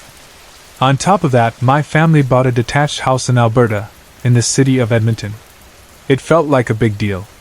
This was our first standalone house, our own place with a yard and more space. My parents chose it mostly because of its location. It was close to the schools we needed, close to places my parents worked or studied, and in an area that seemed quiet and safe. The house itself was old, though. Not ancient, but definitely not new. It had that feeling old houses sometimes have, where you know other lives have been lived there long before yours. At first, it was exciting. We unpacked boxes, decided who would sleep where, argued a little over rooms and furniture, and slowly made the place our home. The layout of the house was interesting. There was a main floor, a basement, and a second set of stairs that led down to the family den. The den became our main hangout space. That was where the computers were set up, where the TV sat waiting to be watched, where we went to play games, do homework, or just relax. Because of that, we used that second staircase a lot. It connected the rest of the house to the place where we spent most of our free time. It did not take long before something strange started to happen, and it happened specifically around that second set of stairs. The first time, it seemed like nothing more than a simple accident. My younger sister was going down to the family den, and suddenly we heard a loud thump, followed by the sound of her sliding steps and a small gasp.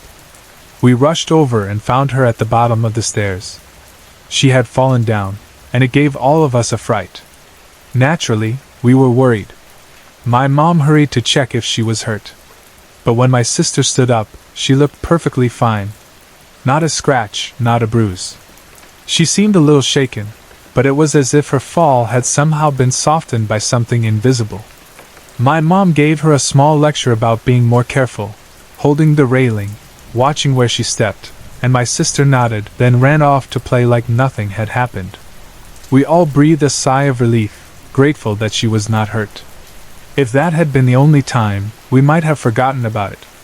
But it was not. After that, those stairs became something we tripped on a lot. I remember noticing it enough that I began to count the steps, like I was trying to understand them. There were 10 steps in total. Each one looked normal. The carpeting covered them, but there were no obvious holes or loose parts. Still, people kept falling. Not long after my sister's first fall, she fell again on the same staircase, maybe a week later. Once again, she came out of it without any real injury. She did not cry for long. She did not have bruises or twisted ankles. She just got up and walked away.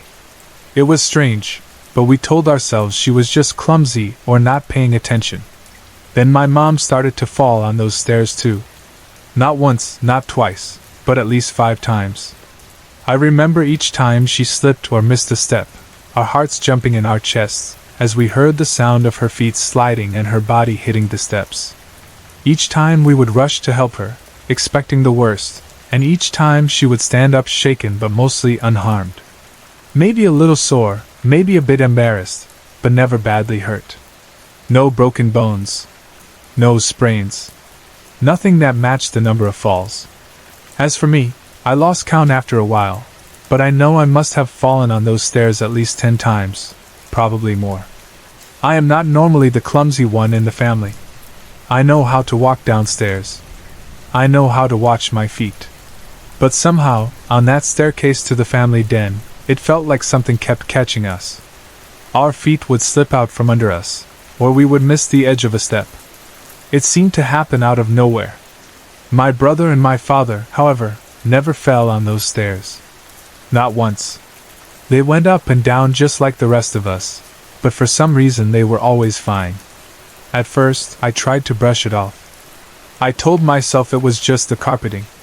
The stairs were carpeted, and we figured maybe the carpet was too thick or too loose, making it easy to trip. That became the explanation we all used. It's the carpet, we would say, every time someone tumbled down.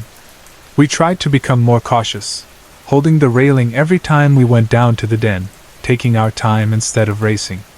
Even then, we continued to trip. Not every day, but often enough that it became something we silently expected.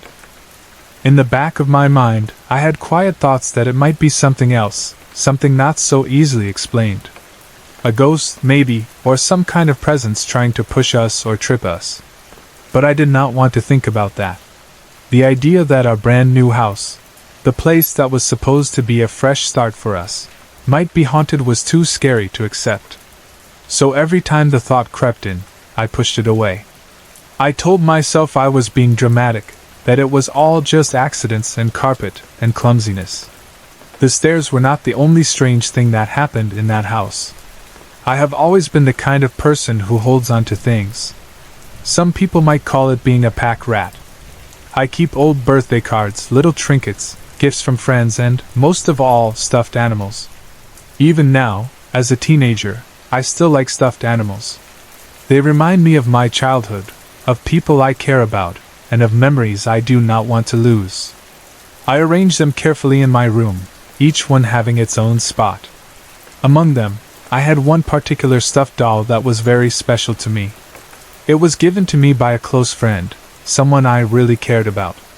The doll was beautiful and felt different from the others, almost like a small treasure rather than just a toy. It became one of my prized possessions. Because it meant so much, I always kept track of where I put it. Most of my stuffed animals were placed on top of my wardrobe, lined up in a row. That was their place. One day, I noticed that this special doll was missing. At first, I thought maybe it had fallen behind something or gotten buried under a pile of clothes or blankets. But the more I looked, the more I panicked. I checked the top of the wardrobe, the shelves, the floor around it. I looked under my bed, in my closet, in drawers, behind furniture, anywhere I could think of. I could not find it. Losing anything makes me feel uneasy, but losing that doll felt worse. I hate misplacing things, especially when I am careful about where I keep them. I started to question my memory. Had I moved it somewhere else? Had I lent it to someone? I did not remember doing any of that. I was also pretty sure none of my siblings would dare take it, because they knew how protective I was of my collection. Still, I went after them anyway. I asked my brother and my sister if they had touched my doll. I did not ask calmly either. I probably sounded accusatory and stressed. They both denied it. They swore they had not gone near my things. I even asked my parents if they had gone into my room and moved anything. They said no, they had no reason to touch my stuffed animals. For weeks, I kept searching. Every time I cleaned or rearranged something, I would look again, hoping it might appear in some obvious place I had somehow missed before. I tried to tell myself that it would turn up eventually, that it had to be somewhere in the house, but deep inside I had that sinking feeling you get when you know something is gone for good. Eventually, I gave up. I stopped actively looking, even though part of me still hoped I might see it again. Months went by. I tried not to think about it often, because it made me feel frustrated and strange to know that something so important to me had vanished without explanation. Then, one day, completely out of nowhere, I found it.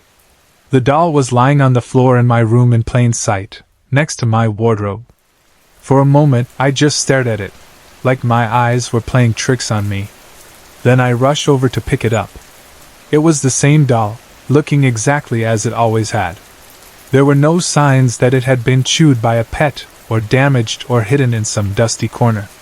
It was simply there, as if someone had gently placed it next to my wardrobe, right where I could not possibly miss it. That was what scared me the most. I always placed my stuffed animals on top of the wardrobe.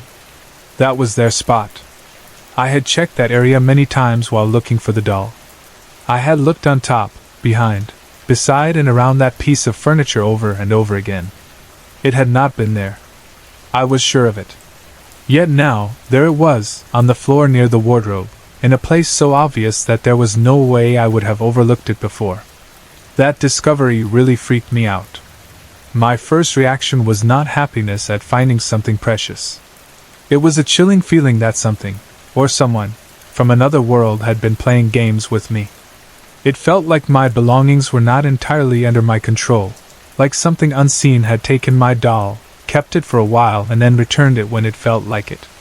That night, I slept with the covers pulled up over my head, as if the blanket could protect me from whatever had been messing with me.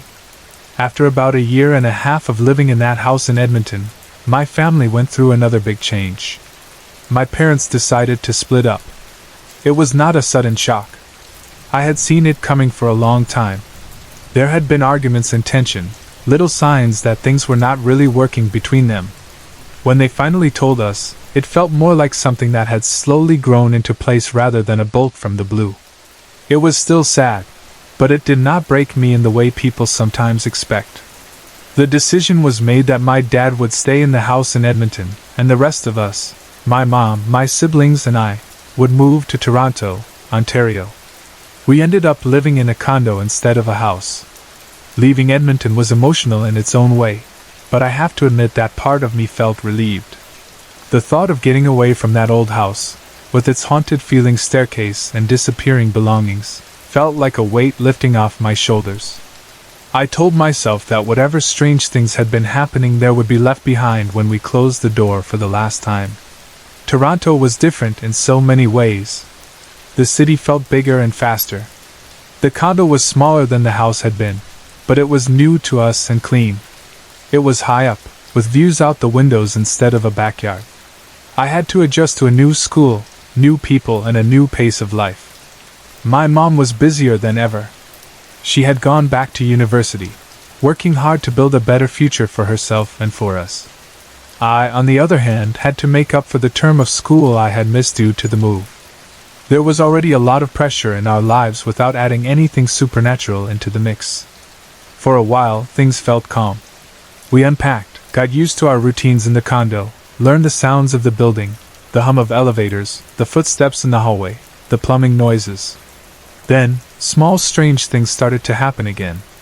It began with something simple, a potato peeler. My mom had recently purchased a very good quality one.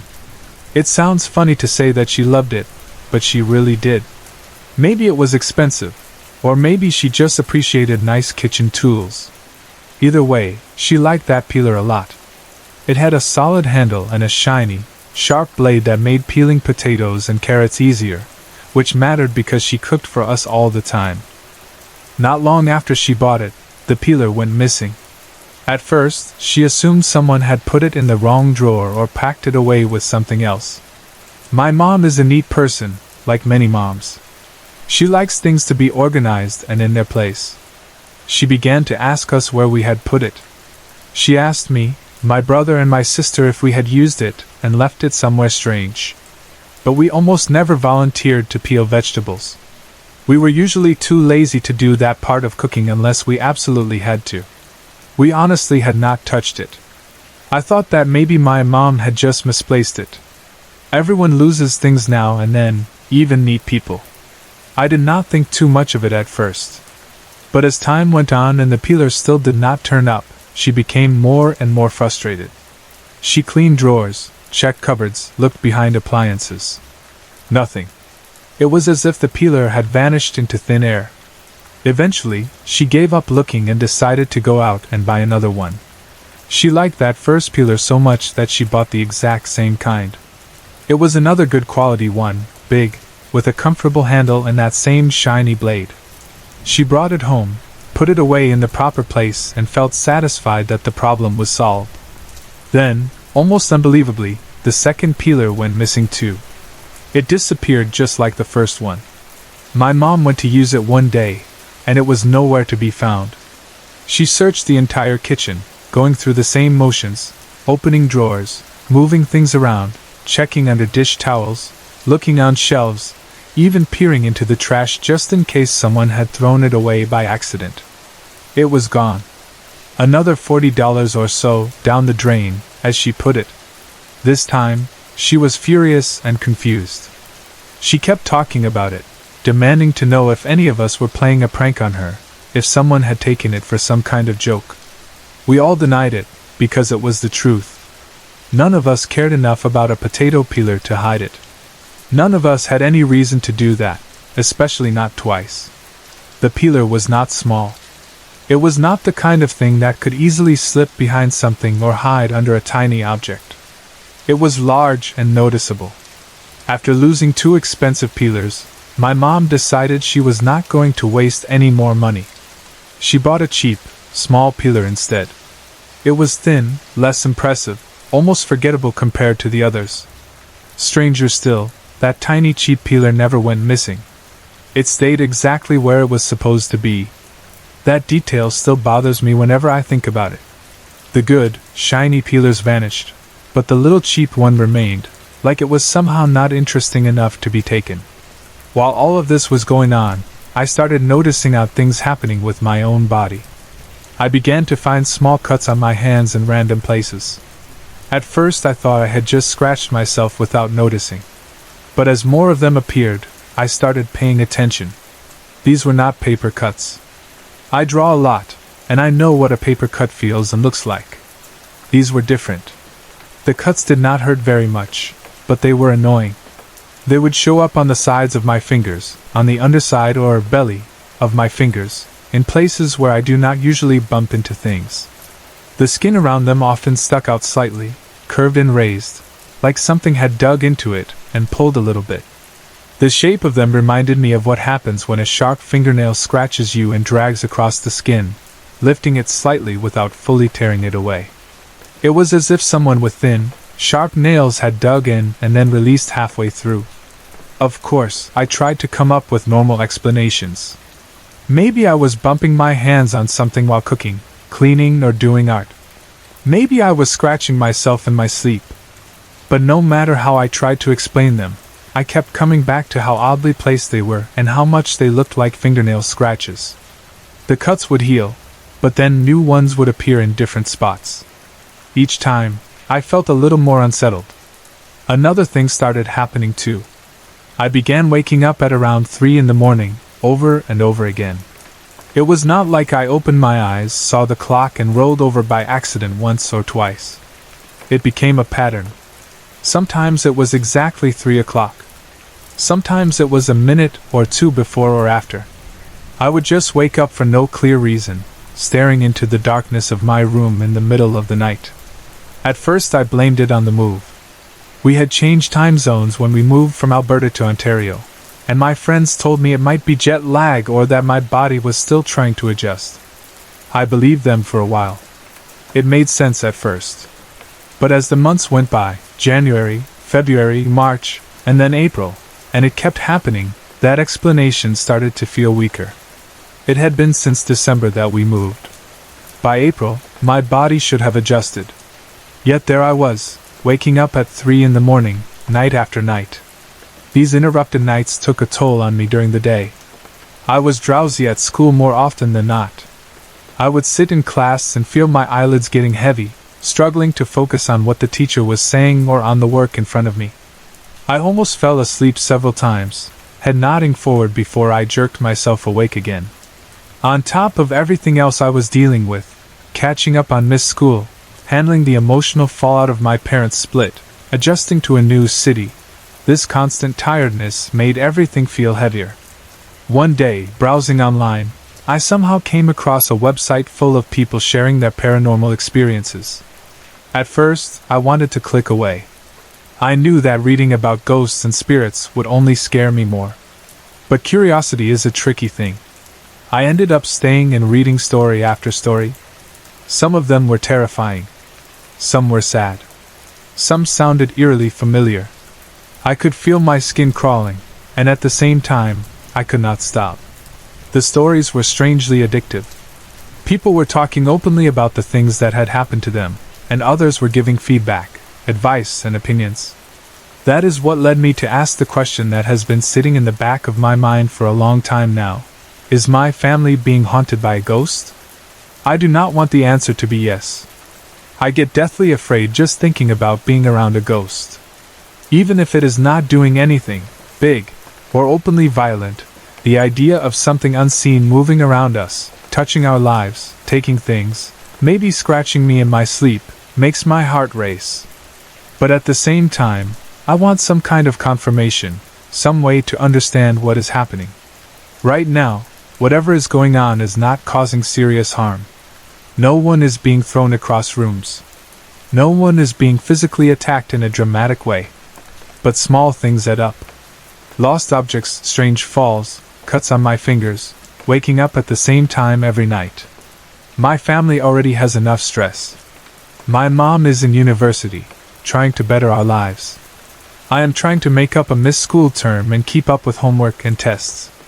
We do not need to be losing tools, tripping on stairs that are not there anymore, or dealing with unexplained scratches that make it hard to hold a pen during an exam. Any weight lifted from our shoulders would be a blessing right now. One last detail that might matter is my mother's personality. She meditates and is a very spiritual person in her own way. She believes in calm, energy, inner peace, and all of that, but she does not believe in ghosts. She does not connect the strange events in our lives with anything paranormal.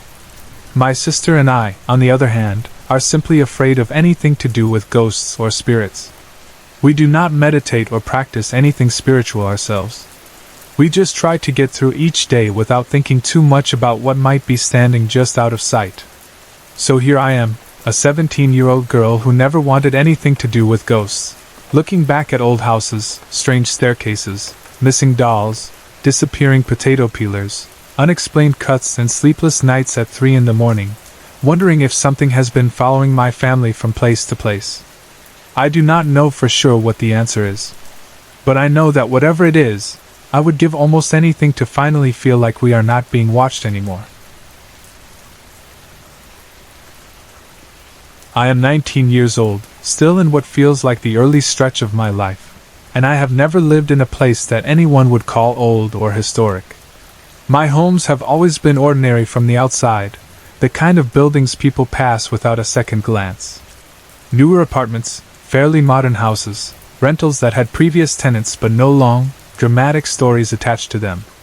There were no creaky Victorian houses, no centuries-old cottages, nothing that looked like it belonged in a ghost story. You would think that kind of life would keep anything strange away from you, like ghosts and things that go bump in the night only belong in old, crumbling places. But for me, that has never mattered. It does not seem to matter where I go, where I live, how the room is shaped or how recently the building was constructed. Every so often, a few times a year, something happens to me that I can only describe as a strange and quiet phenomenon. Children that I have never seen before in my life appear in my bedroom in the middle of the night. It always begins in the same way.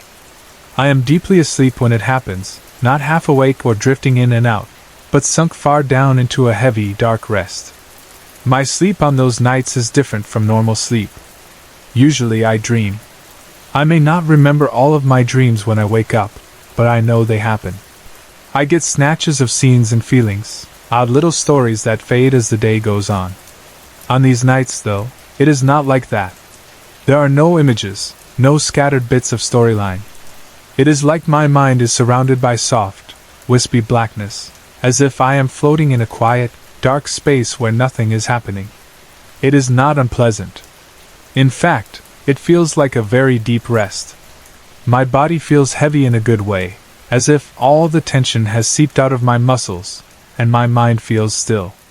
Sometimes I wonder if the experiences that follow are so vivid that they push aside any trace of dreams I might have had earlier.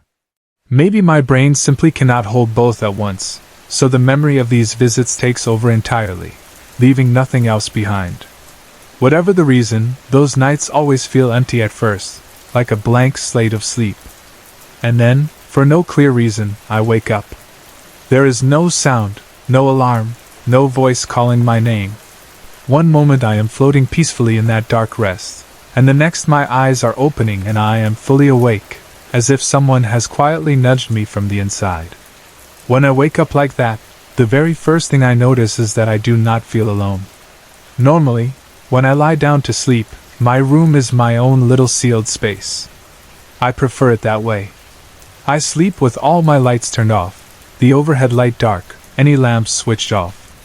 The window is shut, the curtains drawn, and the door to my bedroom is closed. I keep my covers pulled up around me so that I feel almost like I am wrapped in my own small bubble. When I fall asleep, I feel safe and perfectly alone, cut off from the rest of the world except for the quiet hum of the building and the faint sounds that seep in from outside. On these nights, when I wake up so abruptly from that dark, dreamless sleep, there is a shift in the air. It is subtle but unmistakable. I know in an instant that I am not alone in the room. It is not like seeing someone immediately. It is more like the feeling you get when you know someone has stepped into a space behind you, even if they are not making any noise. The temperature does not suddenly drop dramatically, there is no dramatic wind or creaking floorboards, but there is a presence. I can feel it before I can see anything. As my eyes adjust to the low light, because even in a dark room there is always a little bit of light coming from somewhere, maybe from a crack around the door or the faint glow of the outside world squeezing in through the curtains, I turn my gaze slowly towards the corner of my bedroom. I do not know why I always look there. Perhaps my mind has learned where to expect them. Perhaps that is simply where they choose to stand. Either way, my eyes are drawn toward that spot as if pulled by a thread. Standing there in the corner is a little girl. The room is bathed in deep shadows. With no lights on, everything is tinted in dark grays and muted blues, shapes softened and edges blurred. But even in that dimness, I can tell enough to form a clear impression of her. She looks very young, no older than 5 years old. The first thing that strikes me, apart from her small size, is that she does not look like she belongs to the world I know right now. There is something about her that does not fit into our generation, like she stepped out of an old photograph rather than off a modern playground. Her hair is long, blonde and full of curls, the kind of curls that spring and twist and catch the light, even the little that there is. Part of her hair is pulled back, gathered neatly in a way that suggests someone once took care to make her look presentable, maybe for something important. She is wearing a black and white dress, the kind people might call classic, or old-fashioned. It is very pretty, with a certain formal neatness to it, as if she is dressed for church or for a special occasion. White stockings cover her small legs, and she has black dress shoes on her feet that complete the picture. She really does look like a little girl who was all ready to go somewhere with her family, maybe to a Sunday service or a careful family photograph. She does not say a word. She simply stands there in the corner of my room and looks at me. Her face is not twisted into a frightening expression. She is not smiling in a creepy way. She is just looking at me, calmly and silently, as if she is waiting for something. Her presence is strange and undeniable, but it is not the kind of thing that makes me scream or bolt. You would think that seeing something like this, especially the first few times, would make me absolutely terrified. I always imagine that if this were to happen to someone else, they might pull the covers over their face, turn on the light as fast as they could, or run out of the room. I used to think that if it ever happened again, if I saw another figure, another child, I would panic. Every time it happens again, I expect myself to feel the same way, to finally have that intense fear explode inside me. But the strange part is that I never do. I never feel the kind of fear you might expect. I am surprised, yes. I am uneasy. But I am not horrified. There is something about these moments that feels strangely calm, as if some part of me understands that panicking would not help, or that these children are not there to hurt me. Instead of screaming or hiding, I always find myself speaking. My own reaction surprises me every time, and yet it has become a pattern. I open my mouth and say something out loud into the quiet room. Hello? What's wrong? My voice sounds soft but clear in the darkness, and yet the little girl still does not speak. I sit up in my bed, pushing the covers down a little, and keep my eyes on her. There is a part of me that is still unsure if she will vanish as soon as I move, but she does not. She remains there, solid enough in the shadows. Is something wrong? Can I help you? I ask. The words feel like they are coming from somewhere deeper than just my conscious mind. It is almost like a script that has been written inside me, and each time this happens I automatically follow it. I do not plan what I am going to say in advance. I never lie in bed thinking, if I see a ghost tonight I will say this. Yet the same kinds of words tumble out every time, as if there is a part of me that simply knows this is the right way to respond. The tone I use is gentle, reassuring, the way you might talk to a child who is lost or upset. Don't worry, I add, even though she has not moved or spoken. It's all right. I can help you somehow. Tell me what's wrong. I do not fully understand why I speak like this, but I do. I feel, in those moments, as if I am supposed to say it, like I have some quiet duty to be kind to whatever has come to stand in my room. There is no logic behind it. I am not sure what I could possibly do for them. I have no idea why they have chosen me or what they want, if anything at all.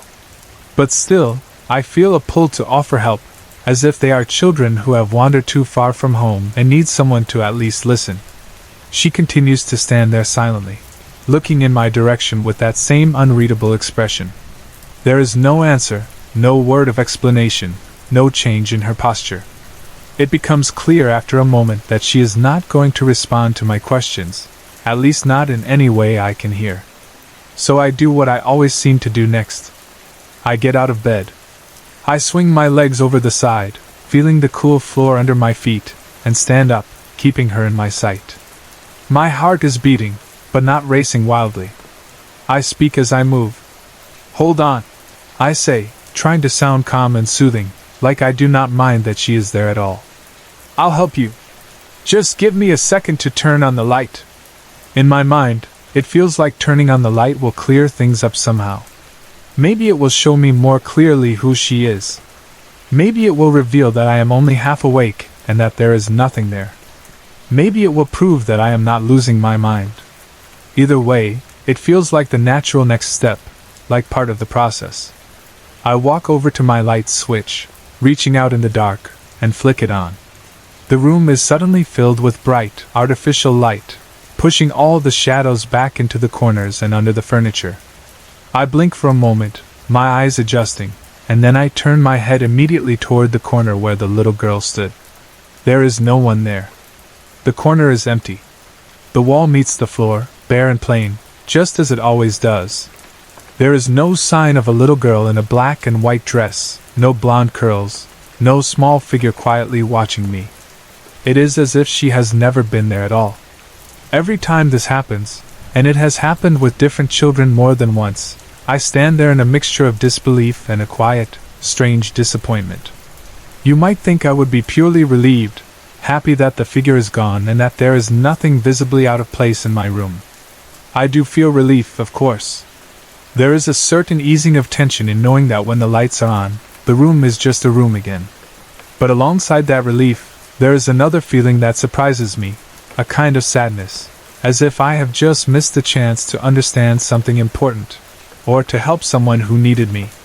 For a moment, I simply stand there, looking at the now empty spot, trying to absorb the fact that she has vanished as completely as if she had never existed. Then, out of habit, I flick the lights off again. My room returns to its usual nighttime state, dim and shaded. I glance back at the corner to see if she has returned now that the light is gone, but she has not. The space remains empty, holding only darkness and the faint shapes of furniture. Like most of the times when one of these visits occurs, I find myself speaking one last time into the quiet. My voice is soft, almost like a whisper, not really meant for anyone in particular, yet meant for whoever might be there unseen. If you need my help again, I say, I don't mind if you asked me.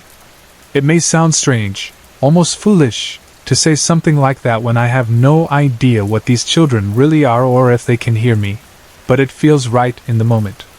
It feels like an open door, a way of saying that I do not wish them harm, that I am not angry or afraid of them, that I am willing to listen should they ever find a way to speak. After that, I climb back into bed. I pull the covers around myself once more, settling back into my personal little bubble. The heavy feeling of sleep that was with me before often returns quickly, like a blanket dropping over my thoughts.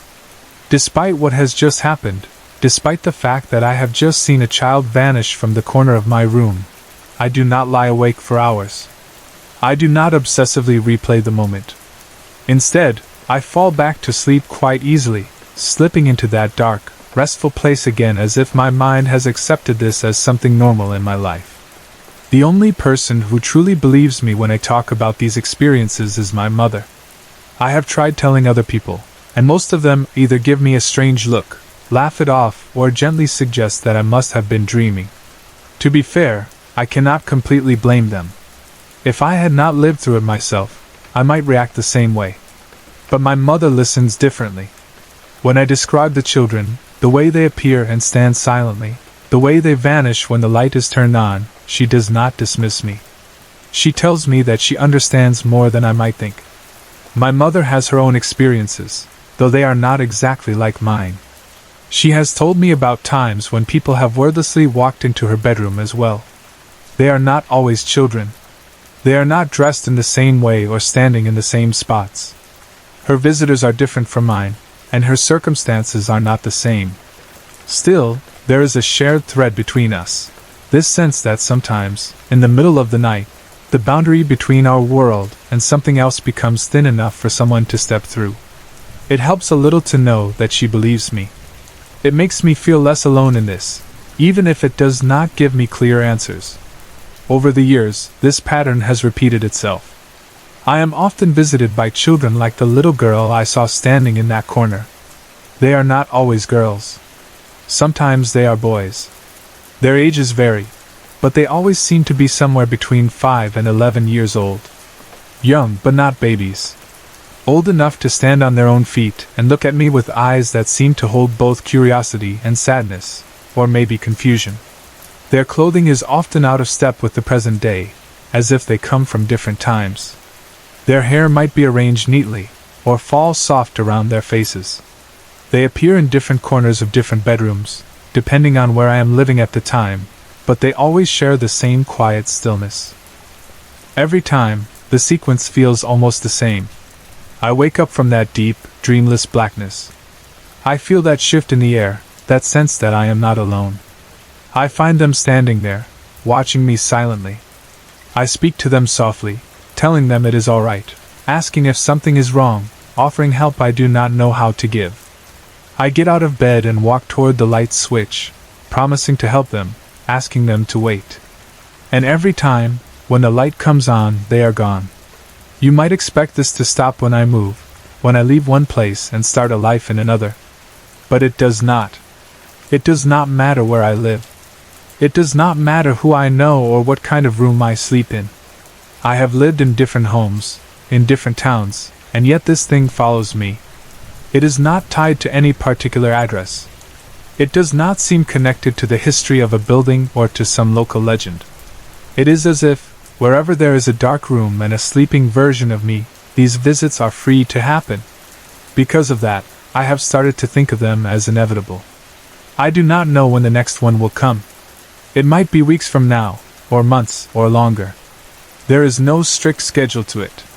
But somewhere in the back of my mind, I have accepted that at some point in the future, I will wake up in the middle of the night, feel that quiet presence, turn my head, and see another child standing in the corner of my room. I will ask them if something is wrong. I will tell them I can help. I will walk to the light switch, turn it on and watch them vanish. And then, like so many times before, I will lie back down and let sleep take me, carrying with it that strange mixture of curiosity, sadness, and relief that always lingers after they are gone.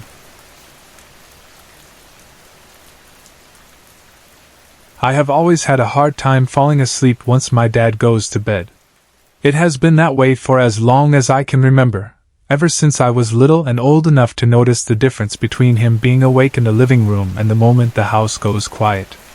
As long as I know he is still up, sitting on the couch with the TV on, flipping channels or watching one of his shows, I feel like the whole world is being guarded. The soft murmur of the television coming from down the hall, the occasional clink of a glass, his quiet cough, or the sound of him shifting in his chair, all of those little noises make me feel like nothing can happen to me.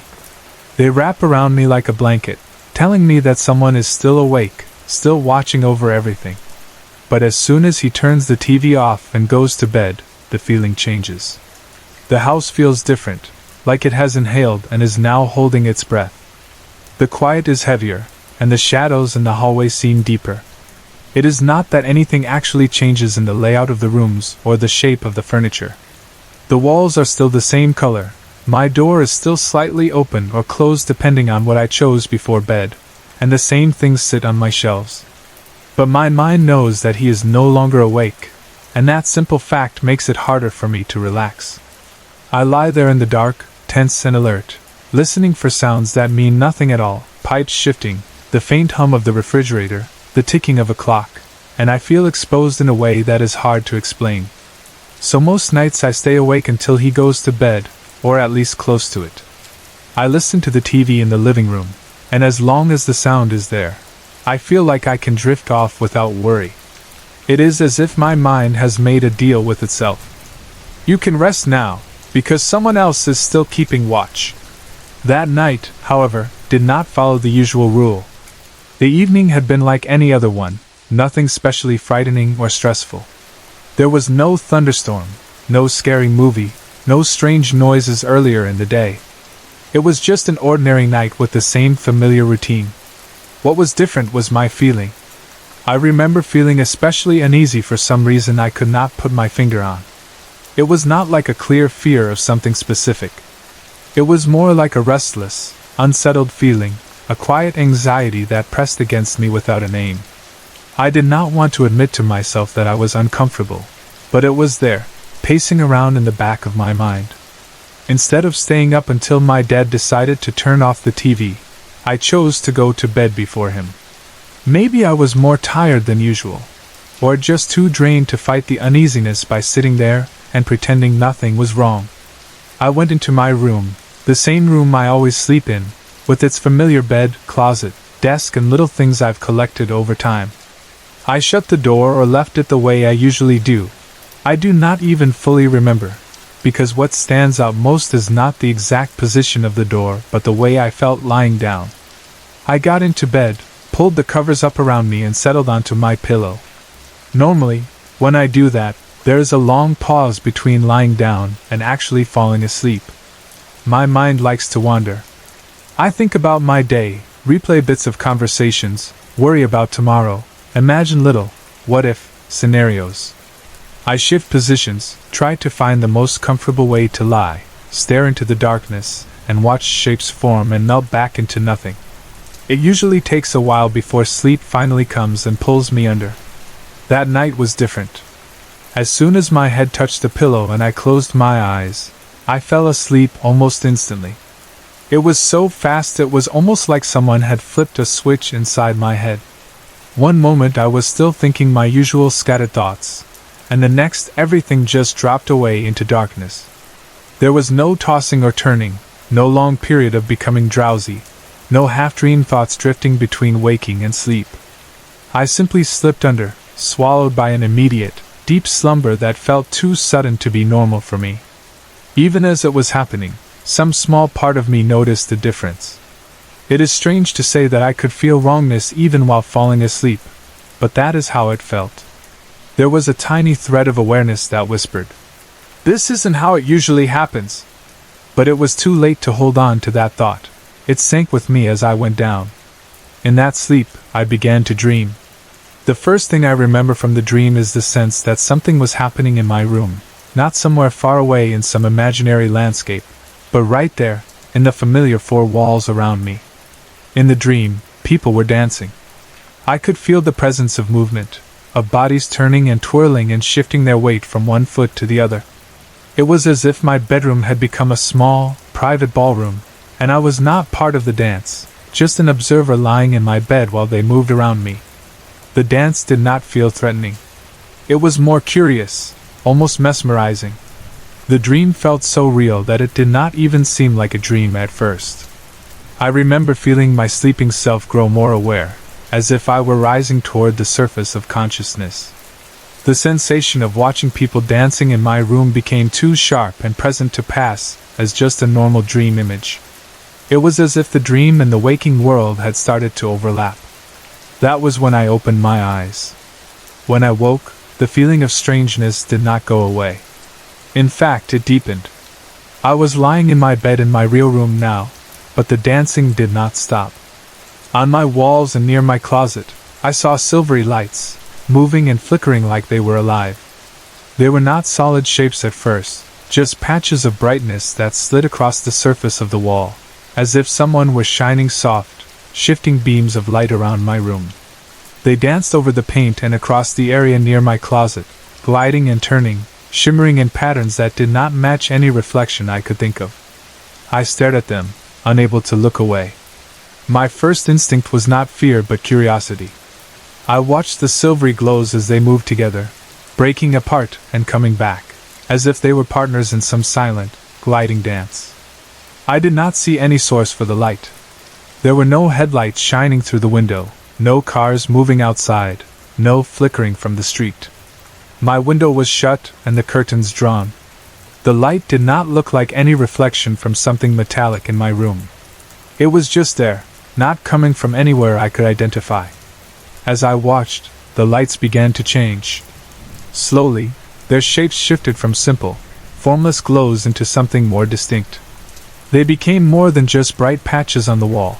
They began to take on outlines, thin and soft at first, then sharper as they moved. The glows stretched and grew taller, gathering themselves into forms that were shaped like people. They were not solid human figures like you would see in a photograph.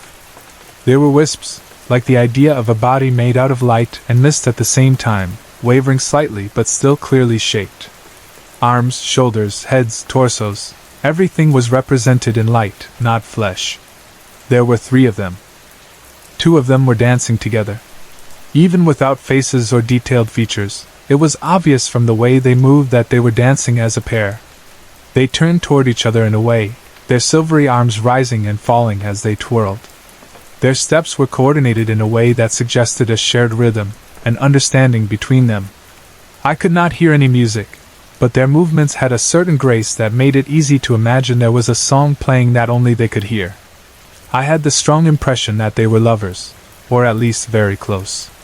Something about the closeness of their movements, the way they stayed within each other's orbit, made me feel that they belonged together. The third figure was different. Instead of dancing, he seemed to be focused on me. I say, he, because that is what it felt like, though I could not see a face or anything that would mark him clearly as male. It was more like an intuition, a quiet certainty inside me that the one watching me was male. He stood closer to my bed than the other 2, their dance carrying them a little farther away while he remained near, as if his attention was on something else entirely. He was so close that it seemed like he might reach out and touch me at any moment.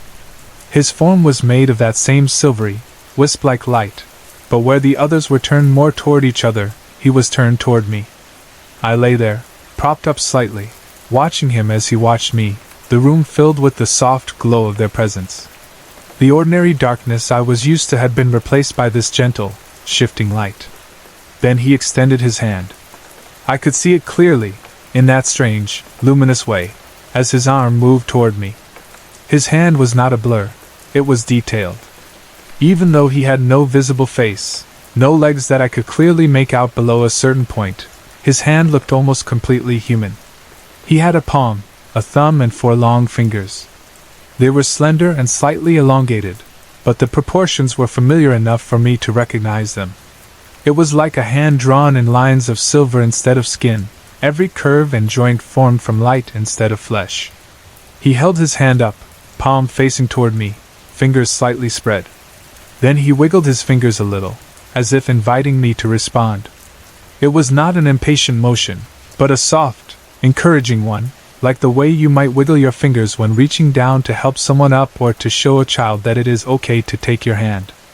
Without fully thinking about it, I raised my hand too. The movement felt natural, almost automatic. Slowly, I lifted my arm from under the covers and extended my hand toward his. Our hands moved closer and closer until they met in the space between us. When our palms touched, it did not feel like touching air or mist or some ghostly, unreal surface. It felt real. I could feel the shape of his hand pressing against mine. There was a solidness to it, a warmth that did not burn but felt alive. My fingers met his fingers, and I could feel each one of them, the curve of them, the spaces between, the gentle pressure where they lay against mine. There were details there, like the faint sense of bones beneath, like the impression of skin without actually seeing any. It was the sensation of touching a living person, flesh and bone and all, except that his hand was not made of flesh in any way that I could see. For a moment, we were connected, my palm flat against his palm. Something passed through that contact that is hard to describe in words. It was not just physical. Yes, I could feel his hand, but along with that sensation came a rush of emotion. The feeling that flowed through me was safety. Deep, absolute safety. It was a feeling more complete than any sense of protection I had ever known before in my life. All those nights when I had struggled to sleep while my dad was in bed, all the times I had clung to the sound of the TV because it made me feel less alone, those did not compare to this. In that moment, with my hand pressed against his, I felt like nothing in the world could harm me. It was as if a wall had been placed around me and nothing bad could pass through it. There was no fear of the dark, no anxiety about things I could not see, no worry about being alone. I felt held, even though technically no arms were around me. I felt understood, even though no words were spoken. I began to curl my fingers, ready to intertwine them with his, wanting to hold on more firmly to that incredible feeling. I wanted that sense of safety to last, to become stronger. My fingers moved to slide between his, to lace together in the way you might hold hands with someone you care about. And in that precise moment, everything changed. The instant my fingers started to move between his, he disappeared. The silvery hand was gone in a blink, and my fingers, instead of weaving between his, slid between the fingers of my own other hand. I suddenly realized that both of my hands were touching each other. I was sitting up in bed, my arms extended in front of my chest, my hands clasped together tightly like I had been praying or trying to catch something that had vanished. The room around me was just my room again. There were no dancing lights on the walls, no wispy figures gliding near my closet, no silvery glow, no gentle movement. Everything was still and dark in the ordinary way. My heart was beating, and I could hear the faint sounds of the house, but all the strange beauty that had been in my room a moment before was gone.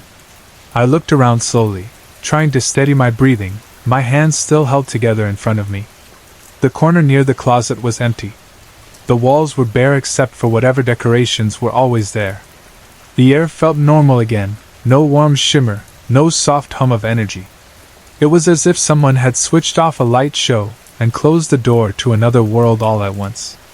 As the reality of it sank in, I experienced something I did not expect. You might think that losing sight of spirits in your room would bring relief above everything else. You might think that once they were gone, I would feel grateful that my room was just a normal room again, that I would be glad it was over. But that is not what I felt. Instead, an enormous wave of loss washed over me. It was sudden and heavy, a deep ache that spread through my chest. I felt as if someone incredibly important to me had just walked away and disappeared, someone I had known and loved for a long time, even though, in reality, I had never seen this being before that moment. It was like losing a best friend in an instant, or like waking up and realizing that a comforting presence you had depended on is no longer there. The safety I had felt, the complete, all-encompassing sense of being protected and held, was gone. I was back to being just me, alone in my room, in a dark house where my dad might be asleep down the hall. The contrast between that previous warmth and the normal night felt painful. It was like going from a bright, sunny day straight into a cold, dim room with no warning. My hands, still clasped together, no longer held anything except themselves. I sat there for a while, trying to collect myself, feeling the echoes of that loss settling in. I flexed my fingers and felt the ordinary texture of my own skin, the familiar shape of my own hands. But the memory of that other touch, of that other hand, stayed vivid. I could still recall the feeling of his fingers, their length, the way they had pressed against my palm. I could almost recreate that sensation in my memory, like a phantom feeling that refuses to fade. The strangest part of it all, the part that has stayed with me the most, is that I did not feel afraid while the spirits were there. From the moment I saw the silvery lights, to the moment they formed into wisp-like people, to the moment I touched the hand of the one who came close to me, I was not scared. I was curious, amazed and calm. Most of all, I was sheltered in a way I had never felt sheltered before. My usual fear of being alone when my dad goes to bed was gone. My usual uneasiness in the dark had vanished. In their presence, I felt more safe than I have in my entire life. Even now, thinking back on it, I can still remember that feeling with an almost painful clarity. It has stayed with me, like a bright thread running through my memories. I remember the gentle, wordless connection between us when our palms met, that reassuring warmth that told me I was not alone and that I was not in danger. I remember how real his hand felt, the undeniable sense of touching something solid and alive, even though my eyes saw only light and my mind knew this was not a normal person standing there.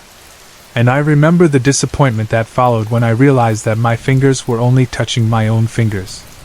That disappointment cut deeper than any fear would have. It came with the understanding that whatever had visited me, whatever had filled my room with dancing lights and turned my ordinary space into a place of strange comfort, had gone, leaving nothing behind but memories and questions. To this day, I still think about that night. I still see, in my mind's eye, the silvery lights moving across my wall, the two dancing figures and the third one reaching out to me.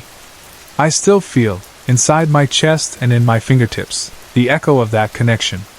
I do not know exactly what they were, or why they came, or why they made me feel so safe. I do not know why, of all the nights I have lain awake wishing I felt less alone, they chose that night to appear.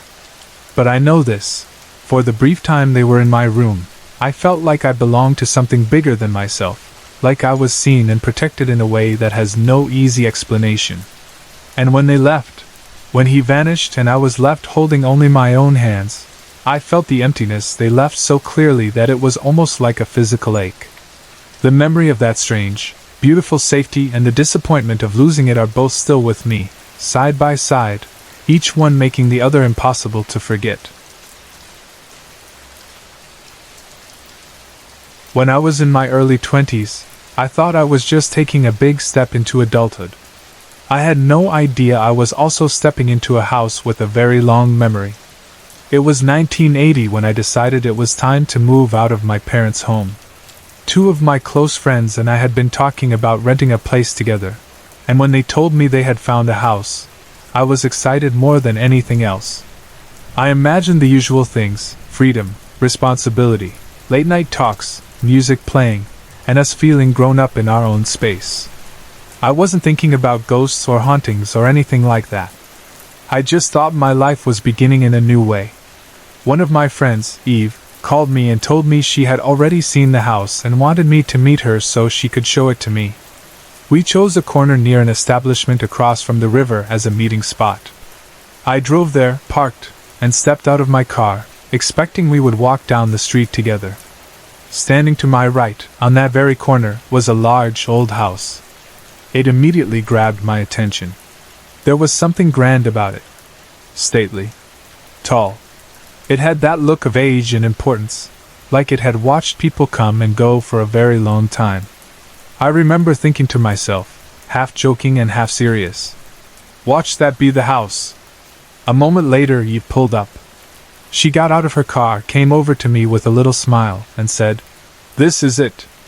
I looked at her, then at the house again, and my heart jumped a little. It really was beautiful.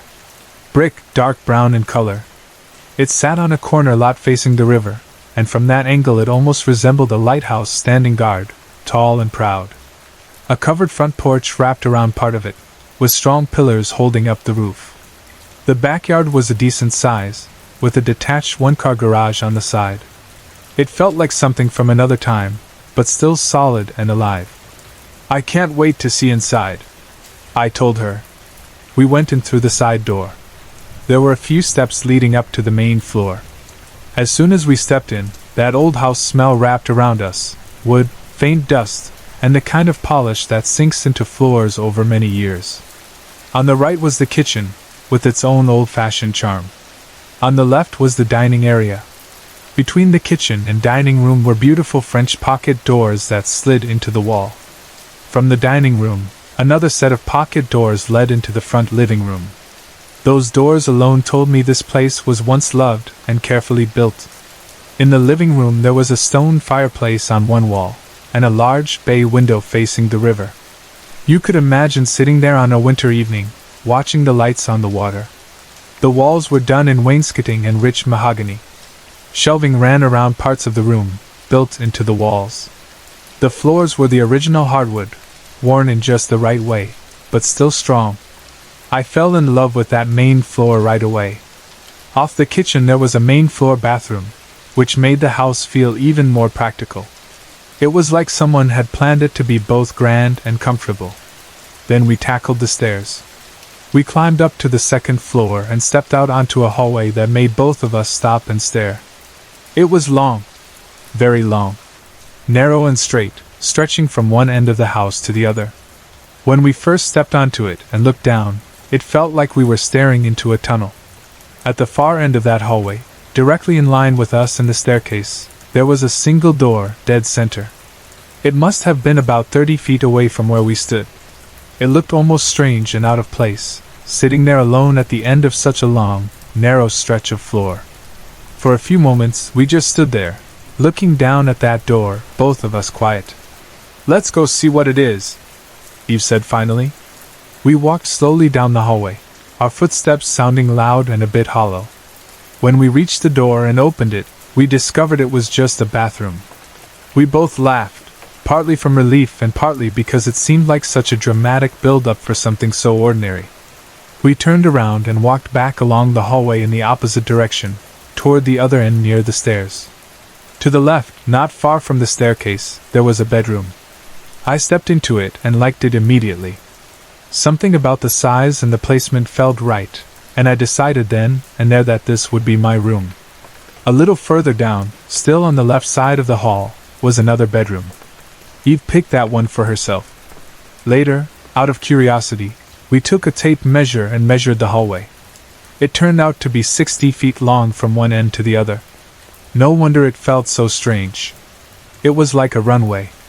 We went up another set of stairs to the third floor. Up there we found a half bath and 2 more bedrooms.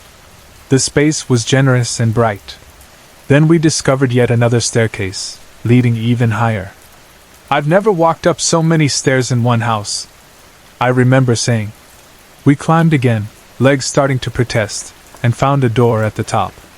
We thought it might be a closet, but when we opened it, we were surprised. It was another room, a loft at the very top of the house. It had 4 oval windows, one on each side, high up where the ceiling curved. Sitting in that room, you got the feeling you were in the very cap of the house, like the top of a tower. When you looked at the outside later, it really did resemble a lighthouse, narrow and tall with that rounded top. It felt like it had probably been used for watching the river and the ships below.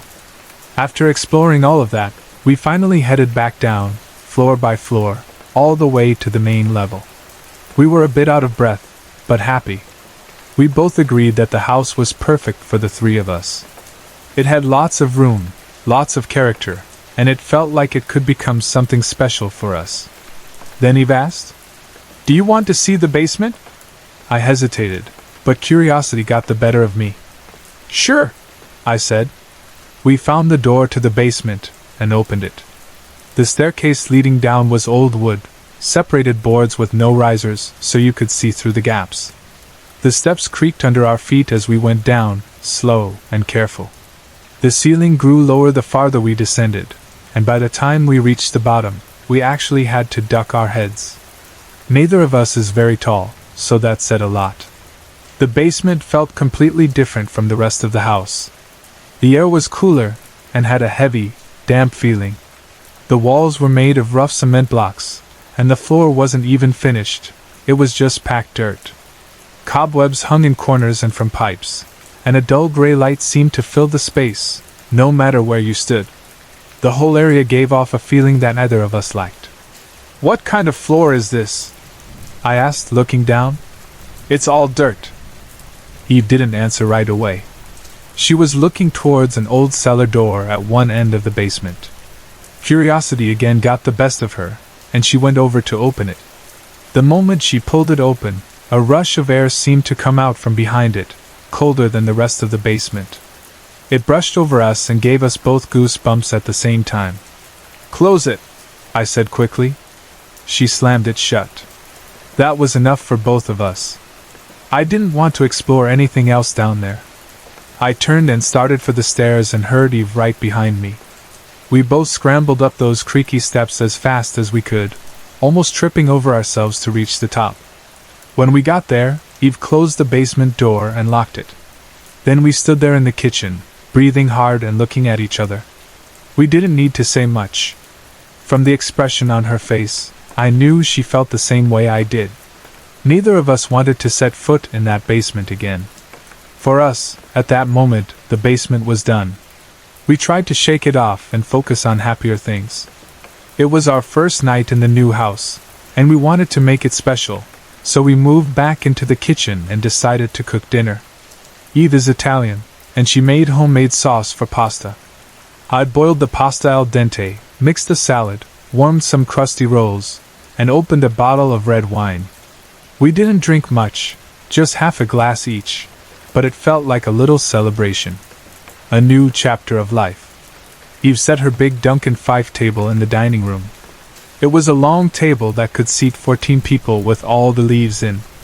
In that room, with the pocket doors and the wood, it looked absolutely perfect. I turned on a jazz station, the music filling the background with a soft, warm sound. Slowly, we started to relax again. The house felt less intimidating and more like a home. We sat across from each other at the long table, twirling pasta on our forks and chatting. We talked about our days, about her boutique downtown and the new line of clothes she was expecting. I talked about work at the law firm. Normal conversation, normal worries, normal excitement. I felt calmer and happier. Then the table shook. It wasn't a little vibration. It was distinct, enough to make me look up sharply. I glanced at Eve, waiting for her to say something, but she kept her head down and continued eating, not making eye contact. I decided not to mention it. Old houses settle, right? Floors creak, things shift. I went back to eating. A moment later, it happened again. This time, the shaking lasted a little longer. It wasn't violent, but it was very clear. I lifted my hands off my plate and even pulled my feet slightly off the floor, just to see if maybe the movement was coming from below. Eve did the same thing, almost at the exact same time. The floor was shaking the table but not our chairs. It was like something was moving under the table legs only. We both stared at the table, then at each other. Neither of us spoke right away. There was an unspoken agreement in our eyes that was strange. We finally jumped up almost at the same time, pushing our chairs back. Then, because we were young and nervous and didn't want to admit we were scared, we laughed. We cleared the plates off the table and tried to move on as if nothing had happened. The rest of the evening passed quietly, and we went about our business. Later, we went upstairs to get ready for bed. At that point, Sharon hadn't moved in yet, so only Eve and I were staying in the house. We each had a room on the second floor, with that long, narrow hallway between the staircase and the bathroom at the far end. I picked out an outfit for work the next day and then walked down the hallway to use the bathroom. As I was in there, I heard what sounded exactly like Eve's voice calling for me. It wasn't vague or far away. It was clear, as if she was right outside the door calling my name. I opened the bathroom door and looked out into the hallway. It was empty. I didn't see her anywhere. The long hallway stretched away in both directions, silent. "What do you want?" I called out, thinking maybe she was in her room and needed something. No answer. I went down the hallway to her room and looked inside. She wasn't there. I went downstairs and found her in the sitting area beyond the dining room, listening to her jazz music and looking through her clothing samples. "Did you need something?" I asked. She looked up, surprised. "No, I'm fine."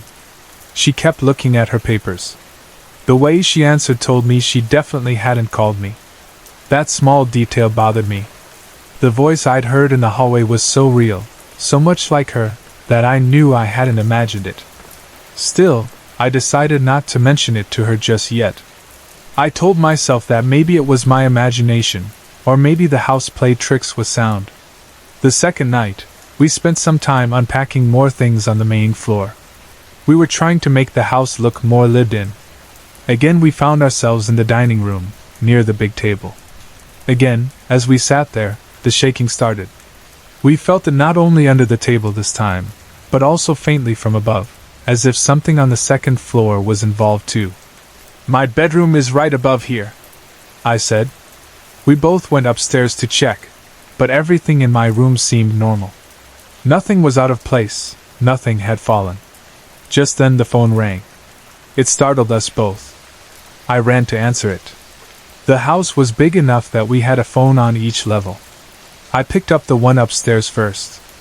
It was my mom. She wanted to come over and see the new place. We talked a bit, and I sat on the landing of the staircase, my back turned toward the long hallway. As I was talking, I suddenly heard someone running down the hallway behind me. The footsteps were quick and light, like a child running. At the same moment, I felt an icy chill crawl across my back. "Hang on a second," I told my mom, and set the phone down. I turned and looked down the hallway.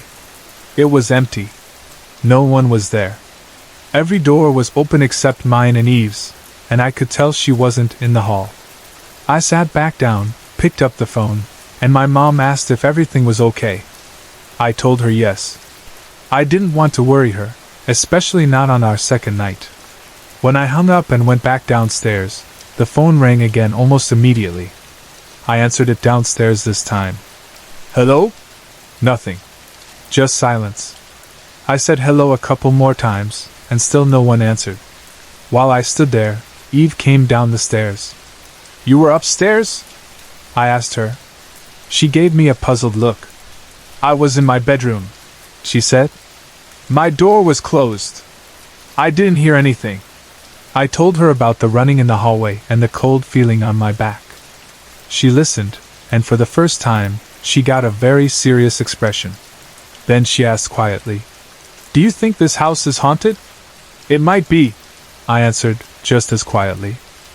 She said she wanted to look up the history of the house, maybe at the city records or the library. I told her I would go with her.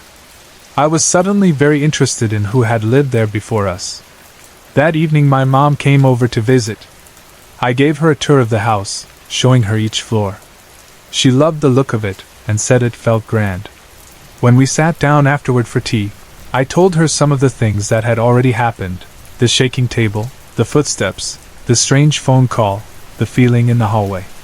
I told her I thought the house might be haunted. She didn't say much at first, just listened. Then she said she thought it was a good idea for Eve and me to look into the history of the house. My mom has always been open-minded about that kind of thing, so she didn't dismiss what I told her.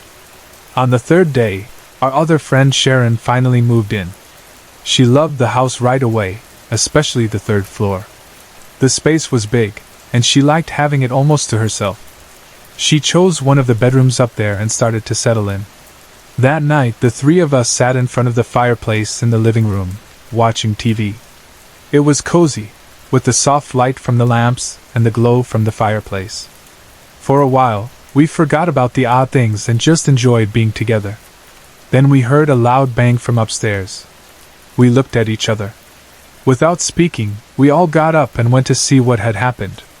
When we reached the second floor, we saw it right away. In the middle of that long hallway, lying on the floor all by itself, was one of Sharon's books. It had come from her room upstairs, and somehow ended up there, directly in the center of the hall. Eve and I stared at the book. We didn't even have words for a moment. Sharon didn't say anything either. She just walked down the hall, picked the book up, and took it back to her room on the third floor.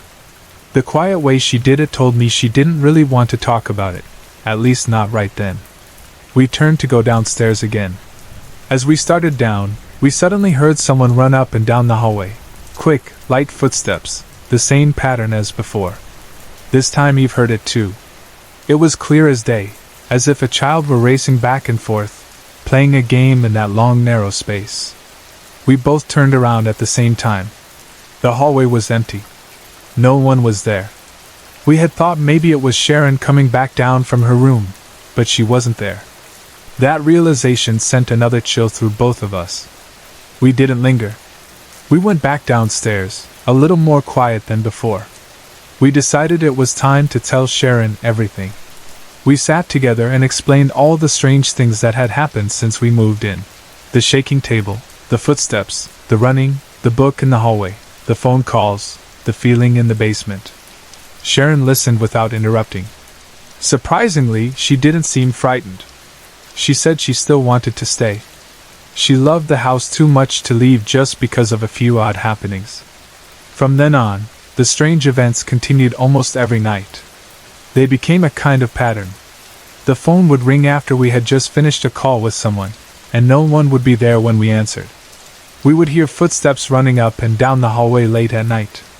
Sometimes there would be a loud bang from upstairs, and when we went to look, one of Sharon's books would again be lying in the middle of the second floor hall. The table in the dining room would shake now and then when we were sitting there. It was as if the house itself was restless. We never felt truly threatened, but we were often startled and unsettled. The only place that really felt wrong, though, was the basement. Neither Eve nor I ever went back down there. We kept the door closed and locked, and avoided it as if something dangerous lived behind it. About a year later, we moved out. We loved each other, and we even loved that house in a strange way, but it felt like it was time to move on. We had had our share of late nights, laughter, and spooky stories. We were ready for a quieter place. By then, we had learned a lot about the house. It had been built in 1810 by a ship's captain. The shape suddenly made sense. He had designed his home to look and function like a lighthouse, tall and visible from the river. He lived there with his wife and 3 children, 2 sons and 1 daughter. They were a well-known family in the area, respected and prominent.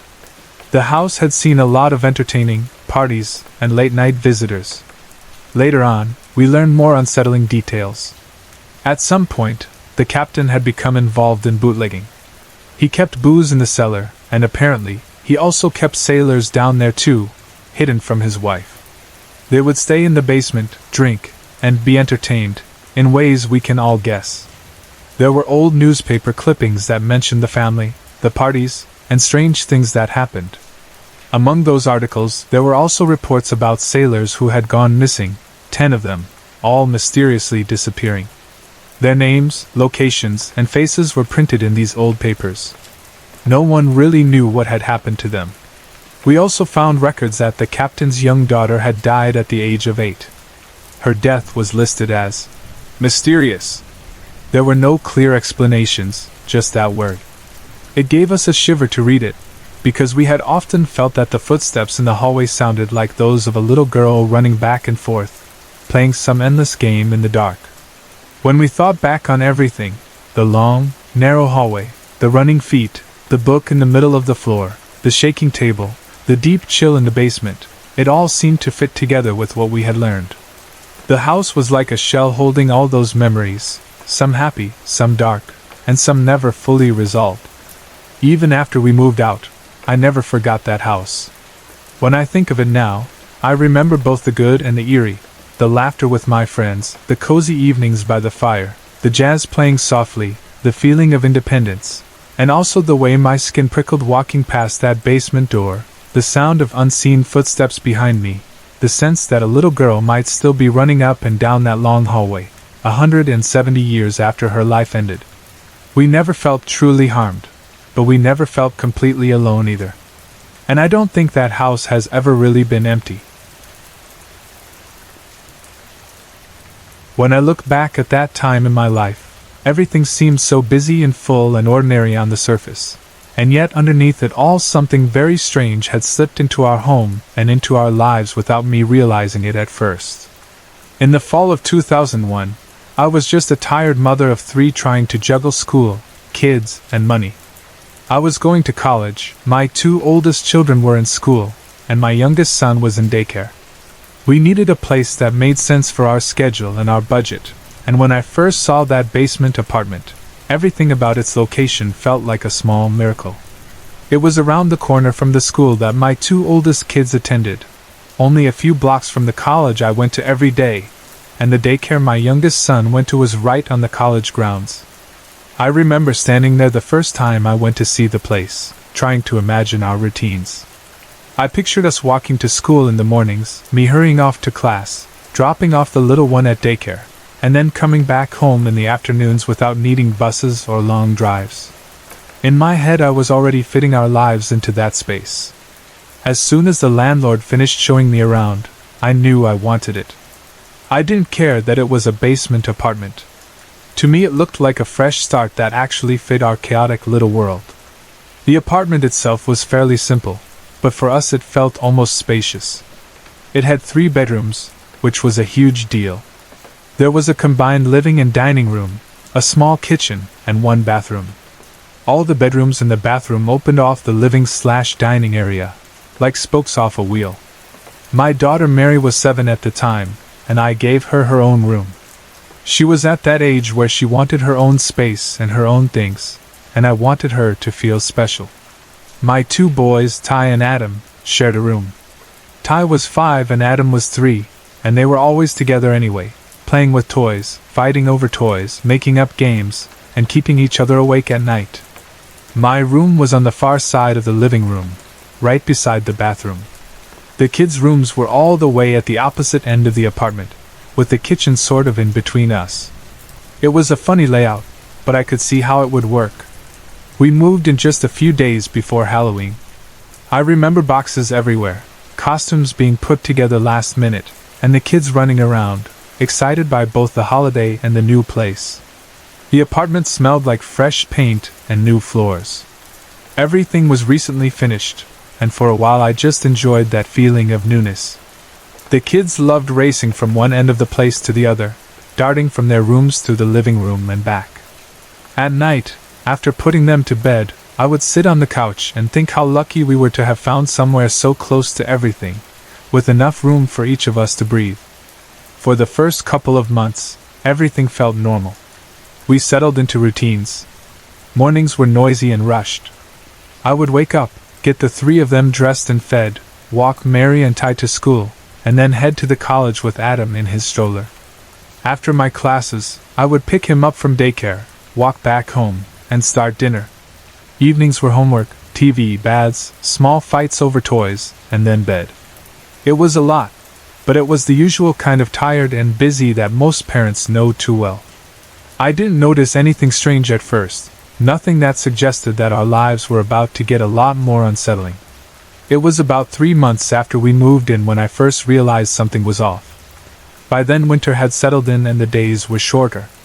One day, near the end of that winter, I decided to take the kids for a day out at a big mall in the next city over. It was one of those huge malls that take forever to get through, and it felt like a bit of an adventure. We spent the whole day there. The kids dragged me from store to store, we had lunch in the food court, and I tried to pick up a few things we needed. By the time we got home, it was late afternoon, almost evening, and we were all exhausted. I remember fumbling with the keys at the door, my arms full of bags, the kids pushing past me to get inside, all of us cranky and worn out. Once inside, I started putting the groceries on the table and counters. Adam, my youngest, was especially fussy.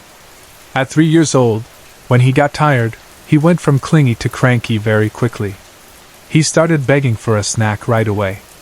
I told him that dinner would be ready soon and to go play for a bit, thinking I could get food ready faster than dealing with his whining. He didn't like that answer. He started to cry and complain, his little voice going higher and louder. I tried to ignore him, hoping he would calm down, and kept putting groceries away in the kitchen. He stood right outside the kitchen area, near the table, wailing and shouting. Finally, I decided enough was enough. I walked over, pulled out a chair, and sat down so I could be eye level with him and tell him firmly to stop. His face was red, and there were tears on his cheeks. He looked like he was about to scream again, and then, all of a sudden, he burst out laughing. It wasn't a little giggle. It was a sudden, full, happy laugh that completely didn't match the crying he had been doing a second ago. His expression changed from upset to delighted so fast that it actually startled me. He kept laughing and lifted his arm to point past me, toward the kitchen. I turned to see what he was pointing at. One of the cupboard doors in the kitchen was swinging open and shut, over and over again. It wasn't just hanging loose or moving a bit. It was opening wide and then closing, then opening again, like someone invisible was tugging it back and forth. It did this a few times more, in a steady motion, and then it slowly closed all the way and stopped with a quiet tap against the frame. I just sat there, staring at it. I remember feeling a strange coldness in my chest, like all the tiredness and noise in the room dropped away for a second. Adam stopped laughing and stared too. After a moment, he turned away casually and went into his bedroom, as if he had been satisfied or as if someone had told him, "Okay, that's enough now." He didn't argue about the snack again. He just went to play. I stayed in that chair for several more seconds, trying to make sense of what I had just seen. I told myself there had to be some explanation. Maybe the cupboard wasn't hung properly. Maybe there was a draft. Maybe something I had just unpacked was pushing on it. I wanted so badly to explain it away, to pretend it was nothing, but deep down I knew that cupboards don't usually open and close like that on their own, especially not in such a deliberate way. After that day, it was as if something had been invited to make itself known. The feeling in the apartment changed little by little. At first it was subtle. Sometimes I felt like someone was standing just out of sight. Other times I would catch a shadow moving in the corner of my eye, only to find nothing when I turned my head. I did my best to ignore it. I was a full-time student and a full-time mother. I didn't have time to dwell on strange feelings. But it wasn't long before what was happening could no longer be brushed aside. A few days after the cupboard incident, things began to happen in the bathroom at night. My bedroom door was just a few steps away from the bathroom door, and I usually slept with my door slightly open so I could hear the kids if they needed me. One night, I woke up suddenly to a strange sound. It was the middle of the night, the apartment was completely dark and quiet, and I heard what sounded like someone shaking the shower curtain. It was the exact sound you hear when a hand grabs the curtain and jerks it back and forth on the rod. The bathroom door was slightly open, and I hadn't heard any of the kids get up. I lay there for a moment, listening. The sound went on for several seconds, then stopped. Finally, my fear of one of the kids falling in the tub or hurting themselves got the better of my fear of the unknown. I got out of bed and went to the bathroom. The shower curtain was not hanging where it should have been. Instead, it was lying on the ground in front of the tub, the rod and the curtain together, as if someone had pulled it down intentionally. I stood there in the doorway, staring, my heart beating faster. I picked it up and put it back, trying to tell myself it had just fallen. Maybe the rod was old or the spring inside it had worn out. I latched it carefully into place again and went back to bed, but it took me a long time to fall asleep. The next night, the exact same thing happened. I woke up to the sound of the curtain being shaken, that plastic on metal shiver, and then a thump.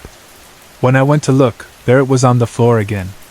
I put it back up, my hands shaking, and crawled back into bed. This went on every single night for a few nights in a row. Always at night. Always when I was half asleep and vulnerable. During the day it never happened, not even once. Finally, I decided it must be the rod itself. Since the whole apartment was pretty new, I assumed maybe they'd put in a cheap spring rod that didn't hold tension. Maybe the weight of the curtain pulled it down at night. It still didn't explain the shaking sound, but I was desperate for some normal explanation. I went out, bought a brand new tension rod, and installed it myself. I pushed it into place tightly, hung the curtain, tugged on it to test it, and felt relieved when it didn't budge.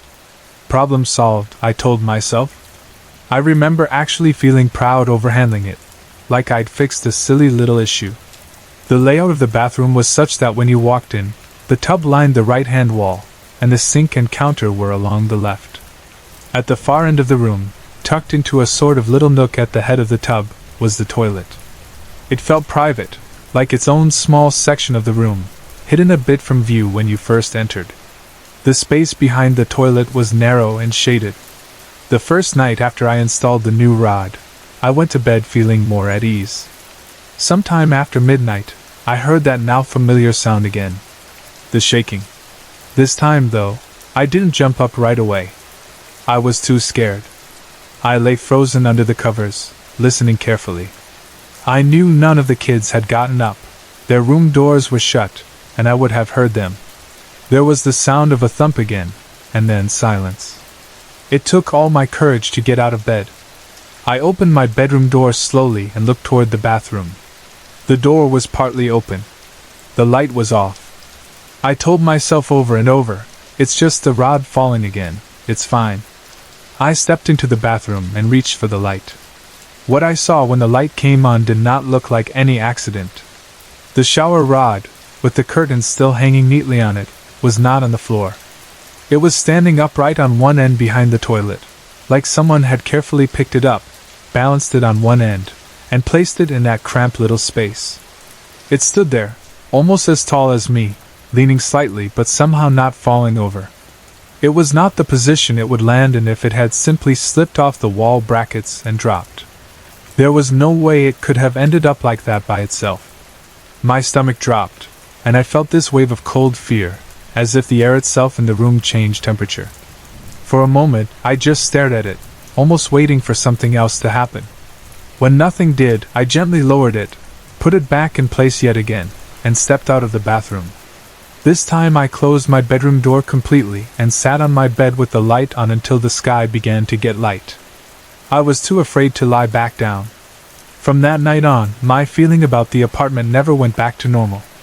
During the day, while the kids were at school and daycare, I sometimes came home to work on assignments. The college got loud sometimes, and I thought being at home with my laptop would help me focus. Instead, I often found myself more distracted and uneasy at home than I had ever felt in a crowded library.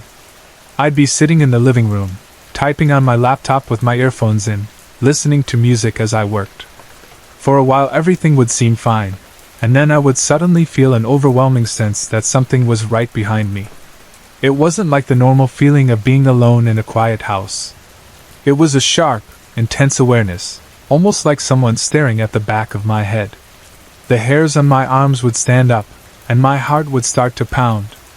The fear would rise up so quickly that I would stop typing, pull out my earphones, and literally throw my laptop onto the couch as I stood up.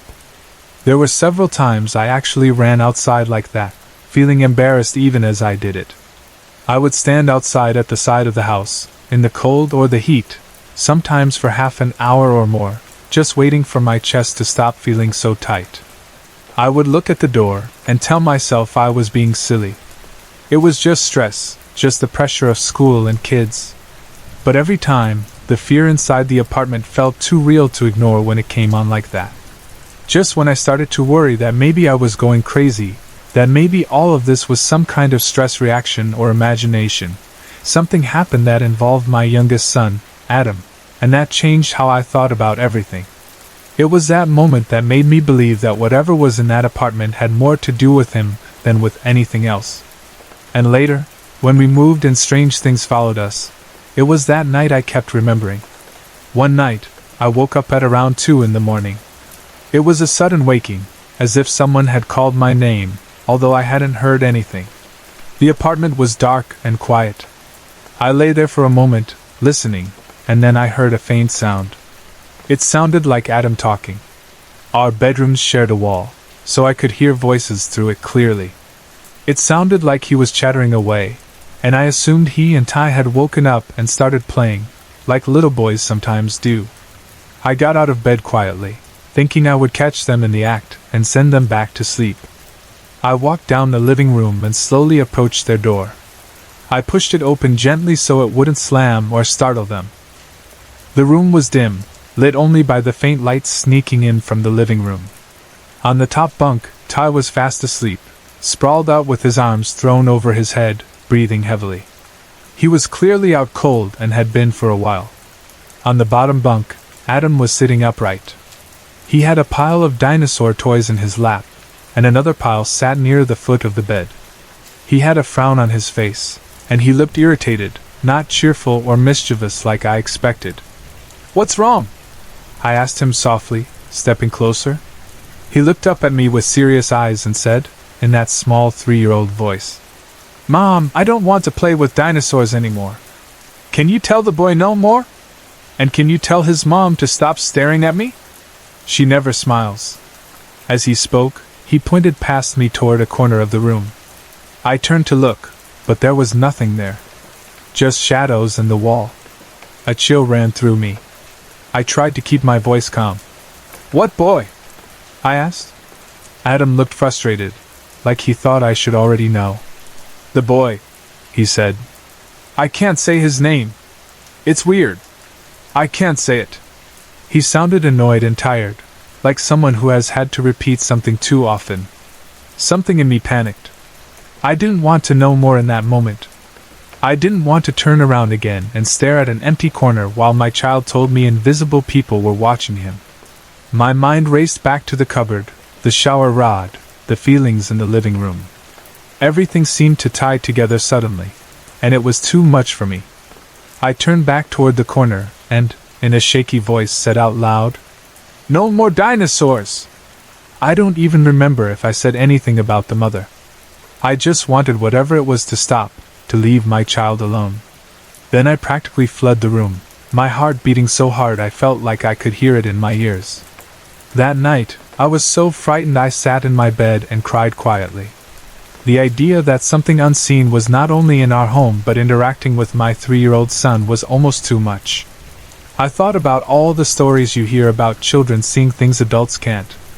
I didn't want to believe them, but Adam's serious little face, his specific words, and the way he had pointed behind me wouldn't leave my mind. The next day, when things felt a bit calmer in the daylight, I decided to ask him more questions. I didn't want to plant ideas in his head, so I waited until he brought it up again. It didn't take long. At some point that day he mentioned the boy again, and I gently asked him more about it. He told me that the boy and his mom came into his room. He said it like it was the most ordinary thing. He explained that the boy never had toys when he was alive, and that was why he liked Adam's things so much. He said the boy always wanted to play with his dinosaurs and always wanted him to put on a certain Disney movie about dinosaurs, over and over again. That part matched reality, because Adam had been obsessed with that one movie for months, and now I wondered if there was more to it than just the typical kid obsession. He also said he didn't like the boy's mom. He said she just stared at him and never spoke, never smiled. He said she scared him. Her silence upset him more than the boy himself did. Then, in that matter-of-fact way little kids sometimes have, he told me that a long time ago the boy's house had burned down, and that the boy and his family had been scared of wolves that came near their house. I sat there listening, trying to take it all in. Adam was just barely over 3 years old at the time. We had not been talking about house fires or wolves or boys without toys. The details he gave, the way he spoke, made it very hard for me to believe he was just making up stories. At that age, my kids' pretend stories usually involve superheroes or cartoons, not burned houses and silent mothers staring. He also said the boy woke him up a lot at night to play.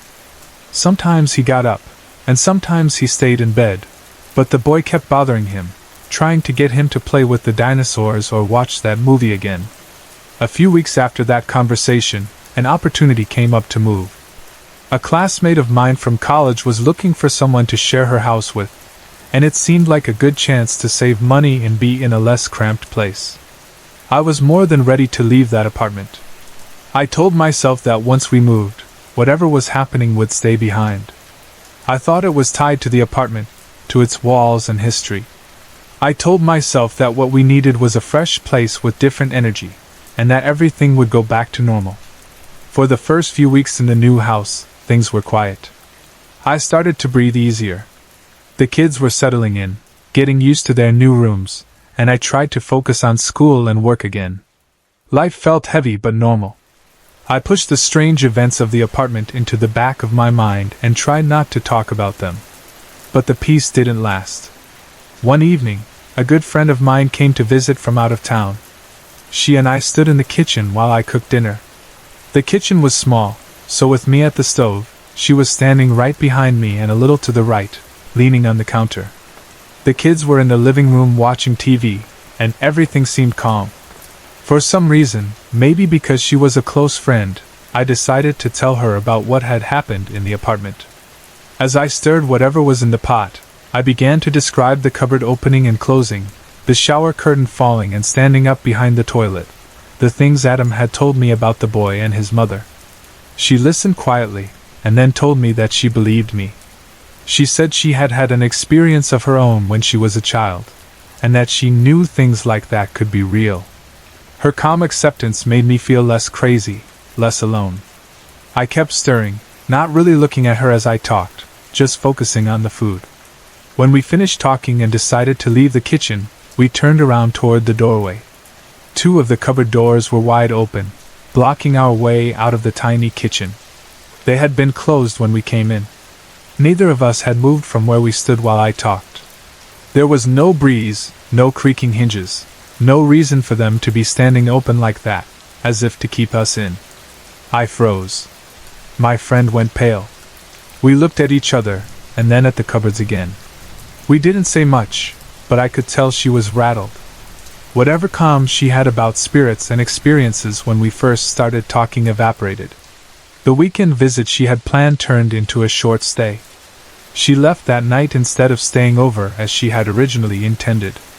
After that, other people began to mention feeling strange things in the house too. A friend of mine from college came by one night, and without me saying anything about what had happened in the old apartment, told me that the garage and the cold cellar in the new house gave him a bad feeling. He said he didn't like going in there alone. I thought that was interesting. I hadn't told him anything, yet he had picked out those areas as unsettling. Later on, that same friend stayed at our place for a weekend to look after our cat while the kids and I went away. When we came back, he told me about something that had happened while he was there alone. He said one night, he slept in my bed. In the middle of the night, he woke up suddenly feeling terrified. He said it felt like something was hovering right over him, leaning down close to his face. He was so scared he didn't dare open his eyes. He lay there frozen, wanting to look but too afraid of what he might see. Eventually he somehow fell back asleep, but in the morning he still felt shaken by it. He suggested that I mention the strange things to the owner of the house, including the light in the cold room that flicked on by itself several times while he was there. I never did tell the owner. Part of me didn't want to know anything they might say. Around that same time, despite us having a cat who loved to hunt, the house became badly infested with mice. It was strange because our cat usually kept small critters in check. She was the kind of cat who would proudly drop gifts at your feet. Yet suddenly there were mice everywhere, running along baseboards, appearing in cupboards. It felt like the house was somehow attracting things, not just rodents but unseen guests as well. All through these moves and changes, one thing stayed in my mind: how everything had really started with Adam seeing and talking to the boy and his mother. The more I thought about it, the more it felt like whatever had been in that first apartment had not stayed behind at all but had attached itself to him, to our family, and followed us. The cupboard doors, the shower rod, the feeling of being watched, the invisible boy who wanted to play with dinosaurs, the silent woman who never smiled, none of it felt tied to just one set of walls anymore. It felt like we were carrying something with us, whether we wanted to or not. When we first moved into this house a few months ago, it felt completely ordinary. It was the kind of place you walk into and think, "Okay, this will do." Nothing about it gave off a strange vibe. No weird smells, no heavy feeling in the air, no creaking floors that made you wonder who had lived there before. Just regular walls, regular rooms, and a regular basement where we could set up our games and movies. After the places we'd lived in before, that feeling of normality was almost a relief. We unpacked our things, arranged the furniture, got our routines going, and for a while, life felt boring in that very comfortable, everyday way. At first, we honestly didn't notice anything. We both worked long hours, came home tired, ate, played games, watched movies, and went to bed. Harley, our dog, settled in fast. He claimed the spot by the couch as his own, stretched out on the floor like he had always been there. We joked that he adjusted faster than we did. The days blurred together, one week melting into the next, and nothing about the house stood out as unusual. It was just a place to sleep, eat, and escape from work and the outside world. But then, slowly, things started to feel a little different. It wasn't like a horror movie where everything suddenly goes crazy. It was more like small things, tiny details that your brain catches and then brushes aside. A faint thump when you're sure no one is upstairs. A scuffling sound that you tell yourself is the house settling. A noise just on the edge of hearing that you try to explain away before it really sinks in. For a while, that's what it was like. Just little sounds that didn't quite match up with where everyone was. The first time I really took notice was one of those Fridays that you feel like you've crawled toward all week. Work had been rough, both for me and for Jerry. It was the kind of week where every day felt too long, every task felt heavier than it should have, and by the time Friday rolled around, we were both just done. We decided that we needed to get out of the house and unwind a bit, so we met a few friends for drinks. We didn't stay out late. It wasn't one of those wild nights. It was just an easy, relaxed evening, sharing complaints about work, laughing at dumb stories, and letting the tension slowly drain out of our shoulders. By the time we said goodbye and headed home, it was only around 8 o'clock. For a Friday, it felt early, like we still had the whole evening ahead of us. On the way back, we decided to stop at the video store, the kind that still rented movies and games. We wandered through the aisles, teasing each other over our choices. I grabbed a couple of shoot-'em-up games and some movies, and Jerry picked out a few snacks. It felt like we were planning a cozy little night and to erase the week behind us. Back at home, we changed into comfortable clothes and headed straight for the basement. That was our little escape zone. We had the TV, the game console, blankets, and Harley already sprawled out on the floor like he owned the place. It felt good to sink into the couch, controllers in hand, snacks within reach, ready to forget everything except what was on the screen. We started off playing one of the new games, a loud, chaotic shoot-'em-up that had explosions and gunfire blasting from the speakers. The kind of game where your entire focus narrows down to what's happening on the screen and nothing else seems to exist. We were in the middle of some intense part when, all of a sudden, Jerry paused the game. The screen froze mid-action, the sound cut off, and the sudden silence felt almost as loud as the noise that had been there a second earlier. She muted the TV completely and just stared upward, her eyes on the ceiling above us. "What?" I asked, looking over at her, my thumb still poised over the button on the controller out of habit. She didn't answer right away. Her head tilted slightly like she was trying to catch some faint sound. Then she said, "Thought I heard something upstairs." Probably Harley. Automatically, I looked down at the floor next to the couch. Harley was there, stretched out on his side, completely knocked out, breathing slowly and deeply, not a care in the world. One of his paws twitched in his sleep like he was chasing something in a dream.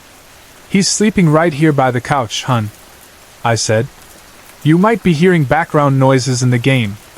She frowned, still listening, but after a moment she let it go and unpaused the game. The sounds of gunfire and explosions filled the room again, and we got back into it.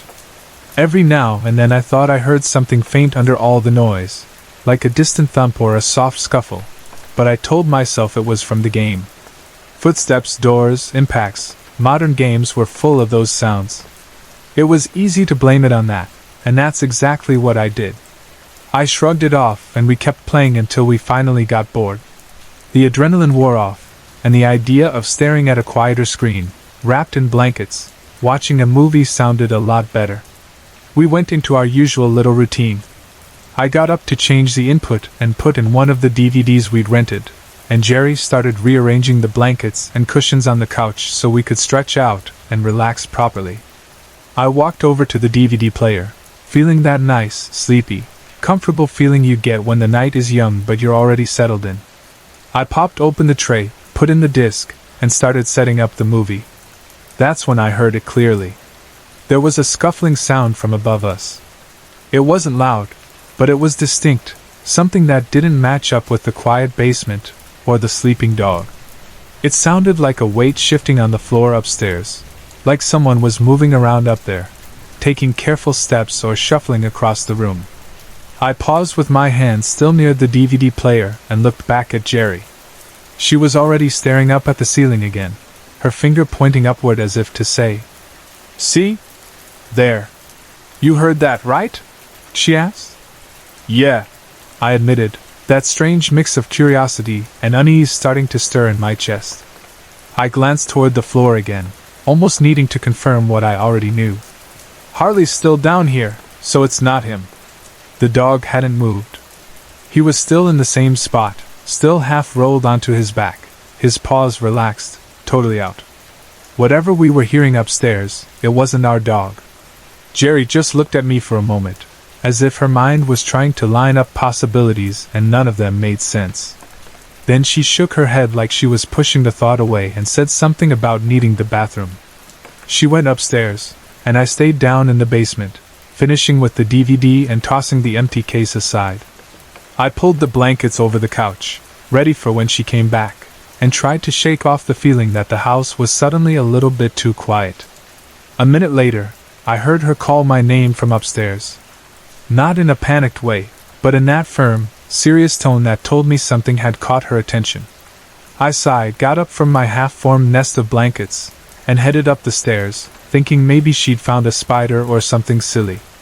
When I reached the top of the stairs and stepped into the room, I saw her standing by the computer desk, motionless, just pointing. There was no spider, no spilled drink, no broken object. Just the desk, the monitor, the chair pushed in. And hanging from the little stand on the desk was one of my favorite small gadgets, something my mom had given me, a pen set called the pendulum. The pendulum was a simple little thing, but I'd always thought it was clever. It had a base and a curved metal arm that held a small magnet at the top.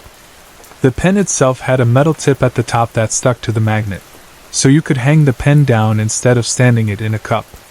When you tapped the pen, it would swing back and forth like a pendulum, which was exactly why it had that cheesy name. It amused me more than it probably should have. Jerry wasn't smiling though. Her finger was aimed at the pen, and I followed her gaze. The pendulum was moving. It wasn't just swaying gently like you'd expect if someone had walked by and brushed against it.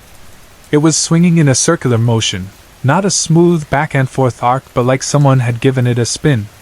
It turned round and round, and then, as we watched, it began to slow. The circular motion became smaller and smaller until, finally, it came to a complete stop, hanging straight down, perfectly still. To be completely honest, in that moment, I didn't really understand what she was trying to show me. I thought she had just flicked it herself, and wanted to show off how smoothly it spun. So I took it at face value, tried to keep things light, and said, "Sweet, you never cease to amaze me." She didn't look amused. There was something tight in her expression, but I brushed it off. It didn't occur to me right then that she had called me the moment she saw it moving and that it had already been spinning before I got there. In my mind, it was just a pen on a string doing what pens on strings do. I just didn't connect it yet. That night passed without anything else obvious happening. We watched our movie, went to bed, and the scuffling upstairs faded in my mind under the usual layer of everyday tiredness. But the next day pulled everything back into sharp focus. The following day was a nice one, the kind of day where the weather practically begs you to go outside instead of hiding in the basement. After being cooped up during the week, we decided to take Harley for a walk.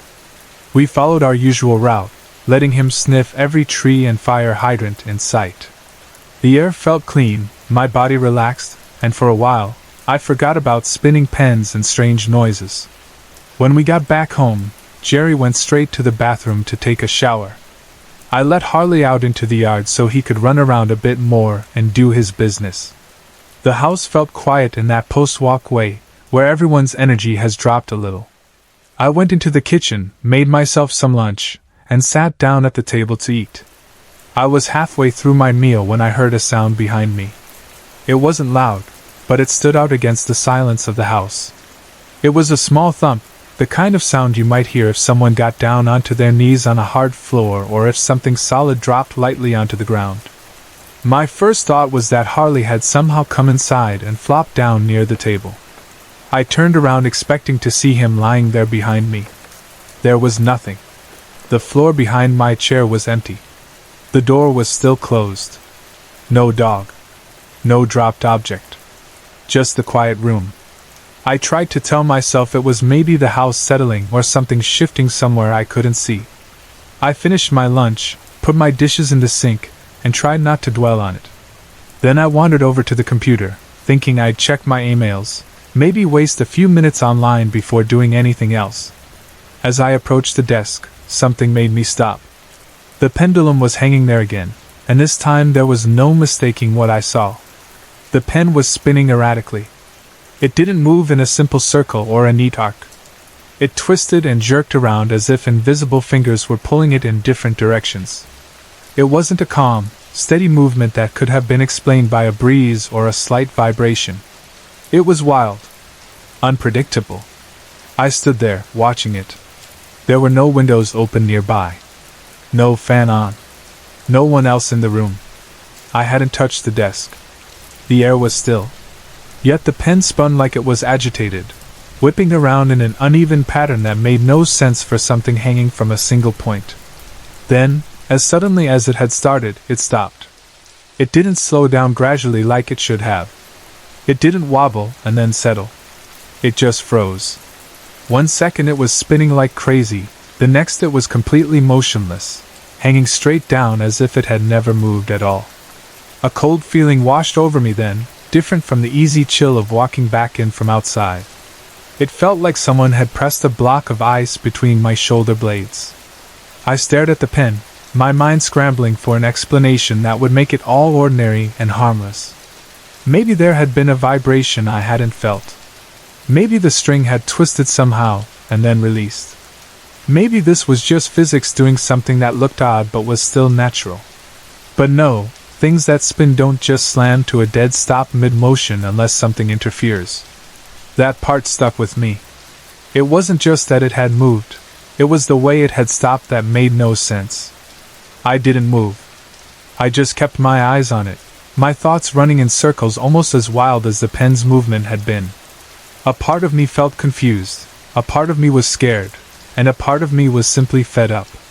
We had lived in other places where strange things had happened, places that felt like we were sharing them with something we couldn't see.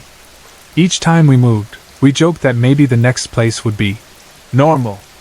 Maybe this house would be just the house. And yet, here we were again, with a swinging pen and phantom footsteps. After a few moments of staring, I did what you naturally do. I reached out to grab the pen, just to stop this weird moment from stretching on.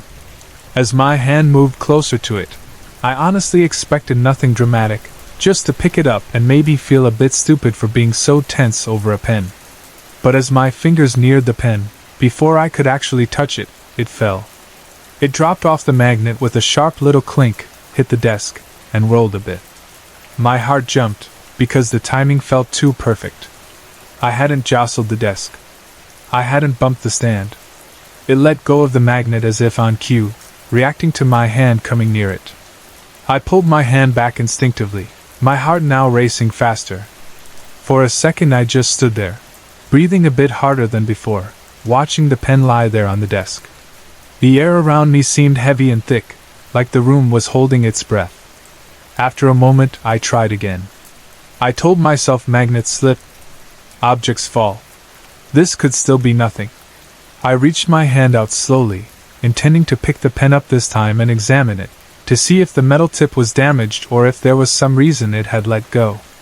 Before my fingers even closed around it, the pen shot off the desk. It didn't roll off the edge. It didn't slide lazily and drop to the floor. It flew. It lifted from the flat surface, moved through the air in a straight line, and slammed into the wall on the opposite side of the room. I heard the sharp smack as it hit, and then bounced down to the floor. It had to travel roughly the entire width of the room. That room is about 16 feet by 18 feet. That's a long way for a pen to travel just by accident. There was force behind it. Real force. As if someone had grabbed it and thrown it as hard as they could from where it lay on the desk. The sight and sound of it knocked the last of my denial out of me. Pens do not just decide to launch themselves across rooms for fun. I stood there, my body frozen in place, my mind racing. Fear, confusion, anger, and a tired sort of frustration all mixed together. It felt like a pattern I didn't want to recognize had settled over us again. It wasn't just this one moment. It was the footsteps overhead when no one was there. It was the scuffling sounds, the spinning pen the night before when Jerry had called me, the way she had stared at it. It was the fact that every place we seemed to move into eventually had something we couldn't explain living in it with us. When Jerry got out of the shower a little while later, hair damp, towel around her, she found me still unsettled, still thinking about what I had just seen. I didn't dress it up, and I didn't joke this time. I told her exactly what had happened, the spinning, the sudden stop, the fall from the magnet, and then the pen flying from the desk like it had been thrown. As I spoke, I could see the look in her eyes change from curiosity to that same mix of fear and resignation that was churning inside me. We stood there together in that room, both of us thinking the same thing but neither wanting to say it out loud at first. It wasn't just a creaky house. It wasn't just our imaginations. Something was there with us, playing with our things, moving around above our heads, making itself known in small but undeniable ways. We have both seen enough and felt enough in other houses to know when something isn't right. And we were tired. Tired of wondering what was watching us. Tired of trying to fall asleep while listening for sounds that shouldn't be there. Tired of feeling like unwanted guests in our own homes. The idea that no matter where we moved, something followed or something attached itself to us, or that we always managed to pick houses that weren't alone, weighed heavily on us. We didn't start screaming. We didn't pack our bags and run out the door. Instead, we did the only thing that brought us any kind of comfort at that point. We started to pray. We prayed that whatever was in that house, whatever had enough strength to make a pen fly across a room and mimic footsteps above us, would find peace. We prayed that it would stop clinging to us, stop playing with our belongings, stop frightening us in these small, unnerving ways. We prayed that it would find the light, that it would cross over, that it would leave us be. More than anything, we prayed that one day we might live in a home that wasn't shared with anything we couldn't see. A home where footsteps upstairs meant nothing more than our own, and where a pen was just a pen, hanging quietly from its magnet, doing exactly what it was supposed to do, and nothing more.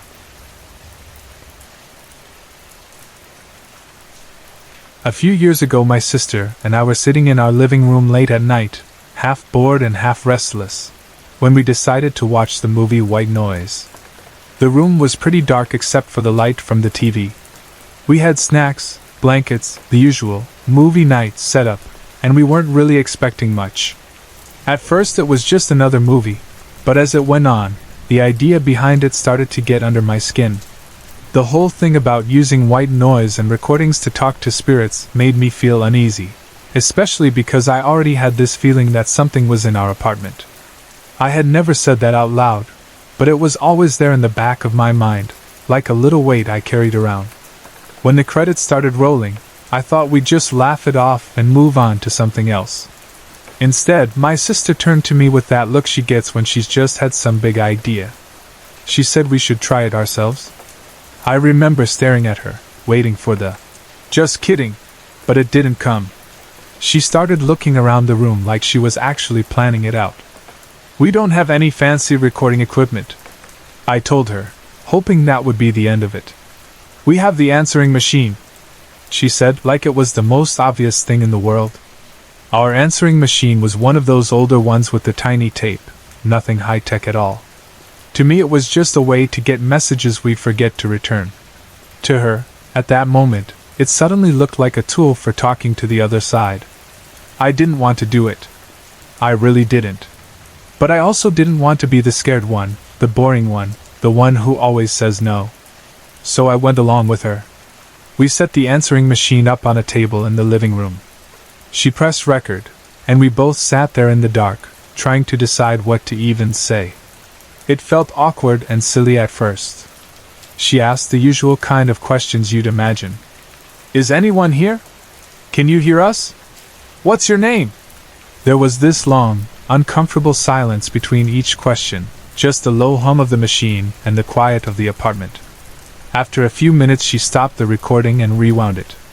We leaned in close, listening carefully. All we heard was our own voices and static. No whispers, no strange sounds, nothing. She played it again, just in case we missed something, but it was still empty. Finally she shrugged and laughed it off. "Guess Hollywood lied," she said, and the tension broke a little. She decided she'd had enough and went outside to talk to a guy she liked who was hanging around near our building. I stayed inside. Part of me was relieved that nothing had happened.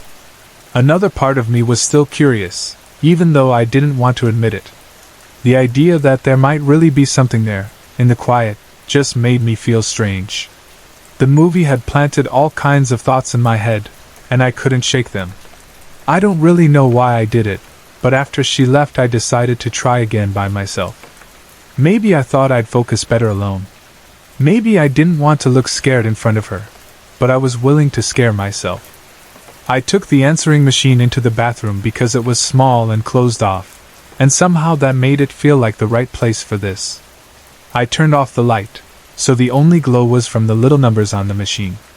The darkness made everything feel more intense. The sound of my own breathing suddenly seemed too loud. I pressed record and started asking questions again. My voice sounded strange in the dark, too loud and too soft at the same time. I asked, "Is anyone here? Then, do you need help?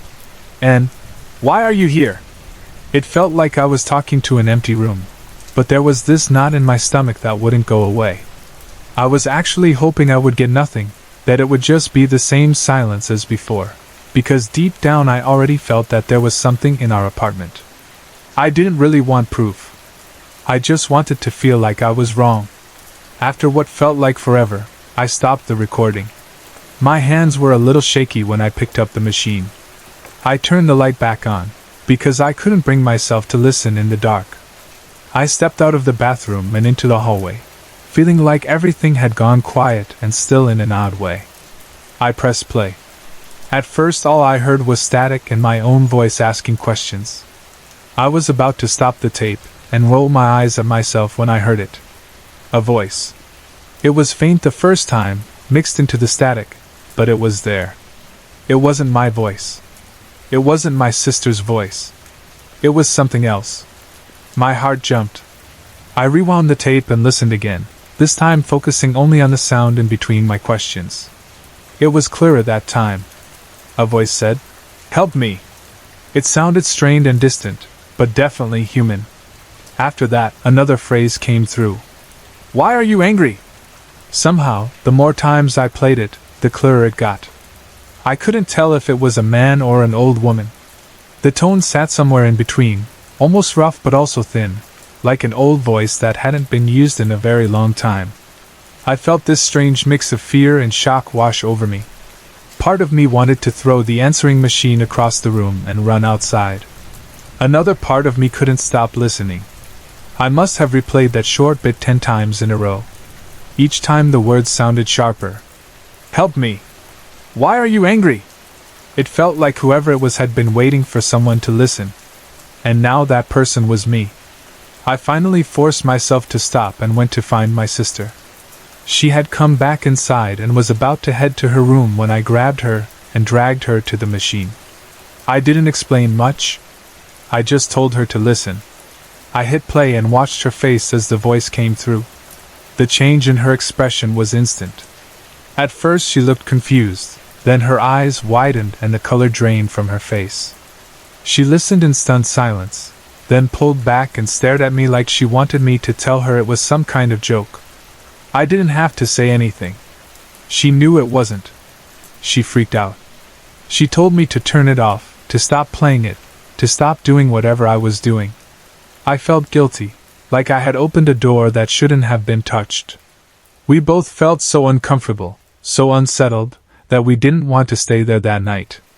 We called our other sister and asked if we could sleep at her place. We didn't go into every detail. We just said we were creeped out and needed somewhere else to be. She said yes, so we grabbed some things and left the apartment behind, the answering machine unplugged and sitting on the table.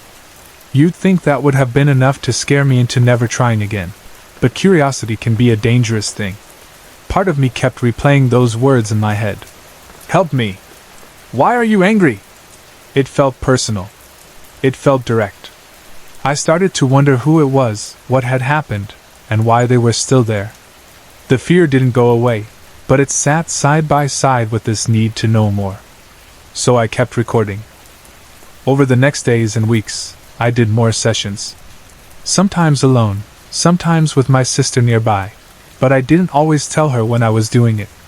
Each time I recorded, I captured more voices. At first it was the same one, the one asking for help. Then there were others, layered in with it. Some of them said things I couldn't quite make out, just messy sounds between the static, like whispers in another room. Other times, certain words would jump out clearly, like they were pushing through just for a second. Around the same time, things started happening in the apartment. It wasn't just sounds on the tape anymore. It felt like whatever I'd been listening to had started listening back. At night, pictures would fall off the wall for no reason. They didn't just tilt a little or shift, they dropped as if someone had knocked them down. We'd hear the frame hit the floor in the middle of the night, and go out to find it lying there, glass rattling, nails still in the wall. We would fix it, put it back, and then a few nights later another one would fall. There was also this old-fashioned stereo that my mom had picked up from a second-hand store. It was big and heavy, with a stiff, old-style power button that you really had to press hard to turn on. It wasn't the kind of thing that could be nudged on by accident. One night, just as we were about to go to bed, the stereo suddenly came on by itself at full volume. The music blasted into the apartment out of nowhere, and we both jumped. The sound was so loud it made my heart race. We rushed to the stereo, and I remember staring at that thick, stubborn power button and thinking, "There's no way that just somehow slipped on." Then there was my niece. She was little at the time and didn't know anything about the recordings. She didn't know about the voices or the pictures or the stereo. But she always seemed nervous in our apartment. Sometimes she would be playing happily and suddenly stop, stare at the couch, and start crying like she was terrified. She wasn't looking at us. She wasn't looking at a toy. She would fix her eyes on one empty spot on the couch, cry, and cling to whoever was closest. It was like she saw something there that we didn't. Every time I recorded, there were more voices. One day, I was sitting on the couch reading the Bible out loud. I thought maybe that would bring some comfort, or at least make me feel a little safer. I decided to record while I was reading, just to see if anything would happen. When I played it back later, I heard myself reading, my own voice steady and clear. Then, right in the middle of a quiet part, I heard a man yawn. It was that very normal, bored kind of yawn you might hear from someone sitting across from you. Right after the yawn came a cough, short and real. It sounded like there was someone sitting in the room with me, reacting to what I was reading. Another time, I decided to ask a direct question.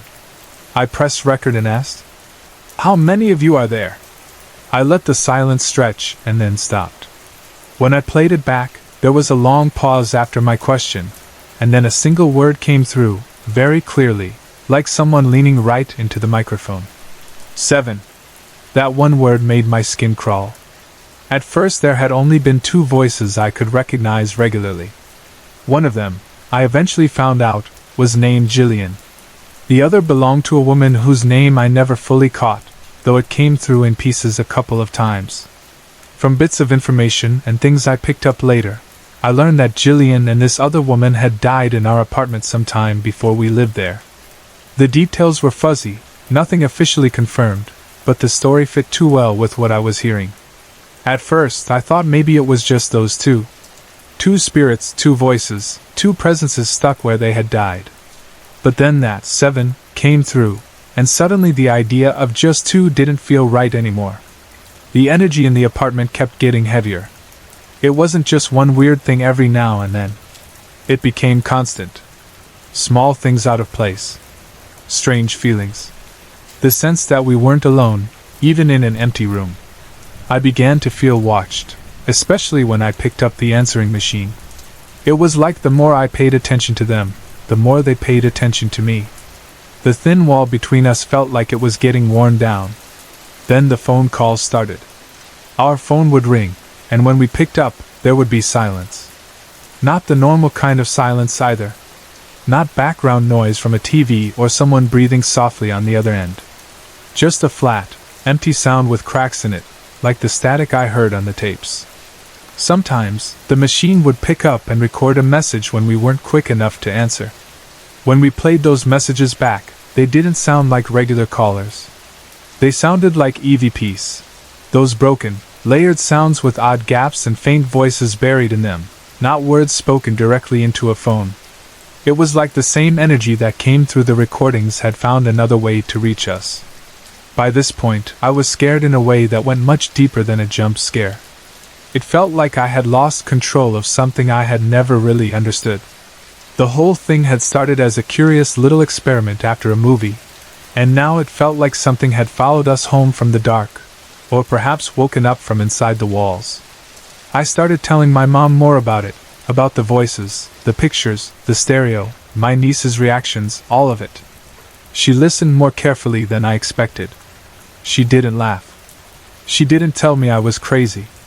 In her own calm way, she said she believed me, but she also didn't want to say it too directly when I asked, "Do you really think this is happening?" It was like she was afraid that if she acknowledged it clearly, it would grow. Finally, she told me something that stuck with me. She said that they knew I was paying attention to them now. That was why they weren't stopping. She told me I needed to stop recording, stop reacting, stop feeding it. Around that time, I also spoke with several psychics over the years, 5 different ones, at different times, none of whom knew each other or knew the whole story. Every single one of them told me the same thing in their own way, that I am a sensitive, that I'm an old soul, and that I act like a channel. They said spirits are drawn to me, not necessarily because I go looking for them, but because they sense that I can feel them. Each of them warned me to be very careful about who or what I try to contact, because I'm not just picking up random background noise. I could be opening the door to something that doesn't have good intentions and doesn't want to leave. Eventually, all of that sank in. I realized that this wasn't just some creepy game or something to satisfy my curiosity. It was serious. It had reached a point where it felt like it was getting out of control. So I made a decision. I stopped. I stopped recording. I stopped playing with the answering machine. I stopped asking questions into the dark. I unplugged the machine and eventually got rid of it. From that point on, I never owned an answering machine again. To this day, I still feel tense when the phone rings unexpectedly, especially at night. It's like part of me is bracing for that strange, empty silence on the other end, or for a voice that doesn't belong to anyone living. Even though I'm not recording them anymore, the memories of those messages and those voices haven't faded. They're still there, replaying sometimes in the back of my mind, especially that one broken, tired phrase. Help me.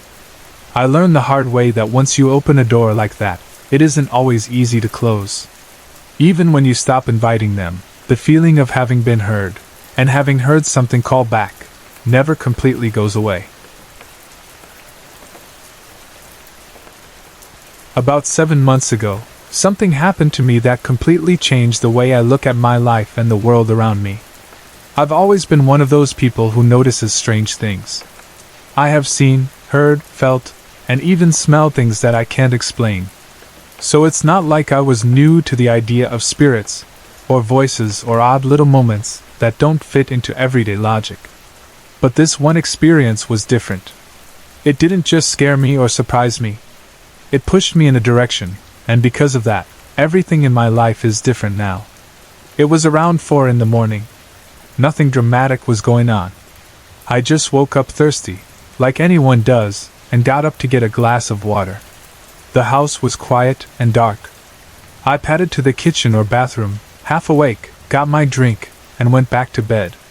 There was nothing strange in the air, no weird feeling, no sense that anything was watching me. It was just that quiet time of night where you feel a bit foggy and heavy, when the world feels muffled and far away. I crawled back into bed and settled in. I wasn't fully asleep yet, but I wasn't fully awake either. I was in that in-between state where your body relaxes and your mind drifts, and you can feel yourself beginning to slide into dreams. It was peaceful. My eyes were closed, my breathing slowed, and I could feel myself drifting off. That's when I heard it. A woman's voice, clear as if she was lying right beside me in the bed, said, "Just go." It wasn't muffled or distant. It wasn't like a thought inside my own head. It sounded like a real person, right there, close enough that I could have reached out and touched her if she had been solid. The voice was calm, not angry, not panicked. It sounded like someone rolling over to tell me something simple and obvious. For a second I froze. My heart jumped, and I opened my eyes, expecting to see someone there. Of course, there was no one. The room was the same as always. The dark felt normal, not heavy or cold. It was just me in my bed. To understand why that voice made sense to me in that moment, you need to know what was happening in my life then. I had just started seeing my boyfriend. Our relationship was new, exciting, and full of that early stage energy where you can't get enough of each other. He worked the night shift, and around that time of morning he usually got home. When he arrived, he would always send me a text to let me know he was back safely. Some mornings, if I was awake and not too tired, I'd get up, grab my keys, and go over to his place. It became a little routine between us. We were both kind of obsessed with being together. That particular morning, though, I had decided not to go. I was completely exhausted. I remember lying there before I fell back asleep, thinking, "Not today! I'm too tired. I'm staying in bed." I love him, but my body was just worn out. I wanted to sleep. So when I heard that voice say, "Just go," my first thought was that she was telling me to get up and go see him. It fit right into my usual habit and the timing. It didn't feel threatening. It didn't sound urgent, like a warning. It sounded almost casual, like friendly advice. But even though I didn't feel direct fear from the tone, something in me pulled back. Over the years, because of all the strange things I've seen and heard, I've learned not to blindly trust random voices, even if they sound gentle and clear and real. It doesn't matter whether they sound like they're in my head or outside my head. I never really know who or what is talking, or what they really want. I've learned that I can't be sure of their intentions, and I've had to set a kind of boundary for myself. So in that moment, I sort of answered myself silently in my mind. I reminded myself of that rule: don't just obey voices, no matter how real they sound. I decided to ignore it. I didn't get up. I stayed in bed, pulled the covers up again, and let my body relax. After a little while, I slipped from that in-between state into real sleep and started to dream. The dream was so vivid that even now, Months later, I can remember tiny details. In the dream, I saw a huge oak tree. It was standing tall and wide, with thick branches that grew low enough to almost touch. But the colors were all wrong compared to a normal tree. The trunk wasn't the usual brown. It was a pale cream color, almost like polished bone or smooth ivory. The leaves weren't simple green either. They were a soft green with a golden shimmer running through them, like sunlight was trapped inside each leaf. Beside the trunk of this beautiful, strange tree stood a woman. At first I thought I was looking at myself. She looked like my twin. Her face, her height, the way she held herself, all of it matched me exactly. But there were differences in the details. Her skin was the same creamy tone as the tree trunk, almost glowing. Her hair was bright red, the kind of red that looks like flames in the sun, not the color I have. Her eyes were the most vibrant green the first had ever seen in my life. They seemed to shine, with layers of color, deep green, lighter green, little sparks of gold. In waking life, my natural hair is blonde, though I usually dye it darker. My eyes have always been blue. At that time, I was 20 years old, and for all those years my eyes had been one shade of blue or another. But everything about this woman felt like me, just shifted, like someone had taken my features and repainted them with different colors. There's something else important about that oak tree. I'm a strong believer in the Celtic calendar, and according to the Celtic zodiac I am the oak. I've always felt a connection to that symbol. So seeing that tree in the dream, and seeing myself, or this other version of me, standing beside it, felt meaningful even before anything was said. In the dream, I wasn't standing next to her at first. I started out about 50 feet away, watching her from a distance. Everything was quiet except for a faint voice, the same woman's voice I had heard beside my bed earlier. I could hear her repeating the same words, faintly at first. Just go. I began to walk toward her. With each step, the voice became clearer. I could see more details as I got closer, the texture of the tree bark, the shimmer on the leaves, the way her hair fell around her face. I kept walking, feeling this mix of confusion and urgency. The closer I got, the more desperate I felt to understand what she meant. As I came within a few steps of her, I started talking, almost pleading. I remember asking her, "Where do I need to go? Where am I supposed to go?" I wasn't angry. I was just desperate for direction, hungry for clarity. She didn't speak right away. She just watched me with those bright green eyes that looked like they could see straight through me. Eventually, I was so close that the rest of the scene faded away. All I could see in front of me were her lips and her eyes. Her lips were the same bright red as her hair, and her eyes were still fixed on mine. She leaned in slightly, and in the same clear voice said, "Sarah, trust me. Just go." Hearing my own name made the moment feel even stronger, like she wasn't just talking to a stranger. She knew me. She was me, and yet not me. It was like a part of myself that had stepped outside to speak back to me. Right after she said those words, I woke up. I didn't wake up groggy like I usually do. I opened my eyes and felt almost hyper-aware. It was still dark in the room, but I felt like I could see everything clearly, even though the light was low. The calm that washed over me was strange. After such a vivid dream and such a clear voice, you'd think I would feel panicked or overwhelmed. Instead, I felt very still inside, like everything had settled into place for a moment. I got up to refill my glass of water again.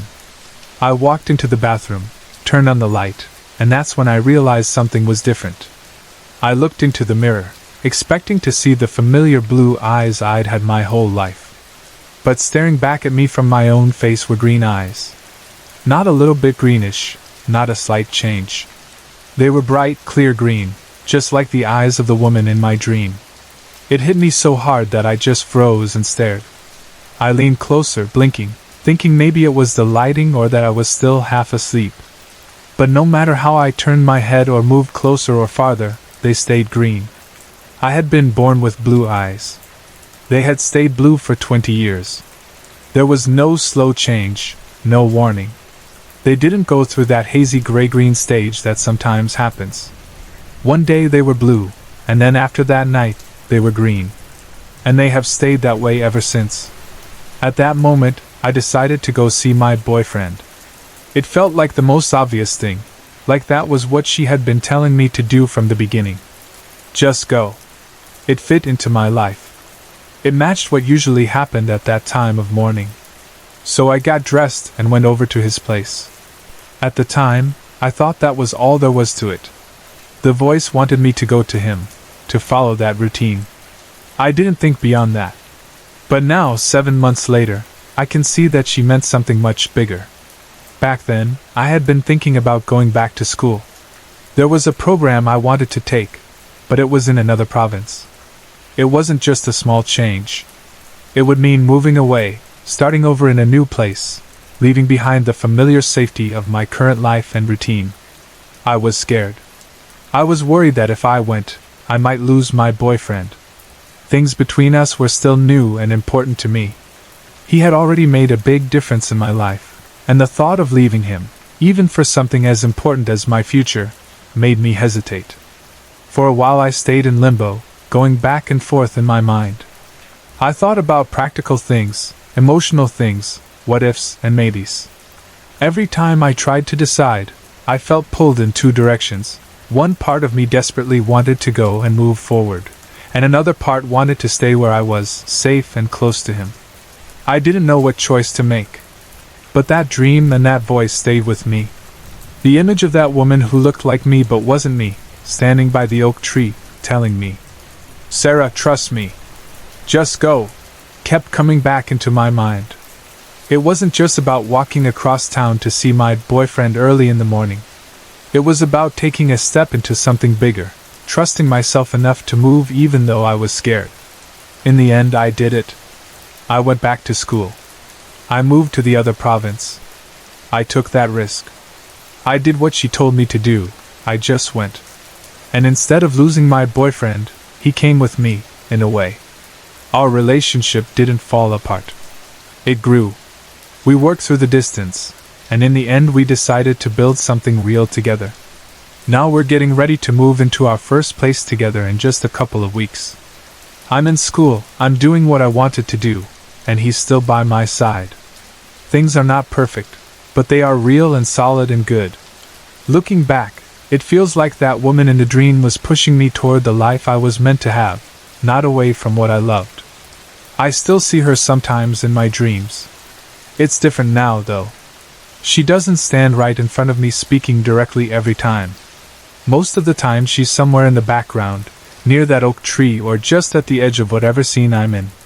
Sometimes she smiles at me, calmly, like she knows something I don't, but in a comforting way. Every now and then, when I'm stressed or worried about something, she'll come a little closer and tell me not to worry. Her presence isn't loud or dramatic. It's quiet and steady. She feels like a guide, or a version of myself that has stepped forward to help when I get lost. The biggest difference in me since that night isn't just the color of my eyes, even though that still shocks me when I think about it. The biggest difference is how I see the world. It really does feel like I'm seeing things through her eyes now. I notice different things. I feel different about risks, about trust, about change. I'm more willing to move toward what feels right, even if it's scary, instead of freezing in fear or clinging to what is safe. People ask me if this story is true, and all I can say is yes. Every part of it, from the voice in the dark to the dream woman under the strange oak tree, to the morning I looked into the mirror and saw green eyes staring back at me, is real. My eyes are still green. My life is still moving in the direction that started with those two small words whispered beside me in the dark. Just go. When I was 17, my mother moved to a tiny town called Choiceland in Saskatchewan. It was the kind of place where everyone knows everyone, where the streets are quiet, and where you can hear the wind moving through the trees long before you hear a car. At first there was nothing strange about the house she moved into. It was an older place, a little worn but cozy, with a yard beside it that was still just rough ground. My mother and her partner decided to buy that yard too, so they could turn it into a garden and make the place feel more like home. None of us knew that the real story of that house would start the day she began to work that new piece of land. The day it began was bright and ordinary. My mother went outside with a tiller, planning to break up the soil so they could plant something in the spring. There was nothing unusual about it at first. She pushed the tiller, the machine shook the hard dirt, and the smell of earth filled the air. Then, without warning, the ground seemed to come alive. A swarm of ground wasps burst out of the soil she had disturbed and surrounded her. They went straight for her left arm and shoulder, crawling under her sleeve and into the fabric, stinging again and again. She was covered in them. There was no time to think or be brave. Instinct took over. She dropped what she was doing and ran as fast as she could to the house. She burst through the door in a panic, breathing fast, her arm already swelling and burning. She climbed the 3 small stairs that led from the porch up into the kitchen and rushed toward the sink, her mind focused on getting the stingers out and calming herself down. But as soon as she stepped fully into the kitchen, she noticed something odd. Every single cupboard door in the kitchen was wide open. Not just 1 or 2. Every door above the counters and below them was facing outward, as if someone had walked through and carefully opened each one. She stopped for half a second and stared, confused. It was such a strange sight, but she was in pain, dizzy from the stings, and her whole body was shaking with adrenaline. She didn't have the space in her mind to think about cupboards or ghosts or anything else. She quickly told herself there must be a simple reason. Maybe she had forgotten to close them earlier. Maybe her partner had been looking for something. Maybe it was nothing. So she pushed the thought aside and turned back to her arm, focusing only on pulling out the stingers and trying to calm down. For a day or 2 she didn't give it much more thought. The wasp attack alone was enough drama. But 2 mornings later, something happened that she couldn't so easily explain away. She woke up early and got out of bed before the sun had fully risen. The house was still dark and quiet. Her partner was sleeping. The only light came faintly from a window down the hall. She walked slowly toward the kitchen, still half asleep and thinking only about making coffee. As she stepped through the doorway, her forehead slammed into something hard. She cried out in surprise and pain, and her hand flew up to hold the spot she'd hit. She reached for the light switch and flipped it on. The kitchen filled with light, and again she found herself staring at the cupboards. Every single door was open, and one of the upper doors, right at the height of her forehead, was sticking out into the path she had walked. That was the one she had hit. She stood there, blinking, trying to make sense of it. She hadn't opened them. She knew that much. The house had been dark when she came down the hall. No one had been up before her.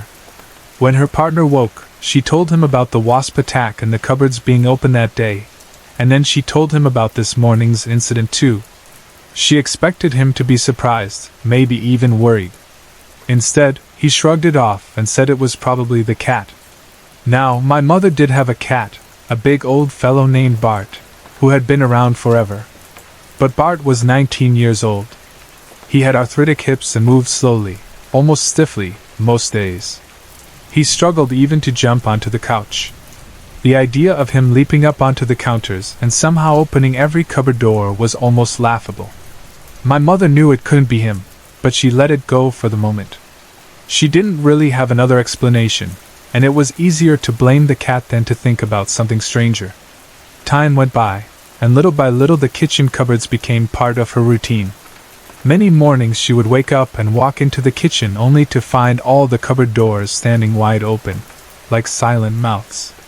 Sometimes it would happen a few nights in a row, then nothing for a while, then start again. At first it startled her. After a while, it just became strange and annoying. She would close them one by one and get on with her day, shaking her head. That wasn't the only odd thing. My mother began to notice that pictures on the walls wouldn't always stay where she left them. One day a painting would be straight, and the next day it would be hanging at an angle or shifted to the side, as if someone had moved it slightly on purpose. It wasn't the kind of crookedness that happens when a nail slips a little. Sometimes pictures would be rearranged in a different order. Nothing huge, nothing violent. Just small, obvious changes that no one in the house admitted to making. One of the earliest, and strangest things happened in the basement bedroom. The room was cold, always colder than the rest of the house, the kind of cold that feels damp and heavy, as if it settles into your bones. My mother decided to start some tomato plants there under plant lights, so they would be ready for the garden when the weather improved. She set up the lights over the little trays of seedlings and checked them regularly. One day she went down to see how they were doing and stopped dead in the doorway. Every single plant was covered in ice. Not just a light frost. A layer of ice, as if someone had sprayed them with water and then shoved them into a freezer. She was shocked. The plant lights were still on. It shouldn't have been cold enough in that room to freeze anything, especially under warm lights. She decided the problem must be the temperature, so she brought down a small space heater and set it up beneath the plants, hoping that would keep the room warm and the seedlings safe. But when she went back again another day, the plants were once again covered in ice. No matter how long the heater had been running, no matter how bright the plant lights were, it didn't seem to matter. The plants simply stayed frozen. She tried a little longer, but the poor things never really recovered. That year she didn't get any tomatoes at all. After that, for her, that basement bedroom was marked. It was always ice cold, and it had a feeling that made the skin on your arms prickle. Even the cat noticed. Bart refused to go into that room. In fact, he rarely went down into the basement at all unless someone was with him, and even then he would stay close and look around like he didn't like the place.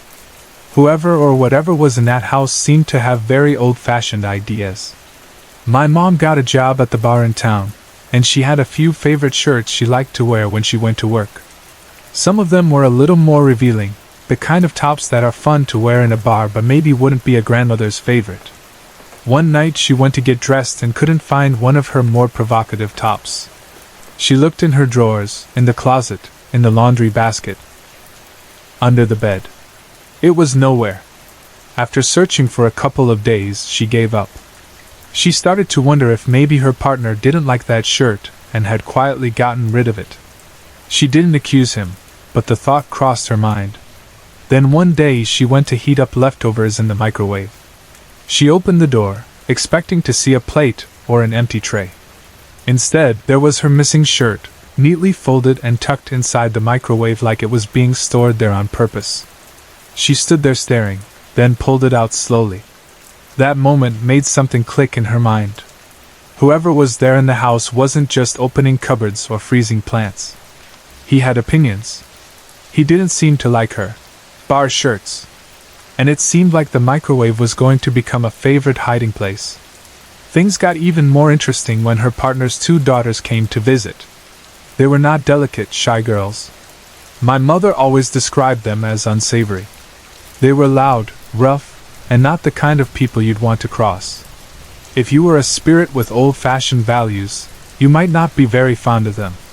When they came, there weren't enough cozy rooms upstairs for everyone, so one sister and her partner were asked to sleep in the basement room, the same cold room where the tomatoes had frozen, while the other couple slept in the spare room upstairs. They slept there that night, or tried to, and in the morning when they woke up, they got a surprise. All the basement's furniture had been turned to face the wall. Chairs, the small table, everything in the room had been moved away from its normal position and turned so that the backs faced into the room and the fronts faced the wall. It looked as if someone, or something, was sending a message: "You're not welcome to sit here, you're not welcome to stay." It was especially strange because the basement hide-a-bed couch was heavy and awkward. Even my mother, who knew the house and was healthy and strong, had trouble moving it.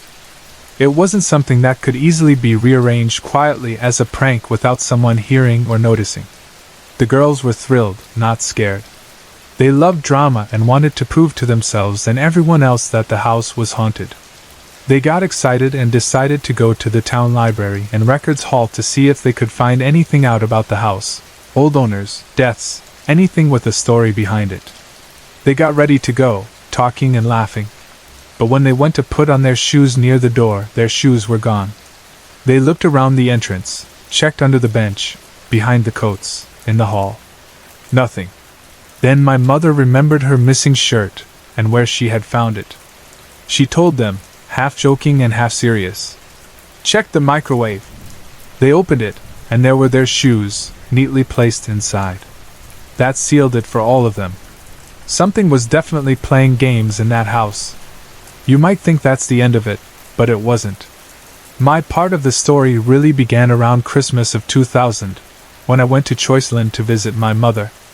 I had heard a few of these stories over the phone, but it's one thing to hear about a haunted house and another thing to walk into it yourself and sleep there. I arrived in the winter, when the air outside was sharp and cold. Snow covered the ground, and the town felt even smaller and quieter than usual. Inside the house it was warm and cozy. My mother decorated for Christmas, and the soft glow of lights made the place feel welcoming. For the first night or so, I tried not to think about cupboards or shoes and microwaves or frozen plants. I just wanted to enjoy my visit. The very first night, though, something happened that reminded me of every story she had ever told me. I stayed up late watching television, while everyone else went to bed. The house grew quiet around me, the kind of deep quiet that only small towns get at night. The only sounds were the TV and the furnace turning on and off. The way the house was built, there was a small porch at the back with 3 wooden steps that led up into the kitchen. The top step had a very loud, very distinct creak. It wasn't a soft sound. It was sharp and heavy, like the wood complaining under weight. You could recognize that creak anywhere once you'd heard it. If someone came up those steps, you always knew when they reached the last one. As I sat there in the living room watching TV, I suddenly heard that creak. It sounded exactly like someone had just stepped onto the top stair from the porch, about to walk into the kitchen. I turned my head, expecting to see my mother or her partner coming in from outside. No one appeared. The sound stopped. I went back to watching TV, thinking maybe I had imagined it, or the wood had just shifted.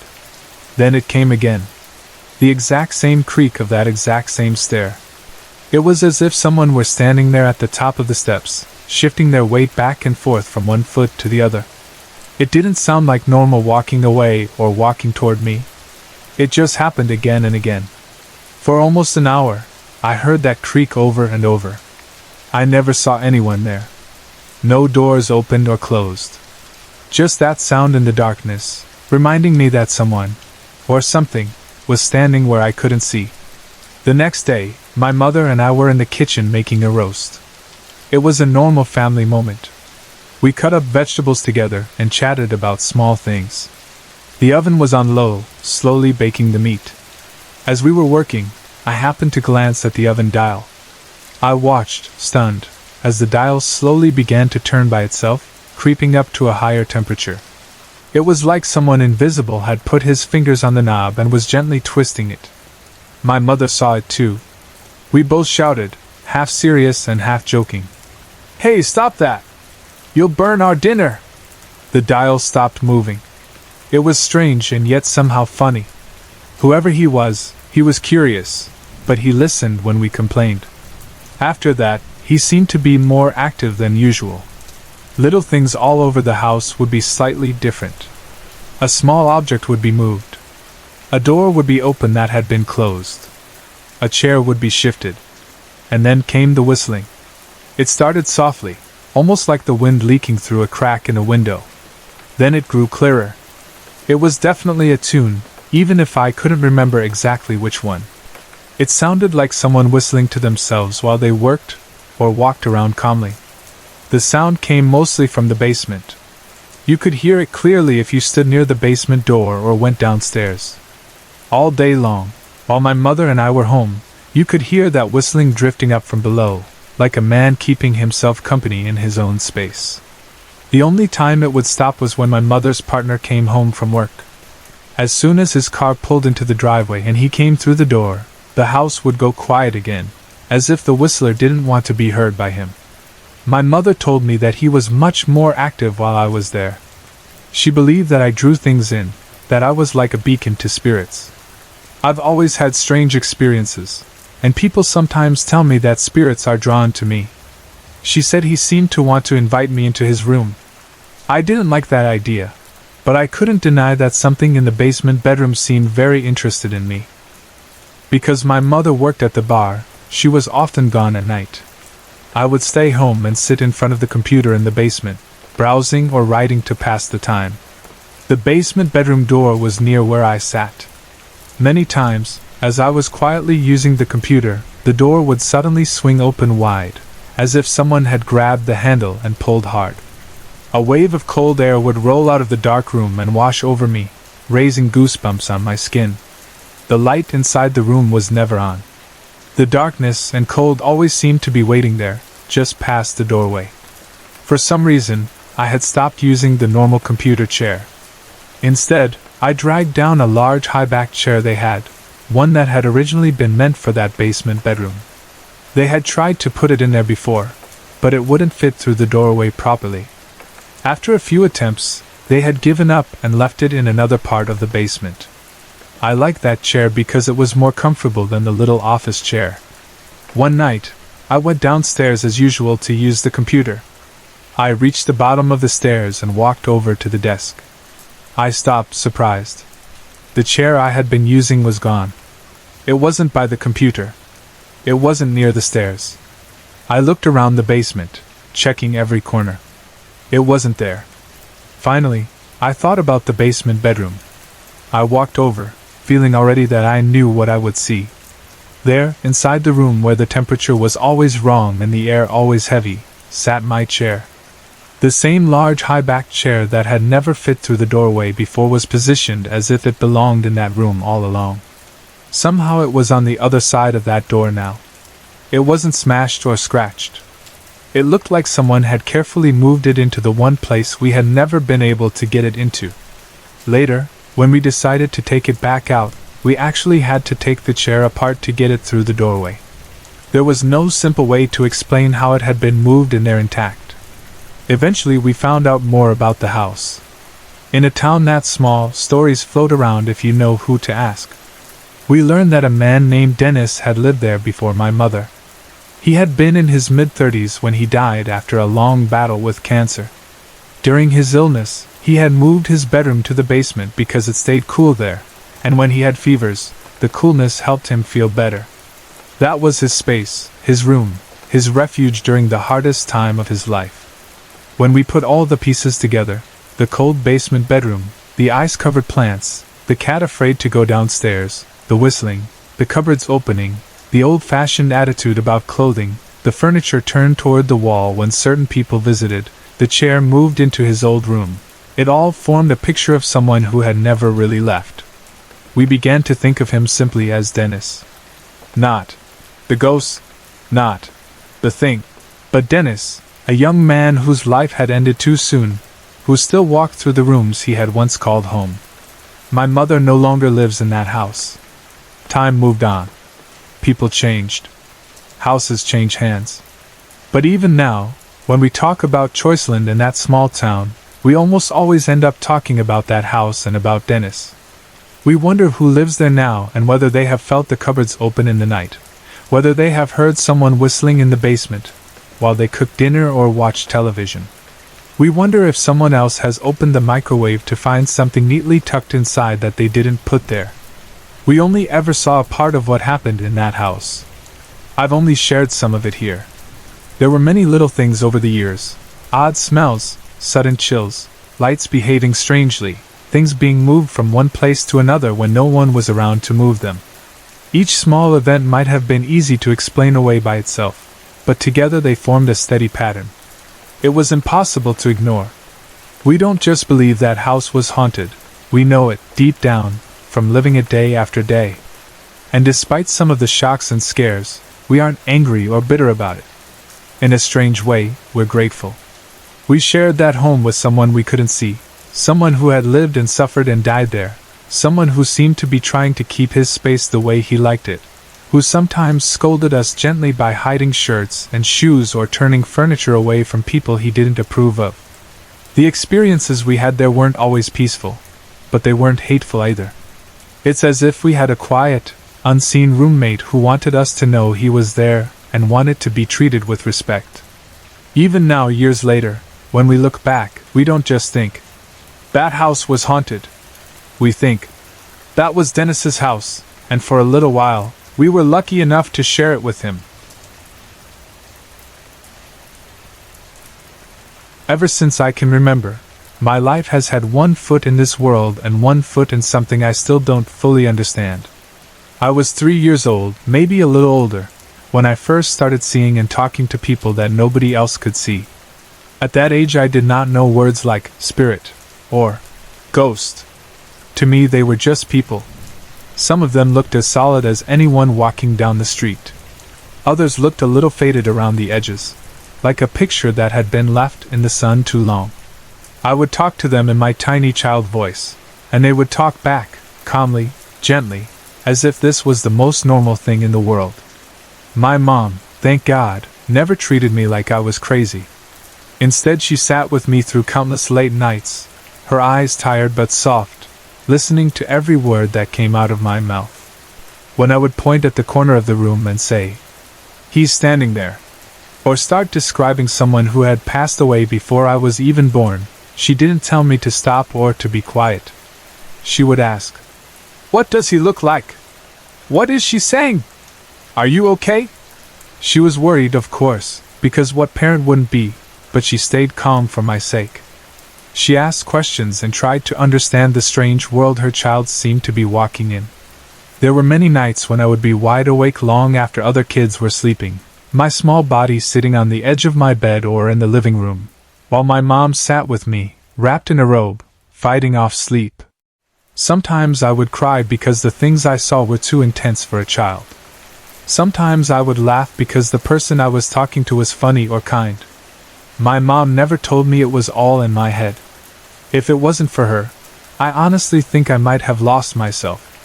Having someone who believed me, or at least believed that I believed what I was seeing, kept me grounded.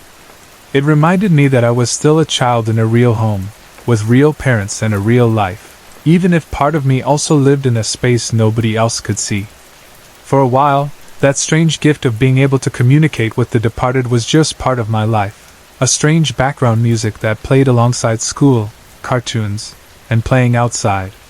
Then, when I was 11, something happened that pulled me out of my normal routine and dropped me into a very different world. The world of hospitals, pain, and long days that all looked the same. I burned my foot. It was not a small burn, not the kind you'd get from bumping a hot pan or spilling some soup. It was bad. Third-degree burns. The kind of burn that takes your breath away and turns your skin into something that does not look like skin anymore. There was screaming. There was rushing.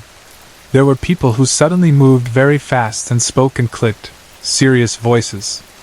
I remember the smell, too, though I wish I didn't. Burnt flesh has a smell that never quite leaves you once you've known it. The next thing I knew, I was in a hospital bed, bright lights above me, machines to my side, and nurses coming in and out like they were caught in some invisible loop. I ended up staying there for over 2 months. 2 months might as well be a year to an 11-year-old. Days felt long and sticky, one blending into the next. The hospital became my entire world. My bed, the hallway, the small playroom, the classroom, the physiotherapy room, the smell of antiseptic, the beeping machines, the squeak of rubber saws on linoleum floors. All of it became familiar. The hospital had a small school program for kids like me who were stuck there long term. A teacher would come in, and for about 2 hours a day we would sit and do schoolwork. It wasn't like normal school, of course. There were no crowded hallways or noisy recesses. The classroom was just a room at the end of a hallway, with a few desks, some worn textbooks, and some posters on the wall that tried to make it cheerful. The teacher did his best to treat us like normal students, but we were kids attached to 4 poles, walking slowly with casts on, sitting in wheelchairs, or missing hair from chemo. Most days had the same pattern for me. First, there was physiotherapy for my burnt foot. I would wheel myself, or be wheeled down the hall to the room where they worked on me. The physiotherapist would help me move my foot, stretch it, and try to keep the skin from tightening too much as it healed. It hurt. It hurt in a deep, burning way. There were days I did not want to go. There were days I cried through most of it. But the therapists were kind and firm. They would tell me that if I wanted to walk normally again, I had to keep working. Afterwards, when my foot was throbbing and my muscles were tired from the effort, I would head down the hall to the classroom. It was there, in that strange little routine, that I met two girls who changed everything for me. The first was Angela. She was not a patient, not exactly. She didn't have a bracelet on her wrist or a hospital gown, at least not when I first knew her. She was a frequent visitor, because her little brother was in the hospital for heart surgery. So she spent a lot of time wandering the halls, waiting in waiting rooms, trying to pass the long hours the way children of 6 siblings often do. She had this restless energy, like she always wanted to be moving, talking, doing something. Her hair was always a little messy, her sneakers a little scuffed, and her voice always full of life, even when she was worried about her brother. She would come by the classroom sometimes in the mornings, sit beside me, and talk. At first, it was small talk, what school we went to, what shows we liked, how unfair it was that hospital food tasted so bad. But soon we got comfortable enough to joke and laugh. In a place filled with fear and sorrow, that laughter felt like a relief. The second girl was Megan. She was a year older than me, and she was not a visitor. She was a patient like me, but her fight was much, much tougher. She had cancer. The first time I saw her, she was walking down the hall, pushing an 4-pole that seemed almost as tall as she was. Tubes and bags hung from it, swaying as she walked. Her head was bald, completely bald, and her scalp shone in the hospital lights. But the thing I noticed most was not the lack of hair or the pole. It was her eyes. They were bright, alert, and full of a quiet strength. She moved a little slowly, like someone whose energy had been drained over and over, but she still moved. She still showed up. We ended up in the classroom together, and from that first day something clicked. We were different in many ways, but in the most important way we were the same. We were both kids stuck in a place we didn't choose, dealing with things children should not have to deal with. That connection was enough.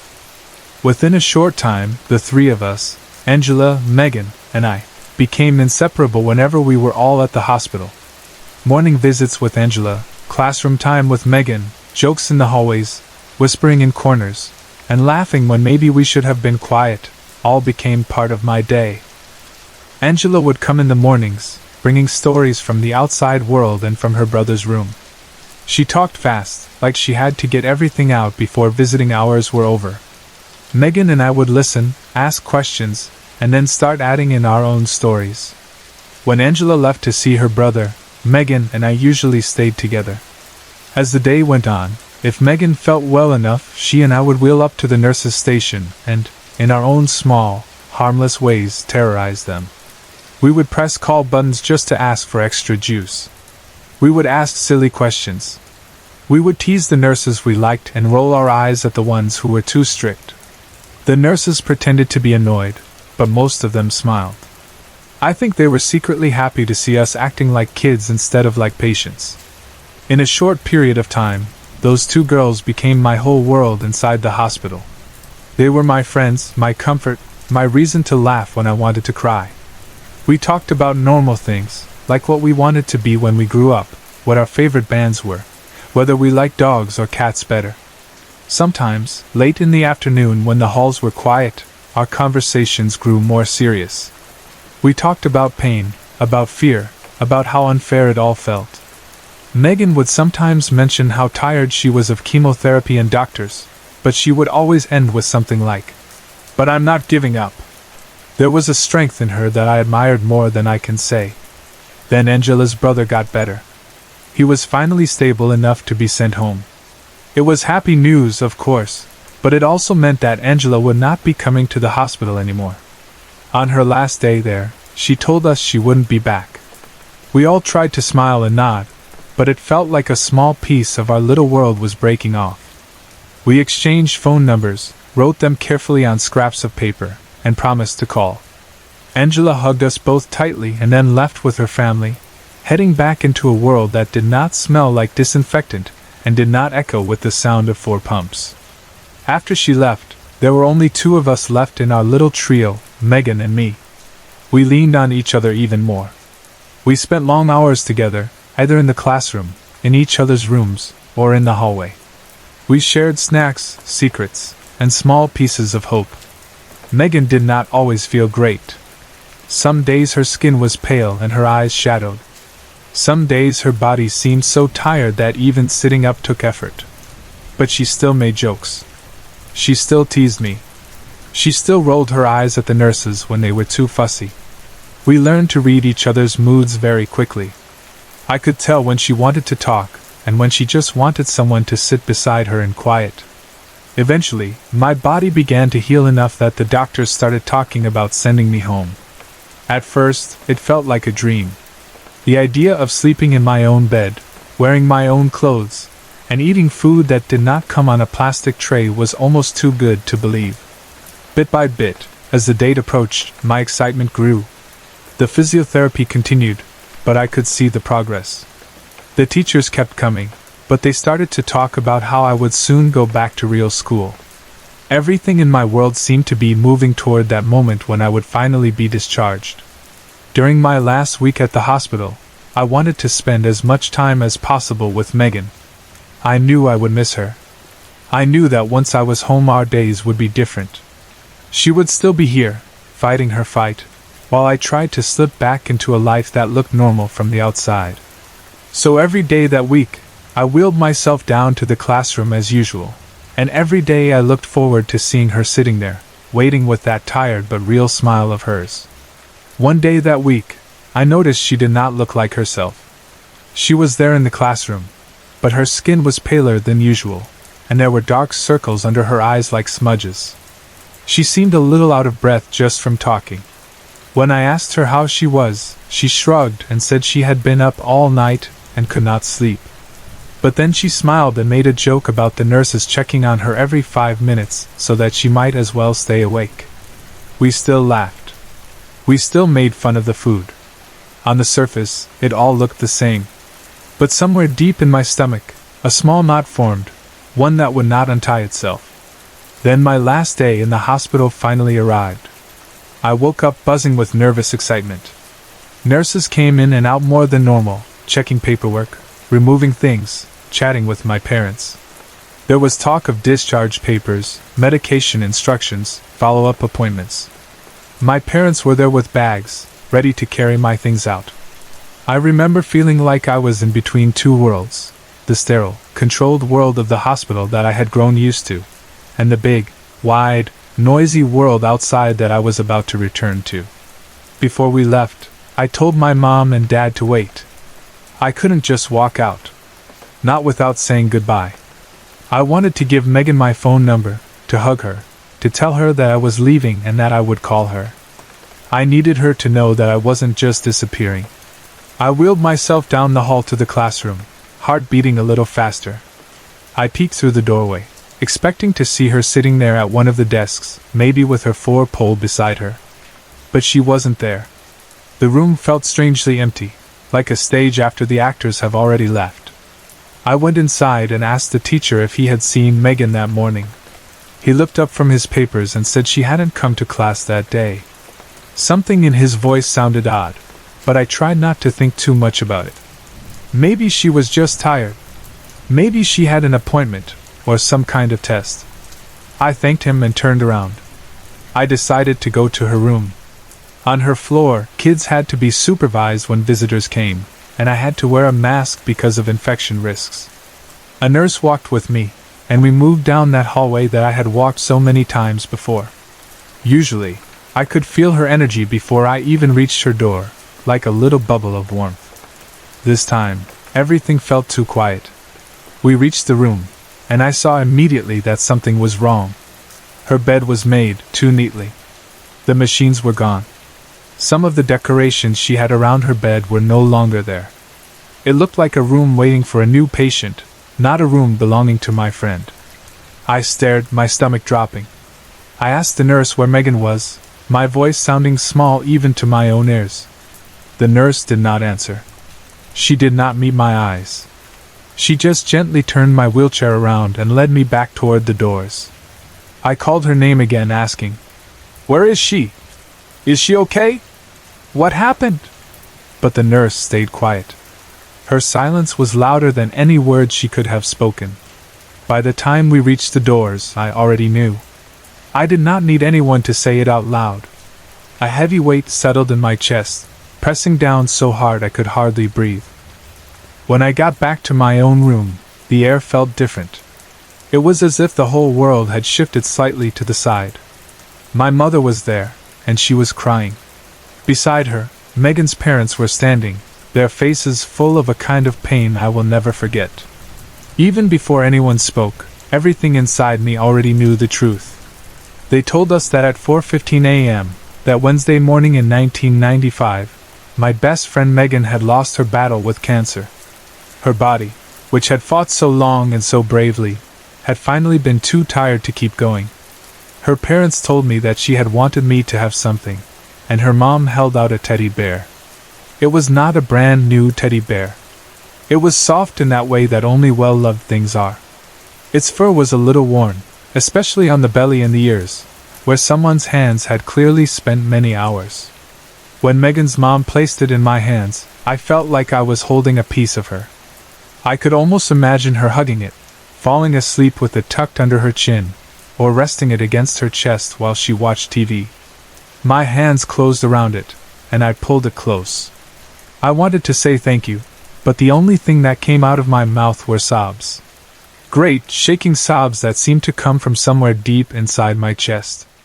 I cried for Megan, for all the pain she had gone through, for the nights we had spent laughing when she was really exhausted, for the times she had said she was fine even when she wasn't. I cried for her parents, whose eyes looked like they had lost all their light. I cried for the empty spot in the classroom, the unused bed in her room, the 4-pole that would no longer roll down the hallway beside her.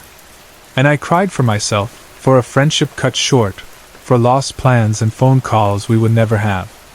Soon after, it was time for me to go home. I did not feel excited anymore. Leaving the hospital now felt like another kind of loss. It felt like I was walking away from the last place I had seen my friend alive. When we stepped outside and the cool air hit my face, I felt like I was stepping out of one world and into another, but my heart was not ready to belong to either. When we reached home, I went straight to my room. My parents tried to talk to me, tried to comfort me, but there was not much anyone could say. I was 11 years old, and had just lost someone I loved deeply. There are no words that fix that. I sat on my bed, teddy bear in my hands, and let the silence surround me. At some point, my exhaustion caught up with me. The long hospital stay, the pain, the stress, the grief, they all weighed on me. I lay down, still holding the teddy bear, and finally fell asleep. In my sleep, I had a dream. But it did not feel like an ordinary dream, not like the random, strange dreams that come when your mind is sorting through the events of the day. It felt clear and sharp, almost more real than waking life. In the dream, Megan was there. I saw her as clearly as I had ever seen her. She looked healthy. There was color in her cheeks. Her eyes were bright and clear. She still had no hair, but she wore it like a crown, with no embarrassment, just as she always had. There was a calmness around her, a light that seemed to come from inside her and wrap around everything near her. She smiled at me, that familiar half-grin that meant she was about to say something important but didn't want it to sound too serious. There was no 4-pole beside her, no hospital gown. She looked free. She told me there was a hole in the teddy bear's leg and that she had left something inside it for me. Her voice was steady, kind, and full of that same quiet strength I had loved so much in her.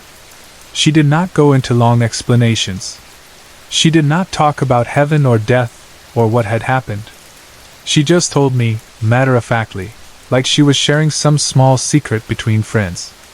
Then, as quickly as she had appeared, she was gone. The dream did not fade slowly. It was as if someone had flipped a switch. One moment she was there in front of me. The next moment I was awake, staring at the ceiling of my own room. I sat up fast, my heart racing. The teddy bear was still in my hands. I looked at it more carefully this time, turning it slowly, feeling along the seams with my fingers.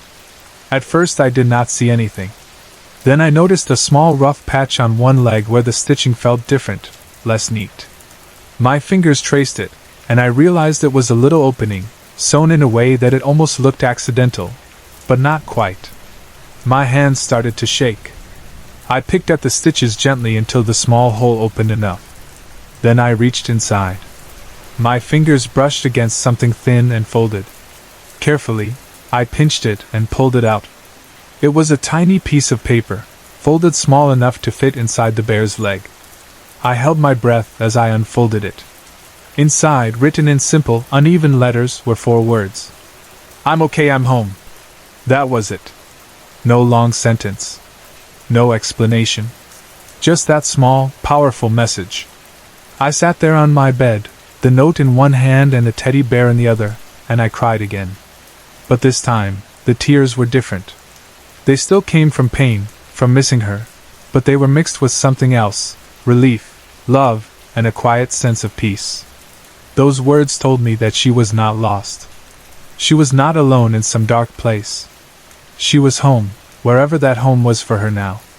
She was okay. She had taken the time, in the middle of her own pain, to make sure I would know that. She had hidden that note in the bear before she died, knowing I would find it with help from her on the other side. In that moment, all the years of seeing and hearing things that other people didn't see made a different kind of sense. It felt like everything in my life, the late nights talking to spirits as a child, the way my mom had trusted me, the way I had felt strange presences around me, had been gently leading up to this, a chance for my best friend to reach across the line between life and death and let me know she was at peace. I still miss her. Even now, when I think about the hospital, the classroom, the noisy hallways, I think of her sitting there with her 4-pole, making jokes and rolling her eyes at the nurses. I think of her tired smile, her bravery, her quiet strength. I think of that small folded note, hidden away in the leg of a teddy bear, and how those 4 simple words carried more comfort than any long speech ever could. "I'm okay, I'm home." Because of her, and because of that message, I know that death is not the end, at least not in the way we fear.